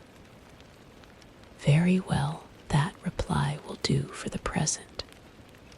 Perhaps by and by I may observe that private balls are much pleasanter than public ones, but now we may be silent. Do you talk by rule, then, while you are dancing?" "Sometimes. One must speak a little, you know. It would look odd to be entirely silent for half an hour together. And yet, for the advantage of some, conversation ought to be so arranged as that they may have the trouble of saying as little as possible. Are you consulting your own feelings in the present case? Or do you imagine that you are gratifying mine?" "Both," replied Elizabeth archly, "for I have always seen a great similarity in the turn of our minds. We are each of an unsocial, taciturn disposition, unwilling to speak, unless we expect to say something that will amaze the whole room, and be handed down to posterity with all the eclat of a proverb. This is no very striking resemblance of your own character, I am sure," said he. "How near it may be to mine, I cannot pretend to say. You think it a faithful portrait, undoubtedly. I must not decide on my own performance." He made no answer, and they were again silent till they had gone down the dance, when he asked her if she and her sisters did not very often walk to Meryton.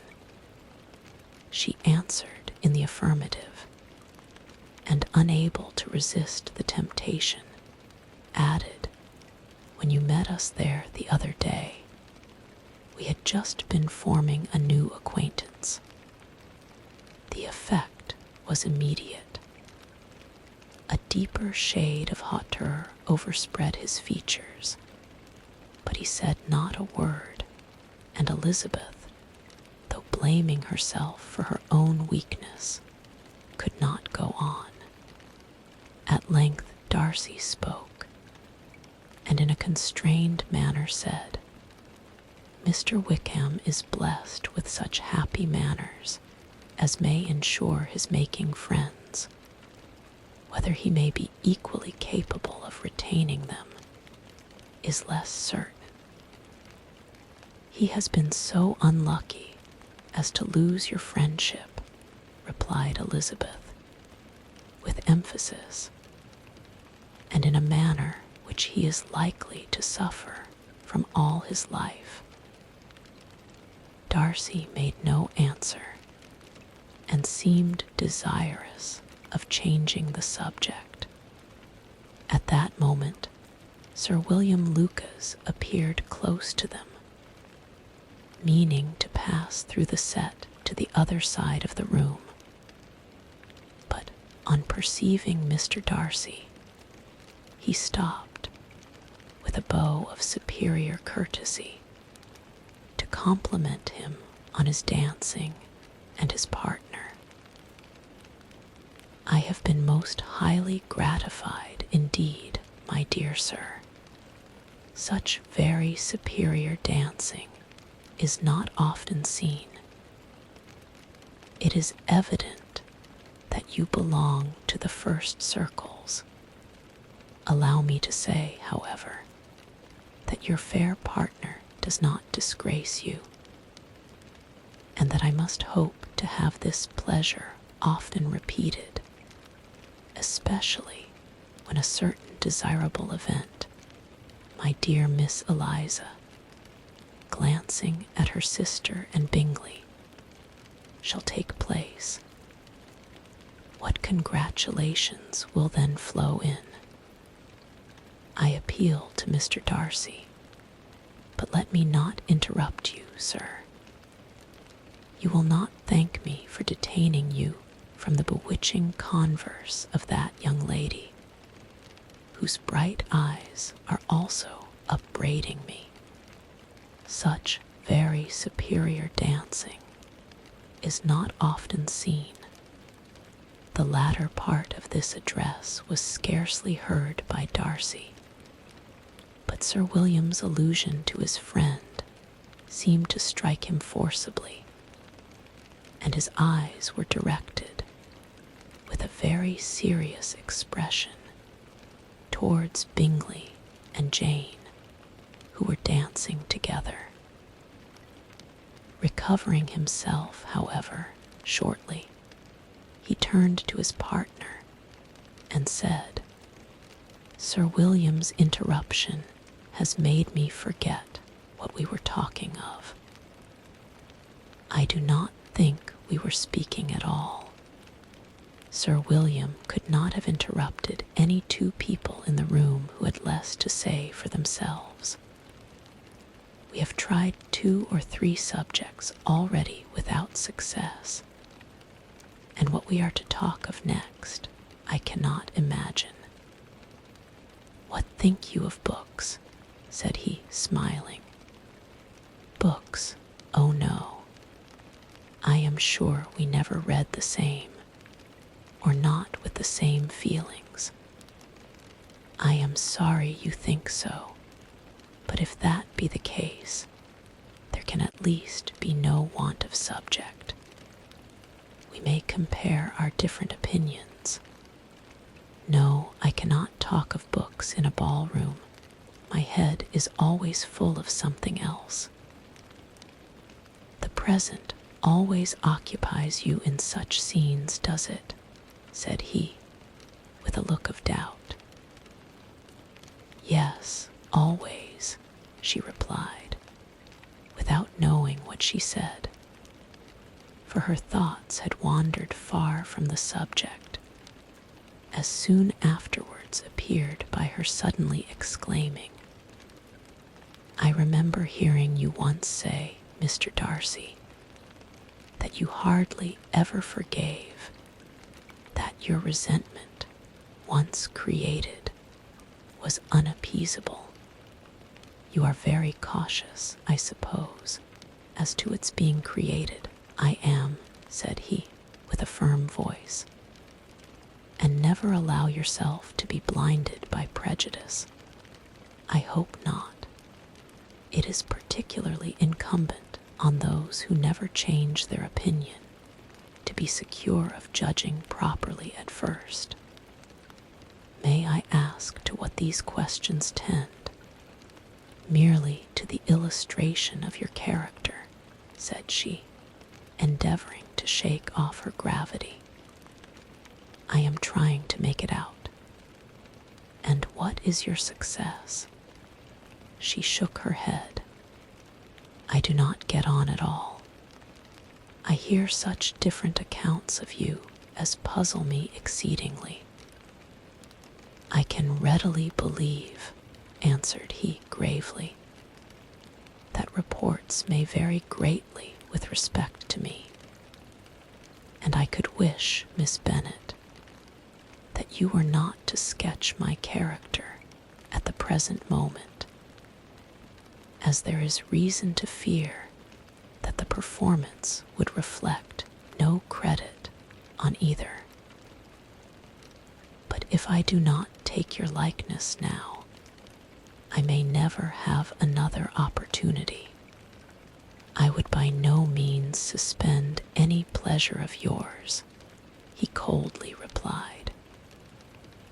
She said no more, and they went down the other dance and parted in silence, on each side dissatisfied, though not to an equal degree. For in Darcy's breast there was a tolerably powerful feeling towards her, which soon procured her pardon and directed all his anger against another. They had not long separated when Miss Bingley came towards her, and with an expression of civil disdain, thus accosted her. So, Miss Eliza, I hear you are quite delighted with George Wickham.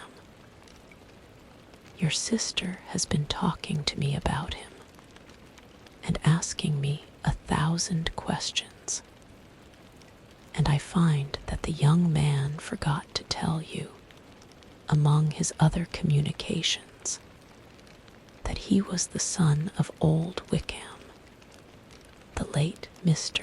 Darcy's steward. Let me recommend you, however, as a friend, not to give implicit confidence to all his assertions, for, as to Mr. Darcy's using him ill, it is perfectly false. For, on the contrary, he has been always remarkably kind to him, though George Wickham has treated Mr. Darcy in a most infamous manner. I do not know the particulars, but I know very well that Mr. Darcy is not in the least to blame, that he cannot bear to hear George Wickham mentioned, and that though my brother thought he could not well avoid including him in his invitation to the officers, he was excessively glad to find that he had taken himself out of the way.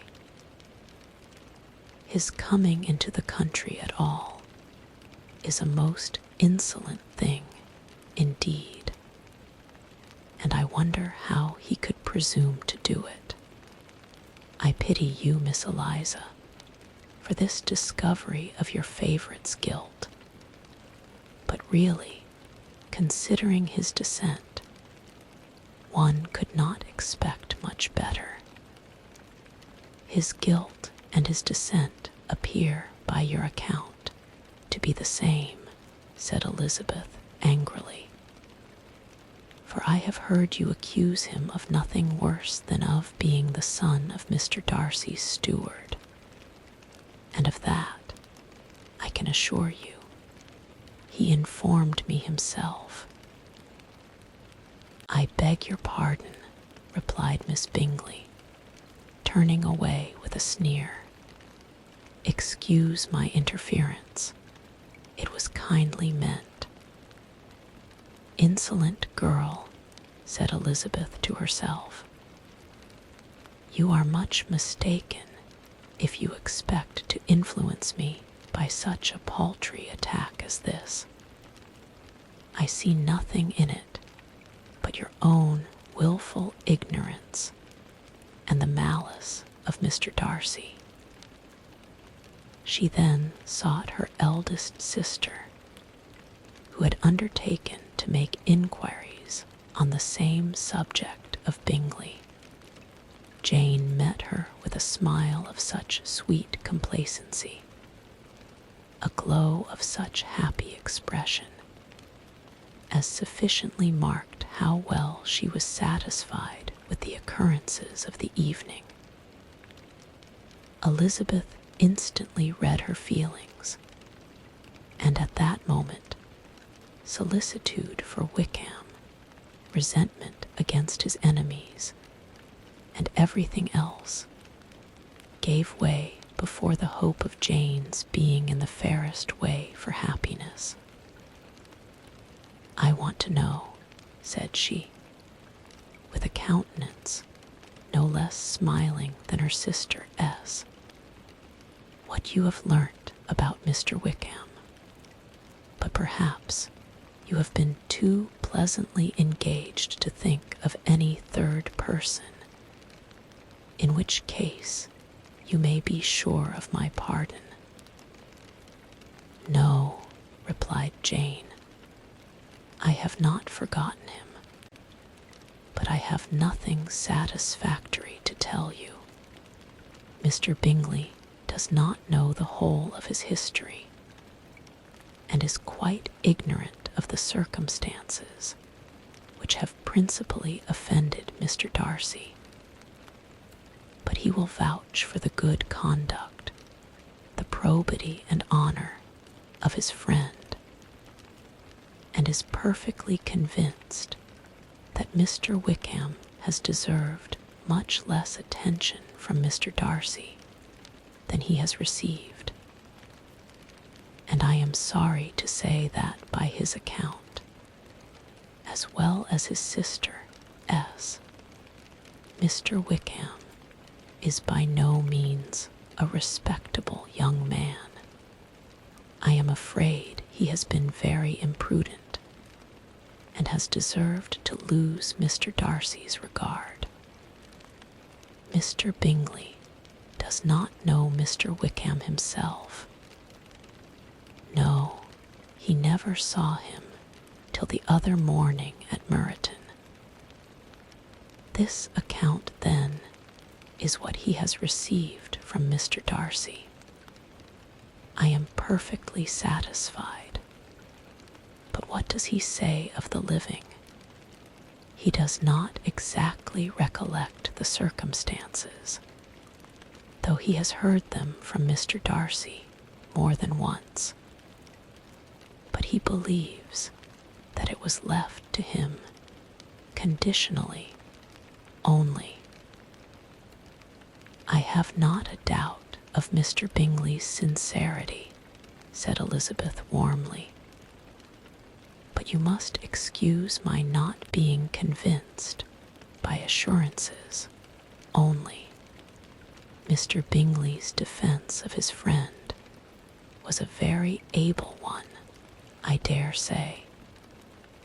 But since he is unacquainted with several parts of the story, and has learnt the rest from that friend himself, I shall venture still to think of both gentlemen as I did before.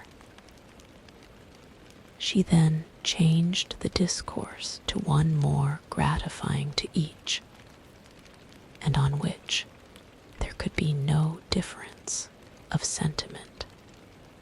Elizabeth listened with delight to the happy though modest hopes which Jane entertained of Bingley's regard, and said all in her power to heighten her confidence in it.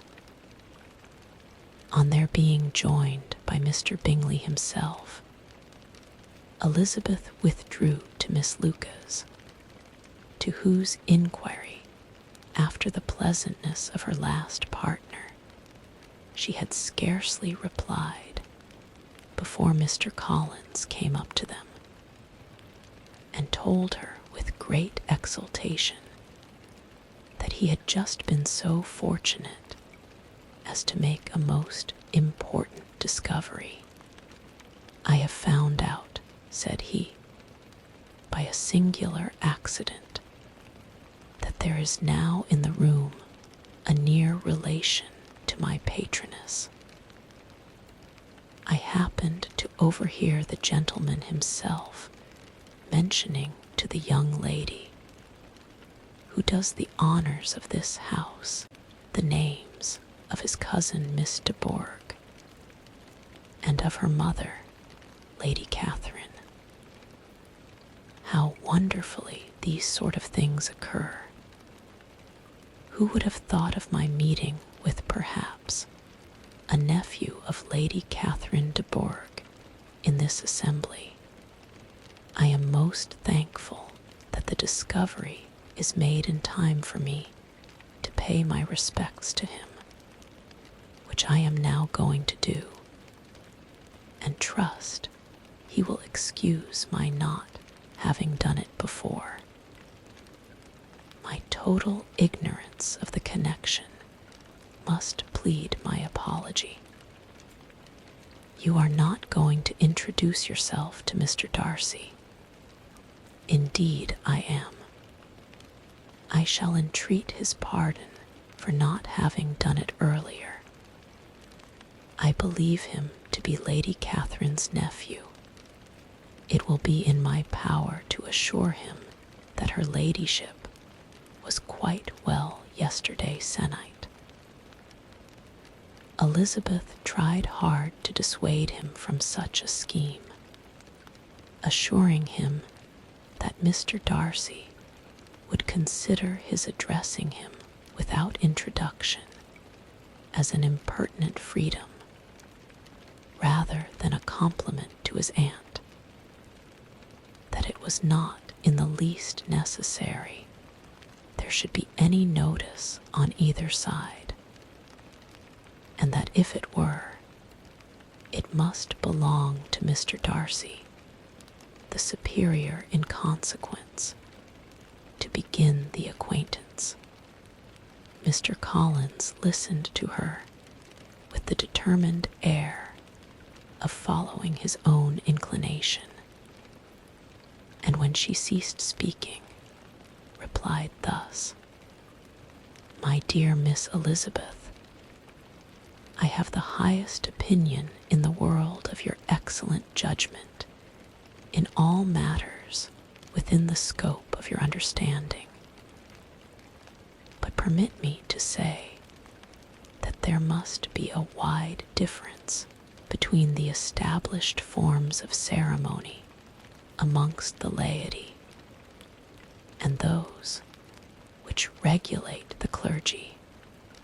For give me leave to observe that I consider the clerical office as equal in point of dignity with the highest rank in the kingdom, provided that a proper humility of behavior is at the same time maintained. You must, therefore, allow me to follow the dictates of my conscience on this occasion, which lead me to perform what I look on as a point of duty. Pardon me for neglecting to profit by your advice, which on every other subject shall be my constant guide. Though in the case before us, I consider myself more fitted by education and habitual study to decide on what is right than a young lady like yourself. And with a low bow, he left her to attack Mr. Darcy, whose reception of his advances she eagerly watched, and whose astonishment at being so addressed was very evident. Her cousin prefaced his speech with a solemn bow, and though she could not hear a word of it, she felt as if hearing it all, and saw in the motion of his lips the words apology, Hunsford, and Lady Catherine de Bourgh. It vexed her to see him expose himself to such a man. Mr. Darcy was eyeing him with unrestrained wonder, and when at last Mr. Collins allowed him to speak, replied with an air of distant civility. Mr. Collins, however, was not discouraged from speaking again, and Mr. Darcy's contempt seemed abundantly increasing with the length of his second speech, and at the end of it he only made him a slight bow and moved another way. Mr. Collins then returned to Elizabeth. I have no reason, I assure you, said he, to be dissatisfied with my reception. Mr. Darcy seemed much pleased with the attention. He answered me with the utmost civility, and even paid me the compliment of saying that he was so well convinced of Lady Catherine's discernment as to be certain she could never bestow a favor unworthily. It was really a very handsome thought. Upon the whole, I am much pleased with him, as Elizabeth had no longer any interest of her own to pursue. She turned her attention almost entirely on her sister and Mr. Bingley, and the train of agreeable reflections which her observations gave birth to made her perhaps almost as happy as Jane. She saw her in idea settled in that very house, in all the felicity which a marriage of true affection could bestow, and she felt capable, under such circumstances, of endeavoring even to like Bingley's two sisters. Her mother's thoughts she plainly saw were bent the same way, and she determined not to venture near her, lest she might hear too much. When they sat down to supper, therefore, she considered it a most unlucky perverseness which placed them within one of each other, and deeply was she vexed to find that her mother was talking to that one person, Lady Lucas, freely, openly, and of nothing else but of her expectation that Jane would be soon married to Mr. Bingley. It was an animating subject, and Mrs. Bennet seemed incapable of fatigue while enumerating the advantages of the match.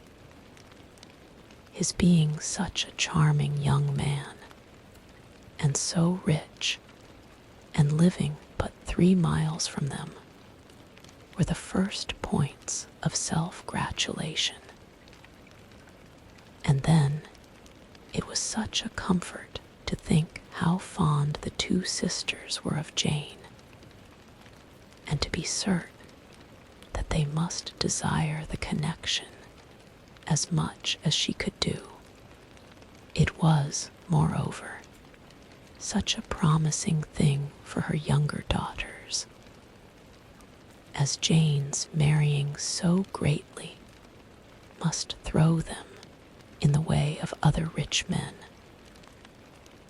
And lastly, it was so pleasant at her time of life to be able to consign her single daughters to the care of their sister, that she might not be obliged to go into company more than she liked. It was necessary to make this circumstance a matter of pleasure, because on such occasions it is the etiquette. But no one was less likely than Mrs. Bennet to find comfort in staying at home at any period of her life.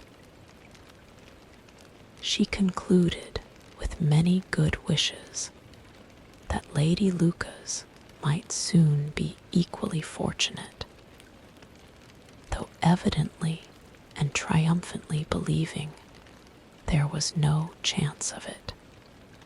Vain did Elizabeth endeavor to check the rapidity of her mother's words, or persuade her to describe her felicity in a less audible whisper, for to her inexpressible vexation she could perceive that the chief of it was overheard by Mr. Darcy, who sat opposite to them. Her mother only scolded her for being nonsensical. "What is Mr. Darcy to me, pray, that I should be afraid of him? I am sure we owe him no such particular civility as to be obliged to say nothing he may not like to hear.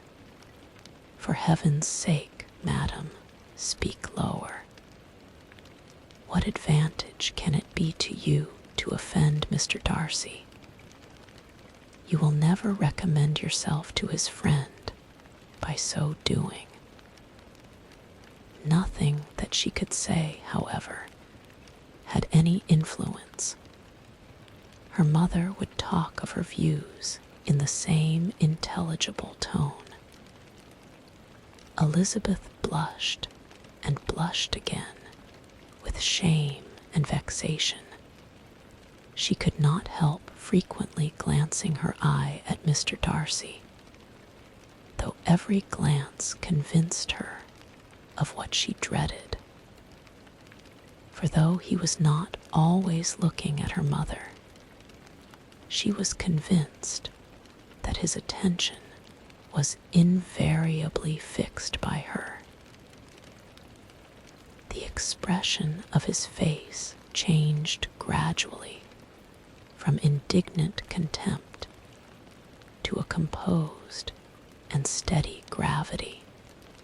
At length, however, Mrs. Bennet had no more to say, and Lady Lucas, who had been long yawning at the repetition of delights which she saw no likelihood of sharing, was left to the comforts of cold ham and chicken. Elizabeth now began to revive, but not long was the interval of tranquility, for when supper was over, singing was talked of, and she had the mortification of seeing Mary, after very little entreaty, preparing to oblige the company by many significant looks and silent entreaties did she endeavor to prevent such a proof of complaisance. But in vain. Mary would not understand them. Such an opportunity of exhibiting was delightful to her, and she began her song. Elizabeth's eyes were fixed on her with most painful sensations, and she watched her progress through the several stanzas with an impatience which was very ill rewarded at their close. For Mary, on receiving amongst the thanks of the table the hint of a hope that she might be prevailed on to favor them again, after the pause of half a minute began another. Mary's powers were by no means fitted for such a display. Her voice was weak, and her manner affected. Elizabeth was in agonies. She looked at Jane to see how she bore it, but Jane was very composedly talking to Bingley. She looked at his two sisters and saw them making signs of derision at each other, and at Darcy, who continued, however, impenetrably grave. She looked at her father to entreat his interference, lest Mary should be singing all night. He took the hint, and when Mary had finished her second song, said aloud, "That will do extremely well, child. You have delighted us long enough. Let the other young ladies have time to exhibit." Mary, though pretending not to hear, was somewhat disconcerted, and Elizabeth, sorry for her and sorry for her father's speech, was afraid her anxiety had done no good. Others of the party were now applied to. "If I," said Mr. Collins, "were so fortunate as to be able to sing, I should have great pleasure, I am sure, in obliging the company with an air, for I consider music as a very innocent diversion, and perfectly compatible with the profession of a clergyman. I do not mean, however, to assert that we can be justified in devoting too much of our time to music, for there are certainly other things to be attended to. The rector of a parish has much to do. The first place, he must make such an agreement for tithes as may be beneficial to himself and not offensive to his patron. He must write his own sermons, and the time that remains will not be too much for his parish duties and the care and improvement of his dwelling, which he cannot be excused from making as comfortable as possible. And I do not think it of light importance that he should have attentive and conciliatory manners towards everybody, especially towards those to whom he owes his preferment. I cannot acquit him of that duty, nor could I think well of the man who should omit an occasion of testifying his respect towards anybody connected with the family. And with a bow to Mr. Darcy, he concluded his speech, which had been spoken so loud as to be heard by half the room.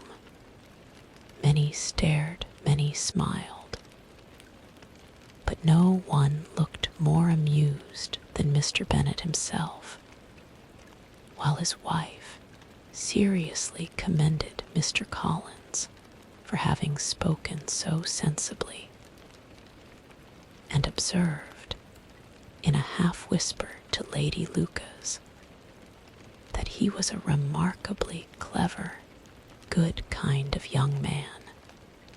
To Elizabeth it appeared that had her family made an agreement to expose themselves as much as they could during the evening, it would have been impossible for them to play their parts with more spirit or finer success. And happy did she think it for Bingley and her sister that some of the exhibition had escaped his notice, and that his feelings were not of a sort to be much distressed by the folly which he must have witnessed.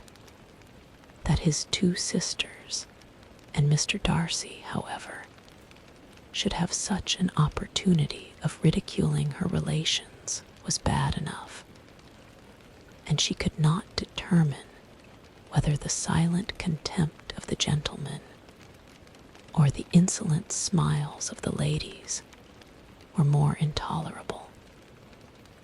The rest of the evening brought her little amusement. She was teased by Mr. Collins, who continued most perseveringly by her side, and though he could not prevail with her to dance with him again, put it out of her power to dance with others. In vain did she entreat him to stand up with somebody else, and offered to introduce him to any young lady in the room. He assured her that, as to dancing, he was perfectly indifferent to it, that his chief object was, by delicate attentions, to recommend himself to her, and that he should therefore make a point of remaining close to her the whole evening. There was no arguing upon such a project. She owed her greatest relief to her friend Miss Lucas, who often joined them, and good-naturedly engaged Mr. Collins's conversation to herself. She was at least free from the offense of Mr. Darcy's further notice, though often standing within a very short distance of her, quite disengaged. He never came near enough to speak. She felt it to be the probable consequence of her allusions to Mr. Wickham, and rejoiced in it. The Longbourn party were the last of all the company to depart, and by a maneuver of Mrs. Bennet had to wait for their carriage a quarter of an hour after everybody else was gone, which gave them time to see how heartily they were wished away by some of the family. Mrs. Hurst and her sister scarcely opened their mouths, except to complain of fatigue, evidently impatient to have the house to themselves. They repulsed every attempt of Mrs. Bennet at conversation, and by so doing threw a languor over the whole party, which was very little relieved by the long speeches of Mr. Collins, who was complimenting Mr. Bingley and his sisters on the elegance of their entertainment and the hospitality and politeness which had marked their behavior to their guests. Darcy said nothing at all. Mr. Bennet, in equal silence, was enjoying the scene. Mr. Bingley and Jane were standing together, a little detached from the rest, and talked only to each other. Elizabeth preserved as steady a silence as either Mrs. Hurst or Miss Bingley, and even Lydia was too much fatigued to utter more than the occasional exclamation of "Lord, how tired I am," accompanied by a violent yawn. When at length they arose to take leave, Mrs. Bennet was most pressingly civil in her hope of seeing the whole family soon at Longbourn, and addressed herself particularly to Mr. Bingley, to assure him how happy he would make them by eating a family dinner with them at any time, without the ceremony of a formal invitation. Bingley was all grateful pleasure, and he readily engaged for taking the earliest opportunity of waiting on her after his return from London, whither he was obliged to go the next day for a short time. Mrs. Bennet was perfectly satisfied, and quitted the house under the delightful persuasion that, allowing for the necessary preparations of settlements, new carriages, and wedding clothes, she should undoubtedly see her daughter settled at Netherfield in the course of 3 or 4 months. Of having another daughter married to Mr. Collins, she thought with equal certainty, and with considerable, though not equal, pleasure. Elizabeth was the least dear to her of all her children, and though the man and the match were quite good enough for her, the worth of each was eclipsed by Mr. Bingley and Netherfield. To assure you in the most animated language, Chapter XIXI. He next day opened a new scene at Longbourn. Mr. Collins made his declaration in form, having resolved to do it without loss of time, as his leave of absence extended only to the following Saturday, and having no feelings of diffidence to make it distressing to himself even at the moment, he set about it in a very orderly manner, with all the observances which he supposed a regular part of the business.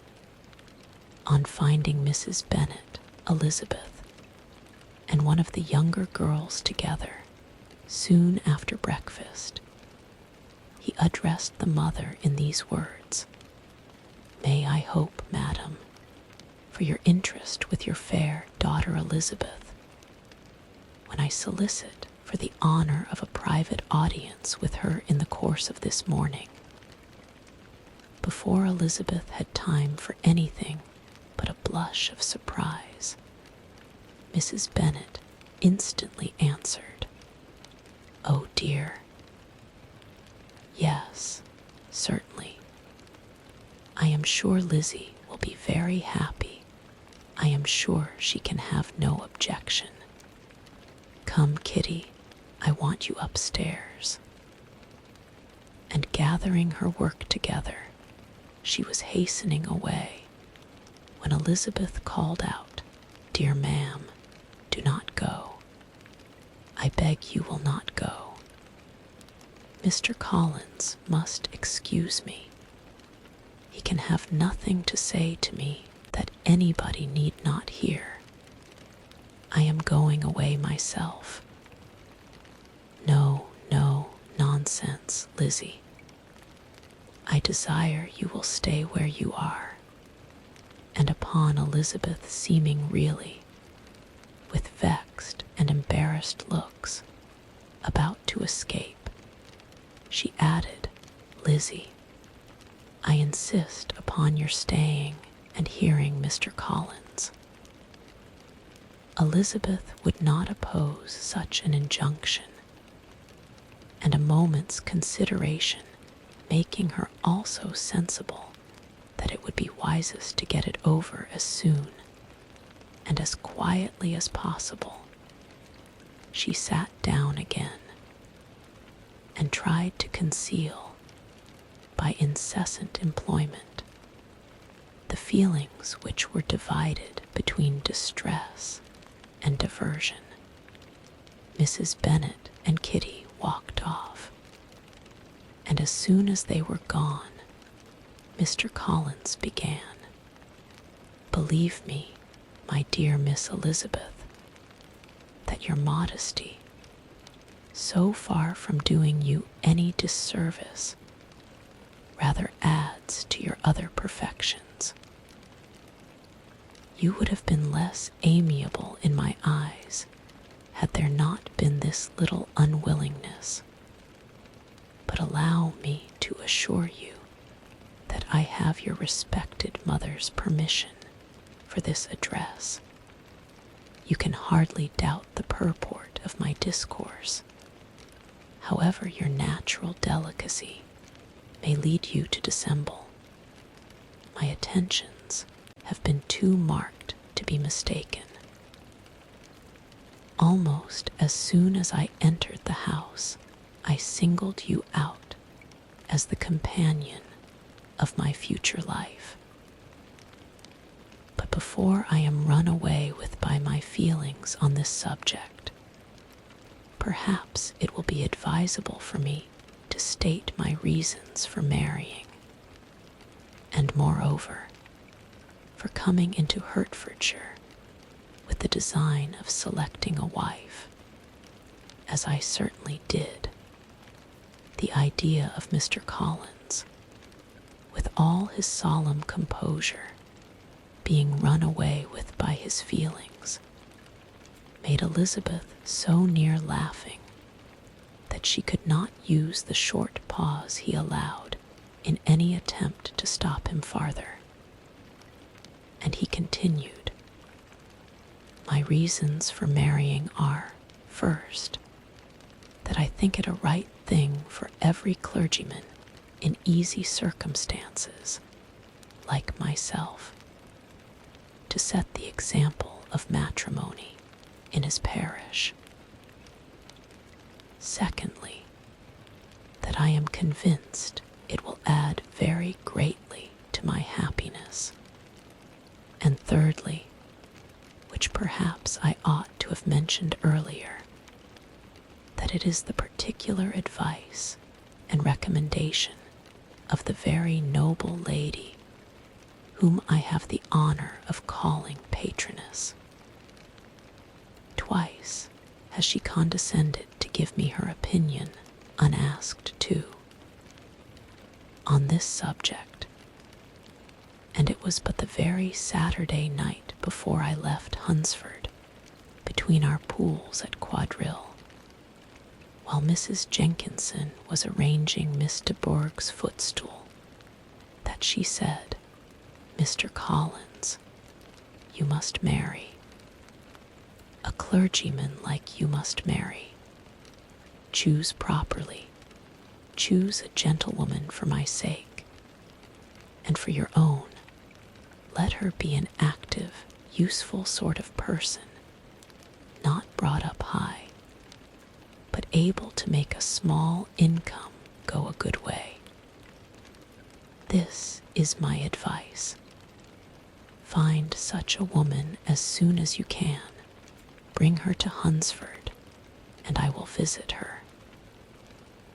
Allow me, by the way, to observe, my fair cousin, that I do not reckon the notice and kindness of Lady Catherine de Bourgh as among the least of the advantages in my power to offer. You will find her manners beyond anything I can describe, and your wit and vivacity, I think, must be acceptable to her, especially when tempered with the silence and respect which her rank will inevitably excite. Thus much for my general intention in favor of matrimony. It remains to be told why my views were directed to Longbourn instead of my own neighborhood, where I assure you there are many amiable young women. But the fact is, that being as I am, to inherit this estate after the death of your honored father, who, however, may live many years longer, I could not satisfy myself without resolving to choose a wife from among his daughters, that the loss to them might be as little as possible when the melancholy event takes place, which, however, as I have already said, may not be for several years. This has been my motive, my fair cousin, and I flatter myself it will not sink me in your esteem. And now nothing remains for me but to assure you in the most animated language of the violence of my affection.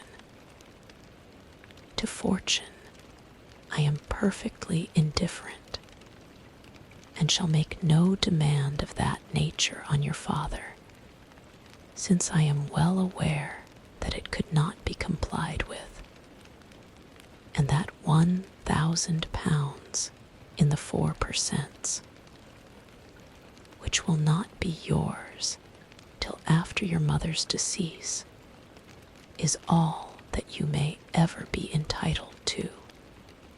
On that head, therefore, I shall be uniformly silent, and you may assure yourself that no ungenerous reproach shall ever pass my lips when we are married. It was absolutely necessary to interrupt him now. You are too hasty, sir, she cried. You forget that I have made no answer. Let me do it without further loss of time. Accept my thanks for the compliment you are paying me. I am very sensible of the honor of your proposals, but it is impossible for me to do otherwise than decline them. I am not now to learn, replied Mr. Collins, with a formal wave of the hand, that it is usual with young ladies to reject the addresses of the man whom they secretly mean to accept when he first applies for their favor, and that sometimes the refusal is repeated a second or even a third time. I am, therefore, by no means discouraged by what you have just said, and shall hope to lead you to the altar ere long. Upon my word, sir, cried Elizabeth, Your hope is rather an extraordinary one after my declaration. I do assure you that I am not one of those young ladies, if such young ladies there are, who are so daring as to risk their happiness on the chance of being asked a second time. I am perfectly serious in my refusal. You could not make me happy, and I am convinced that I am the last woman in the world who would make you so. Nay, were your friend Lady Catherine to know me, I am persuaded she would find me in every respect ill qualified for the situation. Were it certain that Lady Catherine would think so, said Mr. Collins, very gravely. But I cannot imagine that her ladyship would at all disapprove of you. And you may be certain that when I have the honor of seeing her again, I shall speak in the highest terms of your modesty, economy, and other amiable qualifications. Indeed, Mr. Collins, all praise of me will be unnecessary. You must give me leave to judge for myself, and pay me the compliment of believing what I say. I wish you very happy and very rich, and by refusing your hand, do all in my power to prevent your being otherwise. In making me the offer, you must have satisfied the delicacy of your feelings with regard to my family, and may take possession of Longbourn estate whenever it falls, without any self-reproach. This matter may be considered, therefore, as finally settled. And rising as she thus spoke, she would have quitted the room, had not Mr. Collins thus addressed her. When I do myself the honor of speaking to you next on the subject, I shall hope to receive a more favorable answer than you have now given me, though I am far from accusing you of cruelty at present, because I know it to be the established custom of your sex to reject a man on the first application.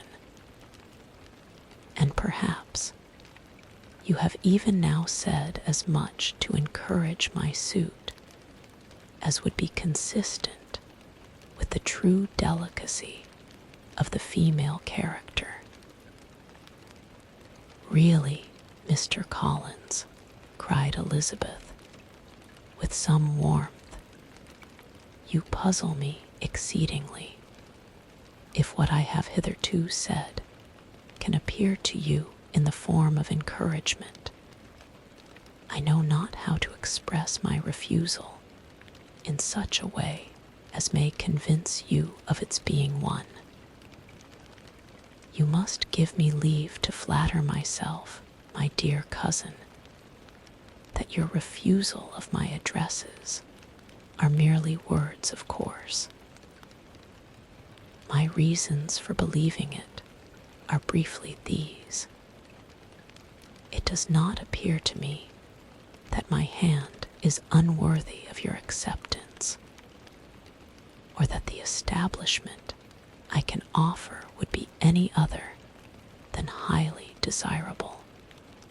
My situation in life, my connections with the family of de Bourgh, and my relationship to your own are circumstances highly in my favor, and you should take it into further consideration that, in spite of your manifold attractions, it is by no means certain that another offer of marriage may ever be made you. Your portion is unhappily so small that it will in all likelihood undo the effects of your loveliness and amiable qualifications, as I must, therefore, conclude that you are not serious in your rejection of me. I shall choose to attribute it to your wish of increasing my love by suspense, according to the usual practice of elegant females.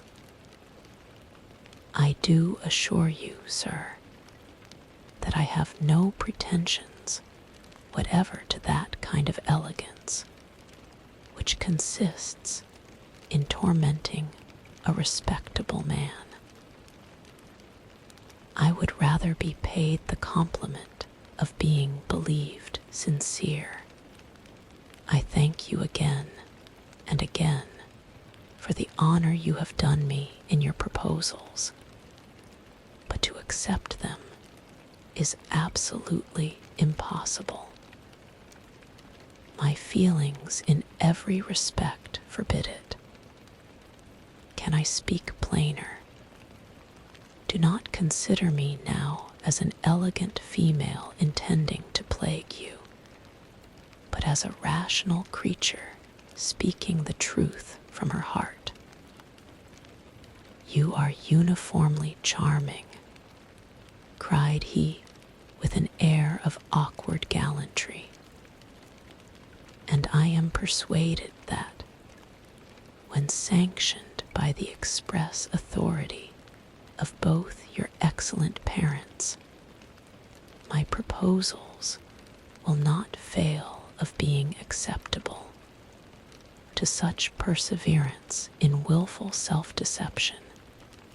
Elizabeth would make no reply, and immediately and in silence withdrew, determined that if he persisted in considering her repeated refusals as flattering encouragement, to apply to her father, whose negative might be uttered in such a manner as must be decisive, and whose behavior at least could not be mistaken for the affectation and coquetry of an elegant female. Chapter XX.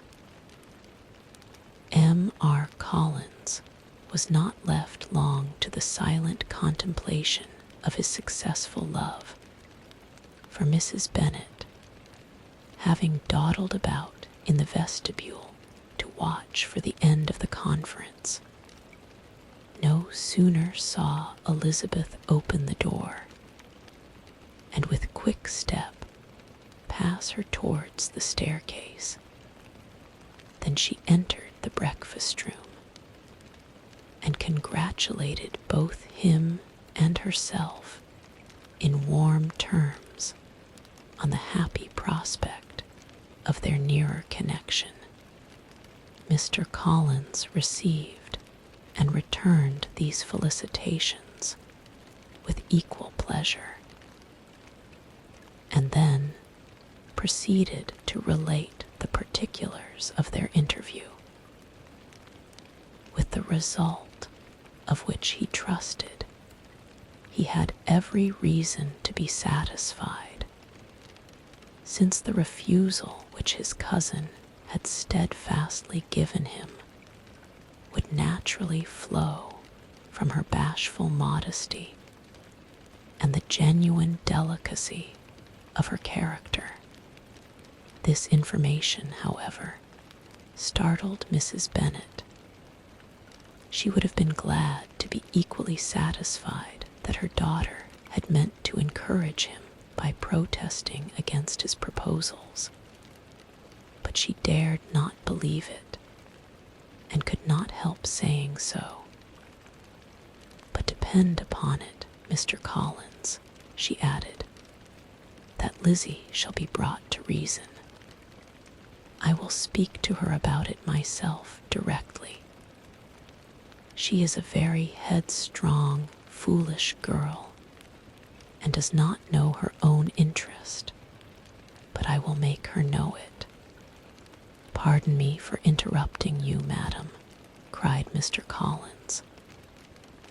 But if she is really headstrong and foolish, I know not whether she would altogether be a very desirable wife to a man in my situation, who naturally looks for happiness in the marriage state. If, therefore, she actually persists in rejecting my suit, perhaps it were better not to force her into accepting me, because, if liable to such defects of temper, she could not contribute much to my felicity. Sir, you quite misunderstand me, said Mrs. Bennet, alarmed. Lizzie is only headstrong in such matters as these.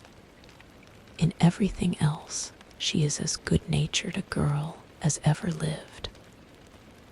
I will go directly to Mr. Bennet, and we shall very soon settle it with her, I am sure. She would not give him time to reply, but hurrying instantly to her husband, called out, as she entered the library, "Oh, Mr. Bennet, you are wanted immediately. We are all in an uproar. You must come and make Lizzie marry Mr. Collins, for she vows she will not have him. And if you do not make haste, he will change his mind and not have her." Mr. Bennet raised his eyes from his book as she entered, and fixed them on her face with a calm unconcern, which was not in the least altered by her communication. "I have not the pleasure of understanding you," said he, when she had finished her speech. "Of what are you talking?" "Of Mr. Collins and Lizzie. Lizzie declares she will not have Mr. Collins, and Mr. Collins begins to say that he will not have Lizzie. And what am I to do on the occasion?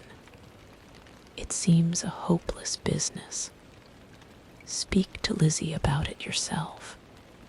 Tell her that you insist upon her marrying him. Let her be called down. She shall hear my opinion."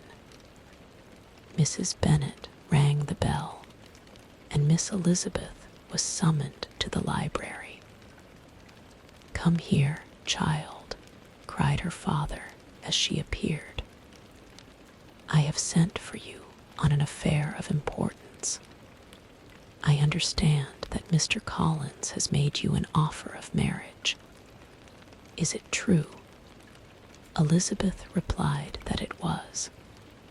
"Very well, and this offer of marriage you have refused." "I have, sir." "Very well. We now come to the point. Your mother insists upon your accepting it. Is it not so, Mrs. Bennet?"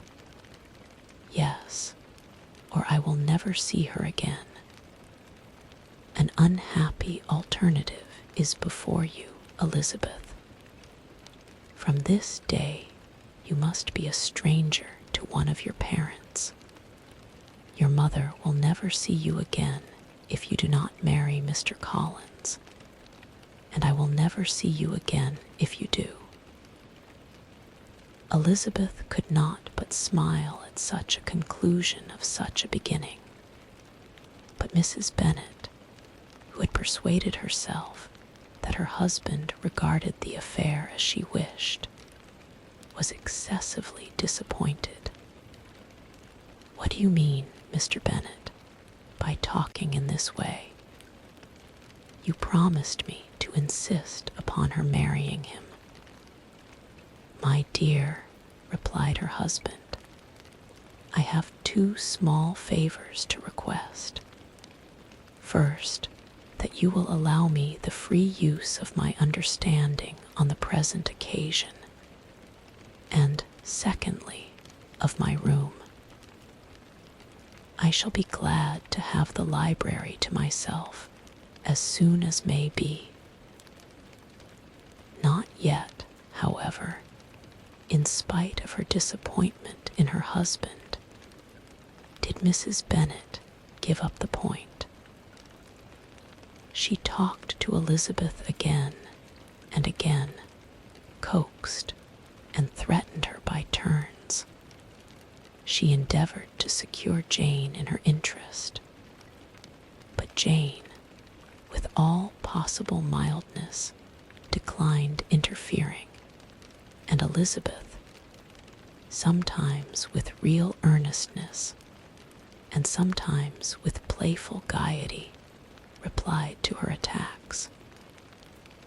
Though her manner varied, however, her determination never did.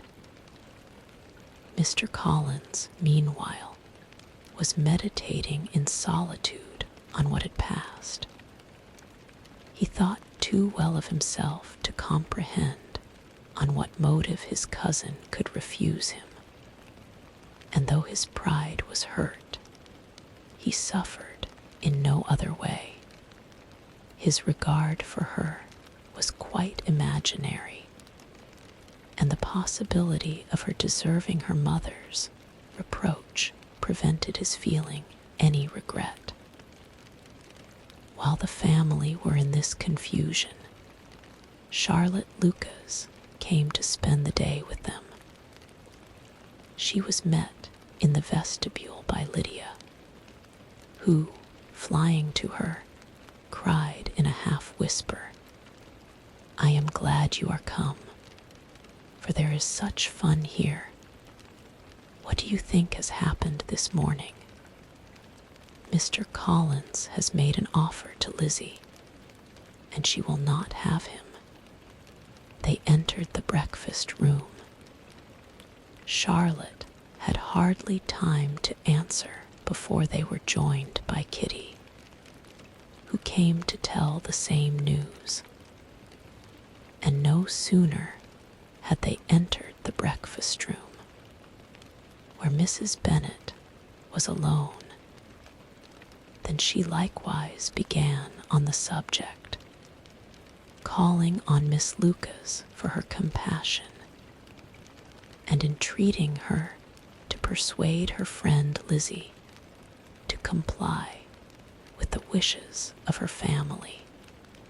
"Pray do, my dear Miss Lucas," she added in a melancholy tone, "for nobody is on my side. Nobody takes part with me. I am cruelly used. Nobody feels for my poor nerves." Charlotte's reply was spared by the entrance of Jane and Elizabeth. "Aye, there she comes," continued Mrs. Bennet, looking as unconcerned as may be, and caring no more for us than if we were at York, provided she can have her own way. But I tell you what, Miss Lizzie, if you take it into your head to go on refusing every offer of marriage in this way, you will never get a husband at all, and I am sure I do not know who is to maintain you when your father is dead.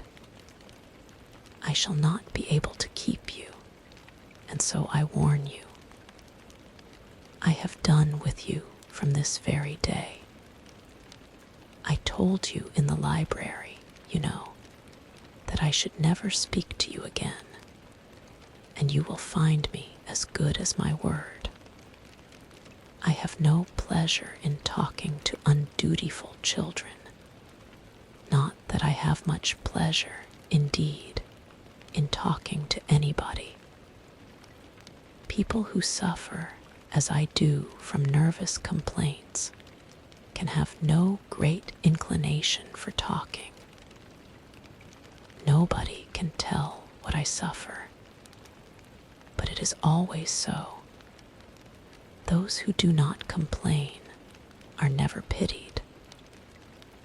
Her daughters listened in silence to this effusion, sensible that any attempt to reason with or soothe her would only increase the irritation. She talked on, therefore, without interruption from any of them, till they were joined by Mr. Collins, who entered with an air more stately than usual, and on perceiving whom, she said to the girls, "Now, I do insist upon it that you, all of you, hold your tongues, and let Mr. Collins and me have a little conversation together." Elizabeth passed quietly out of the room. Jane and Kitty followed. But Lydia stood her ground, determined to hear all she could, and Charlotte, detained first by the civility of Mr. Collins, whose inquiries after herself and all her family were very minute, and then by a little curiosity, satisfied herself with walking to the window and pretending not to hear. In a doleful voice, Mrs. Bennet thus began the projected conversation. "Oh, Mr. Collins." "My dear madam," replied he, "let us be forever silent on this point." "Far be it from me," he presently continued, in a voice that marked his displeasure, "to resent the behavior of your daughter. Resignation to inevitable evils is the duty of us all, the peculiar duty of a young man who has been so fortunate as I have been in early preferment, and I trust I am resigned, perhaps not the less so from feeling a doubt of my positive happiness, had my fair cousin honored me with her hand. For I have often observed that resignation is never so perfect as when the blessing denied begins to lose somewhat of its value in our estimation. You will not, I hope, consider me as showing any disrespect to your family, my dear madam, by thus withdrawing my pretensions to your daughter's favor, without having paid yourself and Mr. Bennet the compliment of requesting you to interpose your authority in my behalf. My conduct may, I fear, be objectionable in having accepted my dismission from your daughter's lips instead of your own, but we are all liable to error. I have certainly meant well through the whole affair. My object has been to secure an amiable companion for myself, with due consideration for the advantage of all your family, and if my manner has been at all reprehensible, I here beg leave to apologize. Chapter XXII. Tee-hee discussion of Mr. Collins's offer was now nearly at an end, and Elizabeth had only to suffer from the uncomfortable feelings necessarily attending it, and occasionally from some peevish allusion of her mother. As for the gentleman himself, his feelings were chiefly expressed not by embarrassment or dejection, or by trying to avoid her, but by stiffness of manner and resentful silence. he scarcely ever spoke to her, and the assiduous attentions which he had been so sensible of himself were transferred for the rest of the day to Miss Lucas, whose civility in listening to him was a seasonable relief to them all, and especially to her friend. The morrow produced no abatement of Mrs. Bennet's ill humor or ill health. Mr. Collins was also in the same state of angry pride. Elizabeth had hoped that his resentment might shorten his visit, but his plan did not appear in the least affected by it. He was always to have gone on Saturday, and to Saturday he still meant to stay. After breakfast, the girls walked to Meryton to inquire if Mr. Wickham were returned, and to lament over his absence from the Netherfield ball. He joined them on their entering the town, and attended them to their aunt's, where his regret and vexation and the concern of everybody were well talked over. To Elizabeth, however, he voluntarily acknowledged that the necessity of his absence had been self-imposed. "I found," said he, as the time drew near, "that I had better not meet Mr. Darcy, that to be in the same room, the same party with him for so many hours together, might be more than I could bear, and that scenes might arise unpleasant to more than myself." She highly approved his forbearance, and they had leisure for a full discussion of it, and for all the commendations which they civilly bestowed on each other, as Wickham and another officer walked back with them to Longbourn, and during the walk he particularly attended to her. His accompanying them was a double advantage. She felt all the compliment it offered to herself, and it was most acceptable as an occasion of introducing him to her father and mother. Walked back with them. Soon after their return, a letter was delivered to Miss Bennet. It came from Netherfield, and was opened immediately. The envelope contained a sheet of elegant, little hot-pressed paper, well covered with a lady's fair, flowing hand, and Elizabeth saw her sister's countenance change as she read it, and saw her dwelling intently on some particular passages.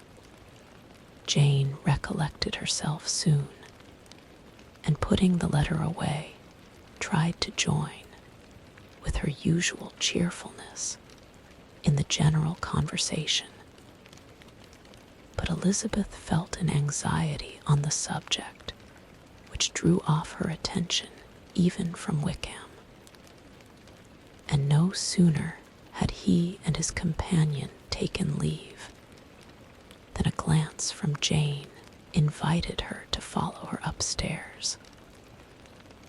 When they had gained their own room, Jane, taking out her letter, said, "This is from Caroline Bingley. What it contains has surprised me a good deal. The whole party have left Netherfield by this time, and are on their way to town, and without any intention of coming back again. You shall hear what she says." She then read the first sentence aloud, which comprised the information of their having just resolved to follow their brother to town directly, and of their meaning to dine that day in Grosvenor Street, where Mr. Hurst had a house. The next was in these words: I do not pretend to regret anything I shall leave in Hertfordshire, except your society, my dearest friend. But we will hope, at some future period, to enjoy many returns of that delightful intercourse we have known, and in the meanwhile may lessen the pain of separation by a very frequent and most unreserved correspondence. I depend on you for that. To these high-flown expressions, Elizabeth listened with all the insensibility of distrust, and though the suddenness of their removal surprised her, she saw nothing in it really to lament. It was not to be supposed that their absence from Netherfield would prevent Mr. Bingley's being there. And as to the loss of their society, she was persuaded that Jane must soon cease to regard it in the enjoyment of his. It is unlucky, said she, after a short pause, that you should not be able to see your friends before they leave the country. But may we not hope that the period of future happiness to which Miss Bingley looks forward may arrive earlier than she is aware, and that the delightful intercourse you have known as friends will be renewed with yet greater satisfaction as sisters. Mr. Bingley will not be detained in London by them.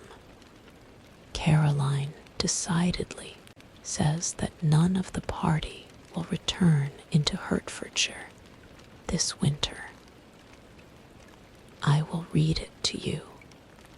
When my brother left us yesterday, he imagined that the business which took him to London might be concluded in 3 or 4 days. But as we are certain it cannot be so, and at the same time convinced that when Charles gets to town, he will be in no hurry to leave it again, we have determined on following him thither, that he may not be obliged to spend his vacant hours in a comfortless hotel. Many of my acquaintance are already there for the winter.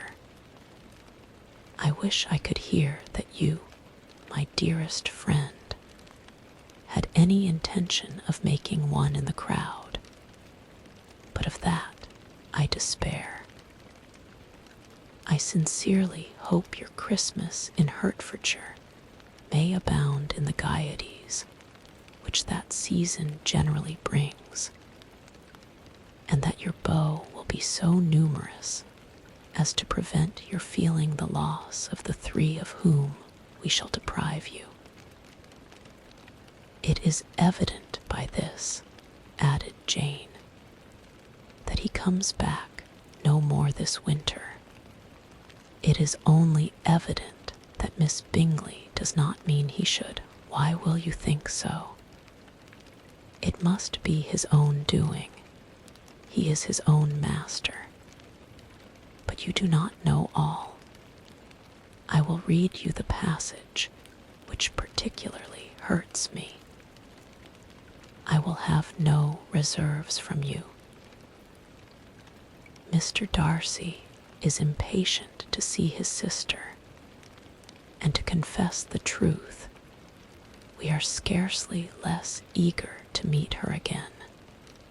I really do not think Georgiana Darcy has her equal for beauty, elegance, and accomplishments, and the affection she inspires in Louisa and myself is heightened into something still more interesting from the hope we dare to entertain of her being hereafter our sister. I do not know whether I ever before mentioned to you my feelings on this subject, but I will not leave the country without confiding them, and I trust you will not esteem them unreasonable. My brother admires her greatly already. He will have frequent opportunity now of seeing her on the most intimate footing.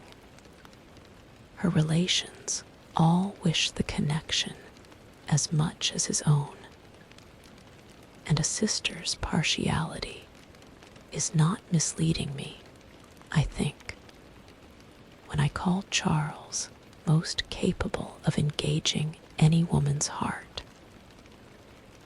With all these circumstances to favor an attachment, and nothing to prevent it, am I wrong, my dearest Jane, in indulging the hope of an event which will secure the happiness of so many?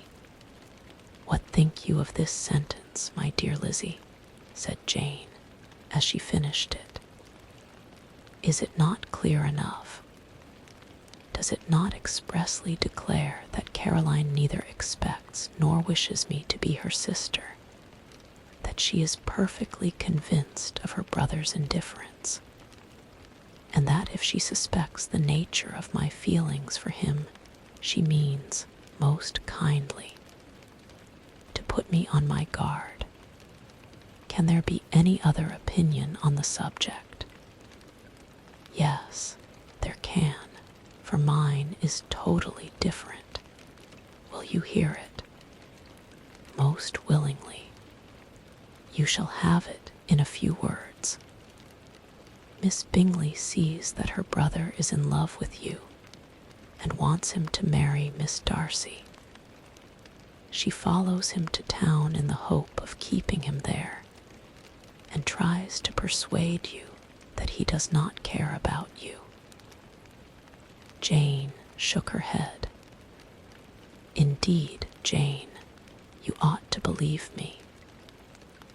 No one who has ever seen you together can doubt his affection, Miss Bingley.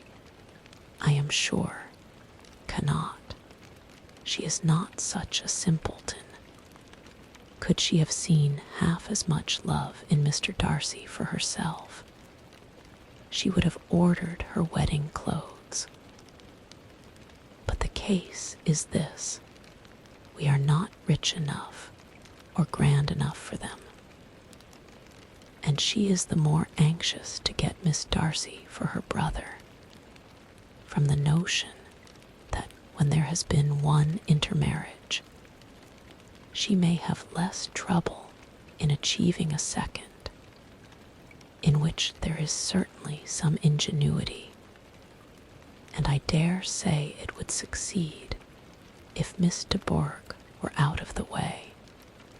But my dearest Jane, you cannot seriously imagine that, because Miss Bingley tells you her brother greatly admires Miss Darcy, he is in the smallest degree less sensible of your merit than when he took leave of you on Tuesday, or that it will be in her power to persuade him that, instead of being in love with you, he is very much in love with her friend. If we thought alike of Miss Bingley, replied Jane, your representation of all this might make me quite easy. But I know the foundation is unjust. Caroline is incapable of wilfully deceiving anyone, and all that I can hope in this case is that she is deceived herself. is right. You could not have started a more happy idea, since you will not take comfort in mine. Believe her to be deceived by all means. You have now done your duty by her, and must fret no longer. But, my dear sister, can I be happy, even supposing the best, in accepting a man whose sisters and friends are all wishing him to marry elsewhere? You must decide for yourself, said Elizabeth. And if, upon mature deliberation, you find that the misery of disobliging his two sisters is more than equivalent to the happiness of being his wife, I advise you, by all means, to refuse him. How can you talk so? Said Jane, faintly smiling.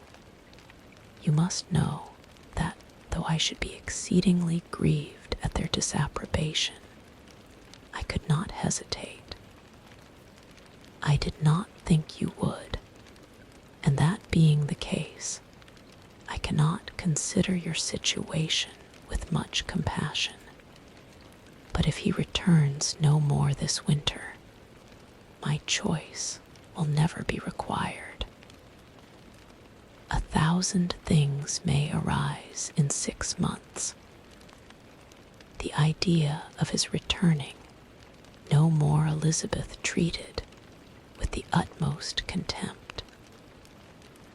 It appeared to her merely the suggestion of Caroline's interested wishes, and she could not for a moment suppose that those wishes, however openly or artfully spoken, could influence a young man so totally independent of everyone. She represented to her sister, as forcibly as possible, what she felt on the subject, and had soon the pleasure of seeing its happy effect. Jane's temper was not desponding, and she was gradually led to hope, though the diffidence of affection sometimes overcame the hope, that Bingley would return to Netherfield and answer every wish of her heart. They agreed that Mrs. Bennet should only hear of the departure of the family, without being alarmed on the score of the gentleman's conduct. But even this partial communication gave her a great deal of concern, and she bewailed it as exceedingly unlucky that the ladies should happen to go away just as they were all getting so intimate together. After lamenting it, however, at some length, she had the consolation of thinking that Mr. Bingley would be soon down again, and soon dining at Longbourn, and the conclusion of all was the comfortable declaration that, though he had been invited only to a family dinner, she would take care to have 2 full courses. Chapter XXII. T.H.E. Bennets were engaged to dine with the Lucases, and again, during the chief of the day, was Miss Lucas so kind as to listen to Mr. Collins. Elizabeth took an opportunity of thanking her. "It keeps him in good humor," said she, "and I am more obliged to you than I can express." Charlotte assured her friend of her satisfaction in being useful, and that it amply repaid her for the little sacrifice of her time. This was very amiable, but that Charlotte's kindness extended farther than Elizabeth had any conception of. Its object was nothing less than to secure her from any return of Mr. Collins's addresses by engaging them towards herself.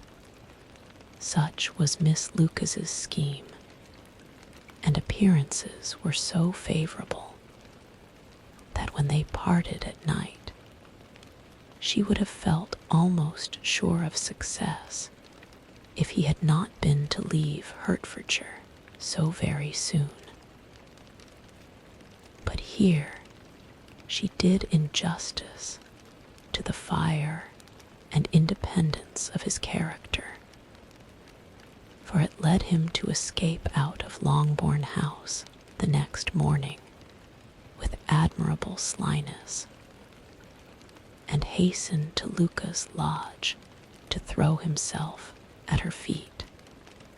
He was anxious to avoid the notice of his cousins, from a conviction that, if they saw him depart, they could not fail to conjecture his design, and he was not willing to have the attempt known till its success could be known likewise. For, though feeling almost secure, and with reason, for Charlotte had been tolerably encouraging, he was comparatively diffident since the adventure of Wednesday. His reception, however, was of the most flattering kind. Miss Lucas perceived him from an upper window as he walked towards the house, and instantly set out to meet him accidentally in the lane. But little had she dared to hope that so much love and eloquence awaited her there, in as short a time as Mr. Collins's long speeches would allow.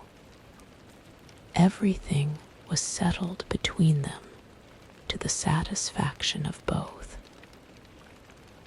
and as they entered the house, he earnestly entreated her to name the day that was to make him the happiest of men. And though such a solicitation must be waived for the present, the lady felt no inclination to trifle with his happiness. The stupidity with which he was favored by nature must guard his courtship from any charm that could make a woman wish for its continuance.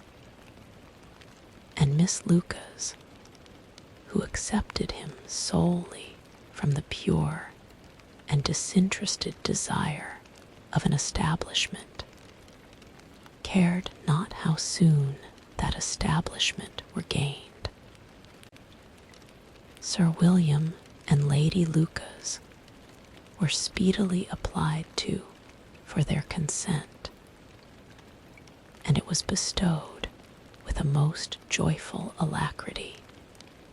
Mr. Collins's present circumstances made it a most eligible match for their daughter, to whom they could give little fortune, and his prospects of future wealth were exceedingly fair. Lady Lucas began directly to calculate, with more interest than the matter had ever, so much love and eloquence excited before, how many years longer Mr. Bennet was likely to live, and Sir William gave it as his decided opinion that whenever Mr. Collins should be in possession of the Longbourn estate, it would be highly expedient that both he and his wife should make their appearance at St. James's. The whole family, in short, were properly overjoyed on the occasion. The younger girls formed hopes of coming out a year or two sooner than they might otherwise have done, and the boys were relieved from their apprehension of Charlotte's dying an old maid. Charlotte herself was tolerably composed. She had gained her point and had time to consider of it. Her reflections were in general satisfactory. Mr. Collins, to be sure, was neither sensible nor agreeable.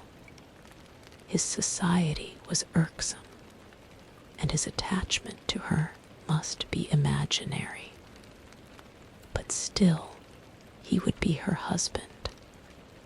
Without thinking highly either of men or of matrimony, marriage had always been her object. It was the only honorable provision for well-educated young women of small fortune, and however uncertain of giving happiness, must be their pleasantest preservative from want. This preservative she had now obtained, and at the age of 27, without having ever been handsome, she felt all the good luck of it. The least agreeable circumstance in the business was the surprise it must occasion to Elizabeth Bennet, whose friendship she valued beyond that of any other person. Elizabeth would wonder, and probably would blame her, and though her resolution was not to be shaken, her feelings must be hurt by such a disapprobation. She resolved to give her the information herself, and therefore charged Mr. Collins, when he returned to Longbourn to dinner, to drop no hint of what had passed before any of the family.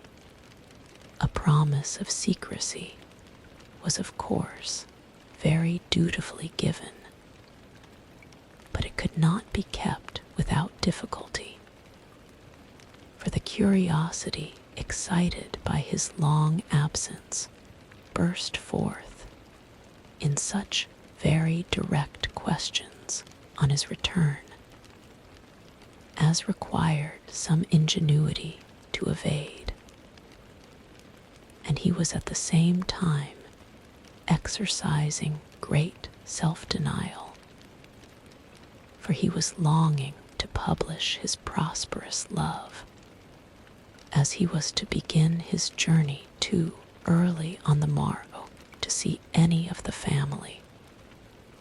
The ceremony of leave-taking was performed when the ladies moved for the night, and Mrs. Bennet, with great politeness and cordiality, said how happy they should be to see him at Longbourn again, whenever his other engagements might allow him to visit them. "My dear madam," he replied, "this invitation is particularly gratifying, because it is what I have been hoping to receive, and you may be very certain that I shall avail myself of it as soon as possible." They were all astonished, and Mr. Bennet, who could by no means wish for so speedy a return, immediately said, "But is there not danger of Lady Catherine's disapprobation here, my good sir? You had better neglect your relations than run the risk of offending your patroness." "My dear sir," replied Mr. Collins, "I am particularly obliged to you for this friendly caution, and you may depend upon my not taking so material a step without her ladyship's concurrence. You cannot be too much on your guard. Risk anything rather than her displeasure, and if you find it likely to be raised by your coming to us again, which I should think exceedingly probable, stay quietly at home and be satisfied that we shall take no offense. Believe me, my dear sir, my gratitude is warmly excited by such affectionate attention, and depend upon it, you will speedily receive from me a letter of thanks for this, as well as for every other mark of your regard during my stay in Hertfordshire. As for my fair cousins, though my absence may not be long enough to render it necessary, I shall now take the liberty of wishing them health and happiness, not excepting my cousin Elizabeth. With proper civilities, the ladies then withdrew, all of them equally surprised to find that he meditated a quick return. Mrs. Bennet wished to understand by it that he thought of paying his addresses to one of her younger girls, and Mary might have been prevailed on to accept him. She rated his abilities much higher than any of the others. There was a solidity in his reflections which often struck her, and though by no means so clever as herself, she thought that, if encouraged to read and improve himself by such an example as hers, he might become a very agreeable companion. But on the following morning, every hope of this kind was done away. Miss Lucas called soon after breakfast, and in a private conference with Elizabeth related the event of the day before. The possibility of Mr. Collins's fancying himself in love with her friend had once occurred to Elizabeth within the last day or two, but that Charlotte could encourage him seemed almost as far from possibility as that she could encourage him herself, and her astonishment was consequently so great as to overcome at first the bounds of decorum, and she could not help crying out, "Engaged to Mr. Collins! My dear Charlotte, impossible." The steady countenance which Miss Lucas had commanded in telling her story gave way to a momentary confusion here on receiving so direct a reproach, though, as it was no more than she expected, she soon regained her composure and calmly replied, "Why should you be surprised, my dear Eliza? Do you think it incredible that Mr. Collins should be able to procure any woman's good opinion, because he was not so happy as to succeed with you?" But Elizabeth had now recollected herself, and, making a strong effort for it, was able to assure her, with tolerable firmness, that the prospect of their relationship was highly grateful to her, and that she wished her all imaginable happiness. "I see what you are feeling," replied Charlotte. "You must be surprised, very much surprised, so lately as Mr. Collins was wishing to marry you. But when you have had time to think it all over, I hope you will be satisfied with what I have done. I am not romantic, you know. I never was. I ask only a comfortable home, and considering Mr. Collins's character, connections, and situation in life, I am convinced that my chance of happiness with him is as fair as most people can boast on entering the marriage state. Elizabeth quietly answered undoubtedly, and after an awkward pause, they returned to the rest of the family. Charlotte did not stay much longer, and Elizabeth was then left to reflect on what she had heard. It was a long time before she became at all reconciled to the idea of so unsuitable a match. The strangeness of Mr. Collins's making 2 offers of marriage within 3 days was nothing in comparison of his being now accepted. She had always felt that Charlotte's opinion of matrimony was not exactly like her own, but she could not have supposed it possible that, when called into action, she would have sacrificed every better feeling to worldly advantage. Charlotte, the wife of Mr. Collins, was a most humiliating picture, and to the pang of a friend disgracing herself and sunk in her esteem was added the distressing conviction that it was impossible for that friend to be tolerably happy in the lot she had chosen.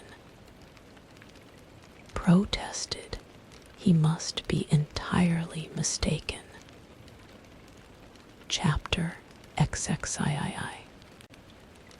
Elizabeth was sitting with her mother and sisters, reflecting on what she had heard, and doubting whether she was authorized to mention it, when Sir William Lucas himself appeared, sent by his daughter to announce her engagement to the family, with many compliments to them, and much self-gratulation on the prospect of a connection between the houses.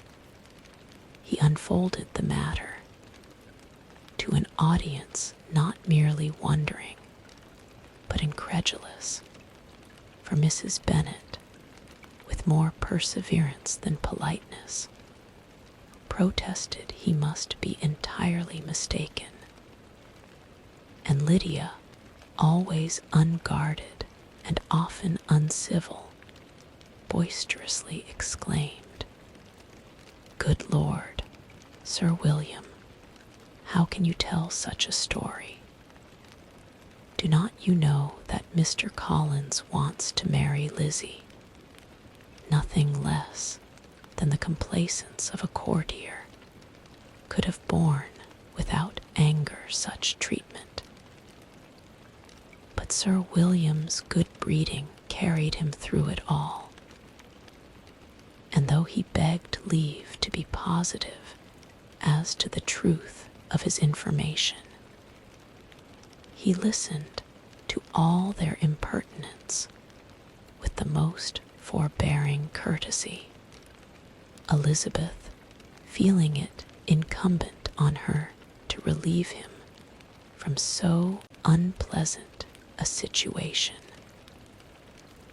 Now put herself forward to confirm his account, by mentioning her prior knowledge of it from Charlotte herself, and endeavored to put a stop to the exclamations of her mother and sisters by the earnestness of her congratulations to Sir William, in which she was readily joined by Jane, and by making a variety of remarks on the happiness that might be expected from the match, the excellent character of Mr. Collins, and the convenient distance of Hunsford from London.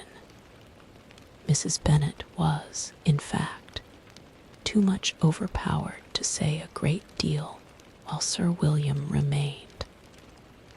But no sooner had he left them than her feelings found a rapid vent.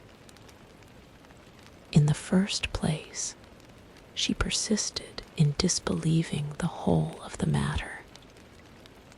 Secondly, she was very sure that Mr. Collins had been taken in.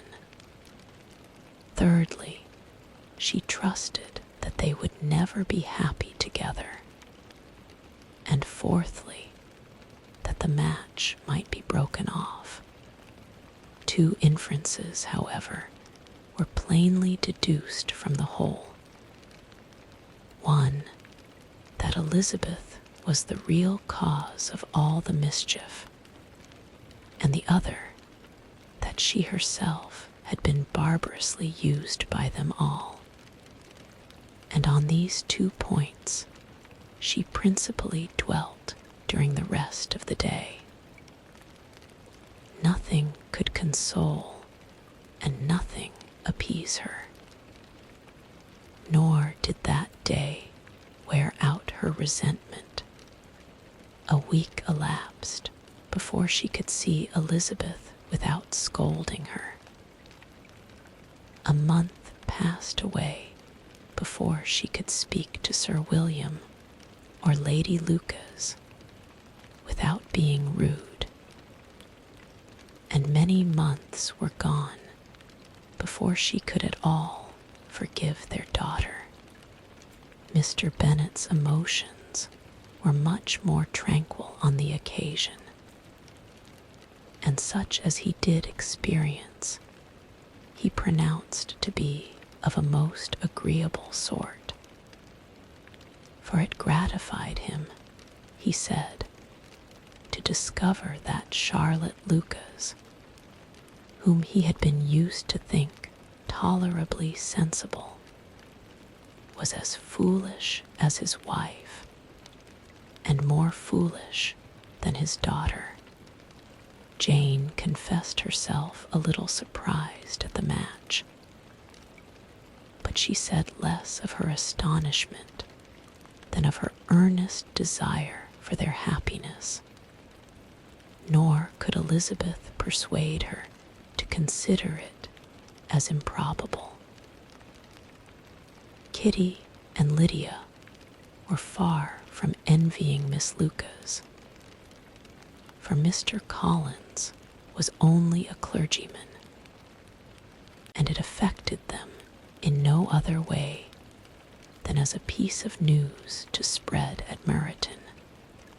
Lady Lucas could not be insensible of triumph on being able to retort on Mrs. Bennet the comfort of having a daughter well married, and she called at Longbourn rather oftener than usual to say how happy she was, though Mrs. Bennet's sour looks and ill-natured remarks might have been enough to drive happiness away.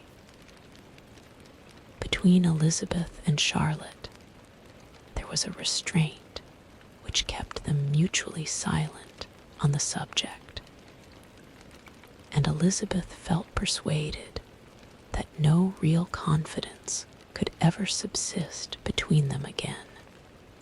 Her disappointment in Charlotte made her turn with fonder regard to her sister, of whose rectitude and delicacy she was sure her opinion could never be shaken, and for whose happiness she grew daily more anxious.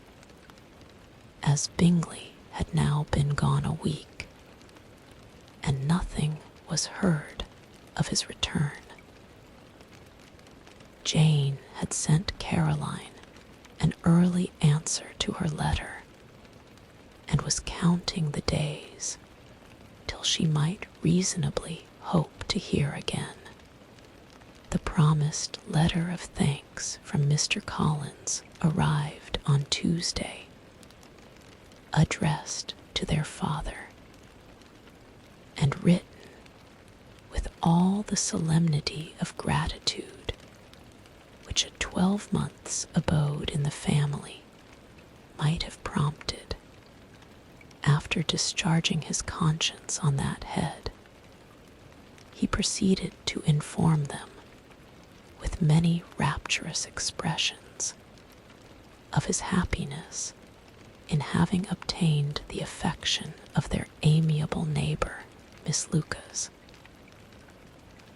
and then explained that it was merely with the view of enjoying her society that he had been so ready to close with their kind wish of seeing him again at Longbourn, whither he hoped to be able to return on Monday fortnight.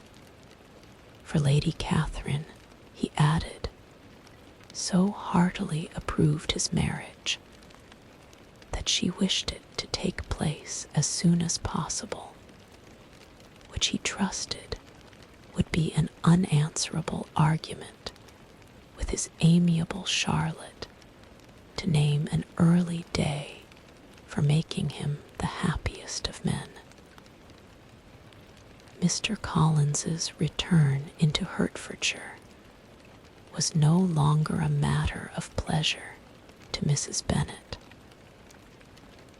On the contrary, she was as much disposed to complain of it as her husband. It was very strange that he should come to Longbourn instead of to Lucas Lodge. It was also very inconvenient and exceedingly troublesome. She hated having visitors in the house while her health was so indifferent, and lovers were of all people the most disagreeable. Such were the gentle murmurs of Mrs. Bennet, and they gave way only to the greater distress of Mr. Bingley's continued absence. Neither Jane nor Elizabeth were comfortable on this subject. Day after day passed away without bringing any other tidings of him than the report which shortly prevailed in Meryton of his coming no more to Netherfield the whole winter, a report which highly incensed Mrs. Bennet, and which she never failed to contradict as a most scandalous falsehood. Even Elizabeth began to fear, not that Bingley was indifferent, but that his sisters would be successful in keeping him away, unwilling as she was to admit an idea so destructive to Jane's happiness, and so dishonorable to the stability of her lover. She could not prevent its frequently recurring.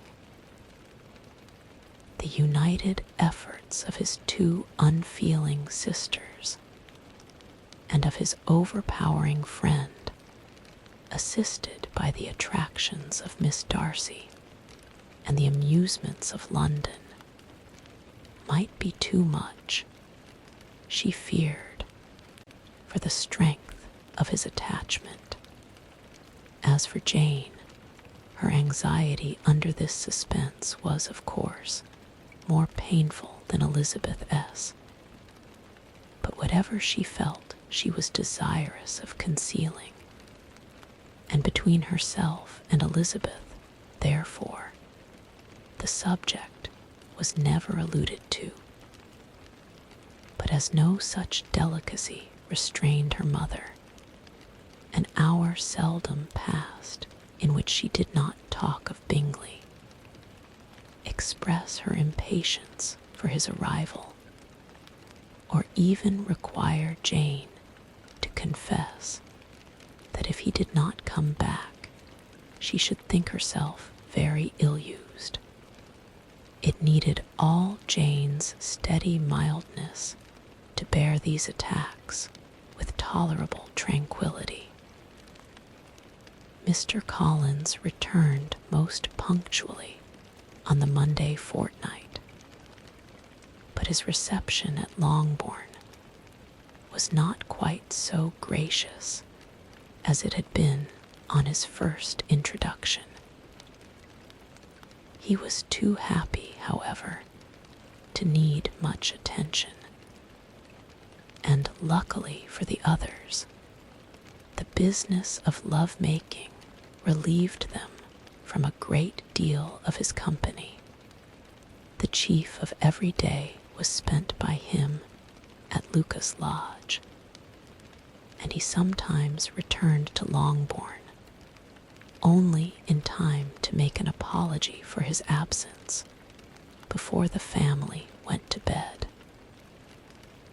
Whenever she spoke in a low voice, Mrs. Bennet was really in a most pitiable state. The very mention of anything concerning the match threw her into an agony of ill humor, and wherever she went, she was sure of hearing it talked of. The sight of Miss Lucas was odious to her. As her successor in that house, she regarded her with jealous abhorrence. Whenever Charlotte came to see them, she concluded her to be anticipating the hour of possession, and whenever she spoke in a low voice to Mr. Collins, was convinced that they were talking of the Longbourn estate, and resolving to turn herself and her daughters out of the house as soon as Mr. Bennet was dead. She complained bitterly of all this to her husband. "Indeed, Mr. Bennet," said she, "it is very hard to think that Charlotte Lucas should ever be mistress of this house, that I should be forced to make way for her, and live to see her take my place in it. My dear, do not give way to such gloomy thoughts. Let us hope for better things. Let us flatter ourselves that I may be the survivor." This was not very consoling to Mrs. Bennet, and therefore, instead of making any answer, she went on as before. "I cannot bear to think that they should have all this estate. If it was not for the entail, I should not mind it. What should not you mind? I should not mind anything at all. Let us be thankful that you are preserved from a state of such insensibility." "I never can be thankful, Mr. Bennet, for anything about the entail. How anyone could have the conscience to entail away an estate from one's own daughters, I cannot understand. And all for the sake of Mr. Collins, too. Why should he have it more than anybody else? I leave it to yourself to determine," said Mr. Bennet. Chapter XXIV. Miss Bingleys letter arrived, and put an end to doubt.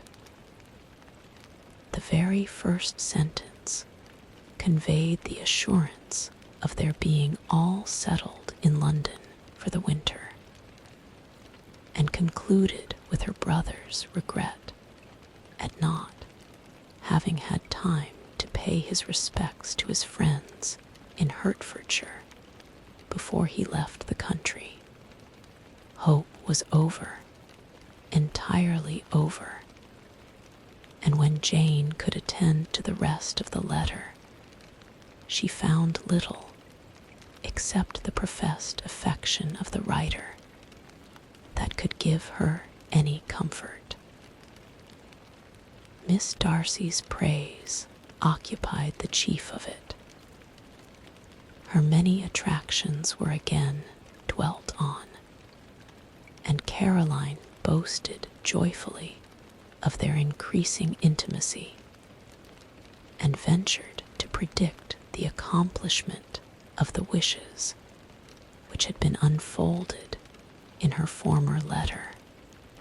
She wrote also with great pleasure of her brother, S being an inmate of Mr. Darcy's house, and mentioned with raptures some plans of the latter with regard to new furniture.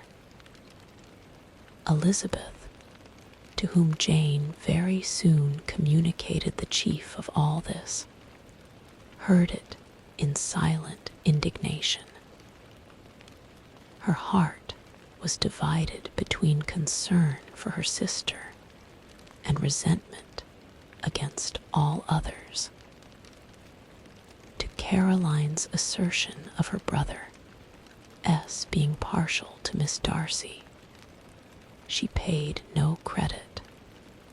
That he was really fond of Jane, she doubted no more than she had ever done, and much as she had always been disposed to like him, she could not think without anger, hardly without contempt, on that easiness of temper, that want of proper resolution, which now made him the slave of his designing friends, and led him to sacrifice his own happiness to the caprice of their inclinations. Had his own happiness, however, been the only sacrifice, he might have been allowed to sport with it in whatever manner he thought best. But her sister's was involved in it, as she thought he must be sensible himself. It was a subject, in short, on which reflection would be long indulged, and must be unavailing. She could think of nothing else. And yet, whether Bingley's regard had really died away, or were suppressed by his friends' interference, whether he had been aware of Jane's attachment, or whether it had escaped his observation, whichever were the case, though her opinion of him must be materially affected by the difference, her sister's situation remained the same, her peace equally wounded. A day or two passed before Jane had courage to speak of her feelings to Elizabeth, but at last, on Mrs. Bennet's leaving them together, after a longer irritation than usual about Netherfield and its master, she could not help saying, "Oh, that my dear mother had more command over herself. She can have no idea of the pain she gives me by her continual reflections on him. But I will not repine. It cannot last long. He will be forgot, and we shall all be as we were before." Elizabeth looked at her sister with incredulous solicitude, but said nothing. "You doubt me," cried Jane, slightly coloring. "Indeed, you have no reason. He may live in my memory as the most amiable man of my acquaintance, but that is all. I have nothing either to hope or fear, and nothing to reproach him with. Thank God I have not that pain. A little time, therefore, I shall certainly try to get the better. With a stronger voice she soon added, I have this comfort immediately, that it has not been more than an error of fancy on my side, and that it has done no harm to anyone but myself. My dear Jane, exclaimed Elizabeth, you are too good. Your sweetness and disinterestedness are really angelic. I do not know what to say to you. I feel as if I had never done you justice, or loved you as you deserve. Miss Bennet eagerly disclaimed all extraordinary merit, and threw back the praise on her sister's warm affection. Nay, said Elizabeth, this is not fair. You wish to think all the world respectable, and are hurt if I speak ill of anybody. I only want to think you perfect, and you set yourself against it. Do not be afraid of my running into any excess, of my encroaching on your privilege of universal goodwill. You need not. There are few people whom I really love, and still fewer of whom I think well. The more I see of the world, the more am I dissatisfied with it, and every day confirms my belief of the inconsistency of all human characters, and of the little dependence that can be placed on the appearance of either merit or sense. I have met with 2 instances lately. One I will not mention, the other is Charlotte's marriage.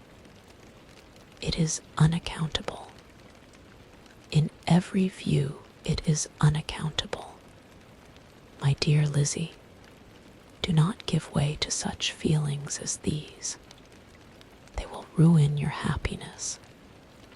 You do not make allowance enough for difference of situation and temper.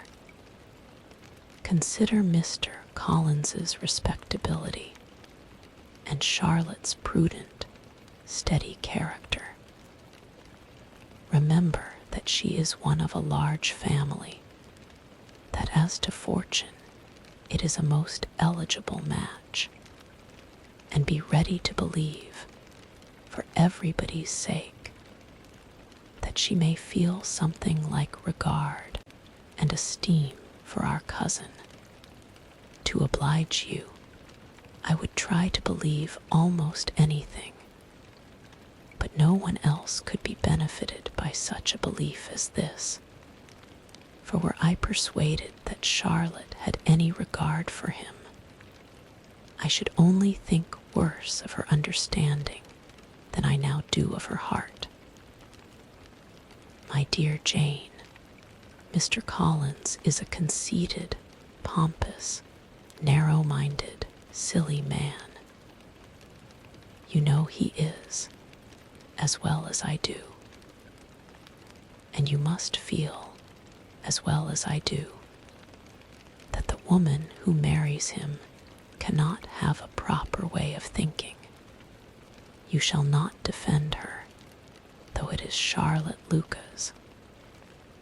You shall not, for the sake of one individual, change the meaning of principle and integrity, nor endeavor to persuade yourself or me that selfishness is prudence, and insensibility of danger security for happiness. I must think your language too strong in speaking of both, replied Jane, and I hope you will be convinced of it by seeing them happy together. But enough of this. You alluded to something else. You mentioned 2 instances. I cannot misunderstand you, but I entreat you, dear Lizzie, not to pain me by thinking that person to blame, and saying your opinion of him is sunk. We must not be so ready to fancy ourselves intentionally injured. We must not expect a lively young man to be always so guarded and circumspect. It is very often nothing but our own vanity that deceives us.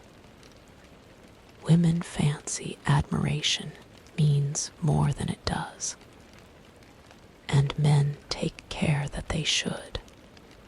If it is designedly done, they cannot be justified. But I have no idea of there being so much design in the world as some persons imagine. I am far from attributing any part of Mr. Bingley's conduct to design, said Elizabeth.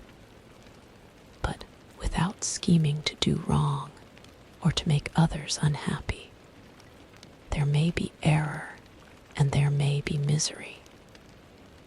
Thoughtlessness, want of attention to other people's feelings, and want of resolution will do the business. And do you impute it to either of those?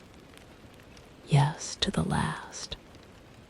But if I go on, I shall displease you by saying what I think of persons you esteem. Stop me whilst you can. You persist, then, in supposing his sisters influence him. Yes, in conjunction with his friend. I cannot believe it. Why should they try to influence him?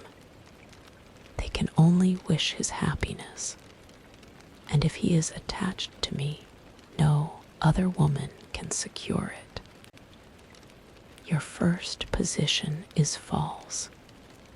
They may wish many things besides his happiness. They may wish his increase of wealth and consequence.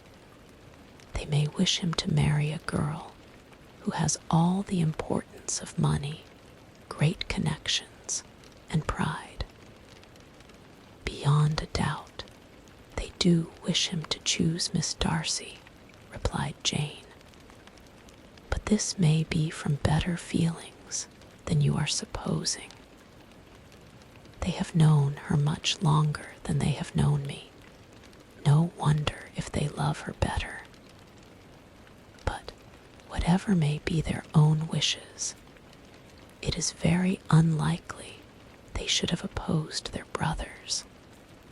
What sister would think herself at liberty to do it, unless there were something very objectionable? If they believed him attached to me, they would not try to part us. If he were so, they could not succeed. By supposing such an affection, you make everybody acting unnaturally and wrong, and me most unhappy. Do not distress me by the idea. I am not ashamed of having been mistaken, or, at least, it is slight. It is nothing in comparison of what I should feel in thinking ill of him or his sisters. Let me take it in the best light, in the light in which it may be understood. Elizabeth could not oppose such a wish, and from this time Mr. Bingley's name was scarcely ever mentioned between them. Mrs. Bennet still continued to wonder and repine at his returning no more, and though a day seldom passed in which Elizabeth did not account for it clearly, there seemed little chance of her ever considering it with less perplexity. Her daughter endeavored to convince her of what she did not believe herself, that his attentions to Jane had been merely the effect of a common and transient liking, which ceased when he saw her no more. But though the probability of the statement was admitted at the time, she had the same story to repeat every day.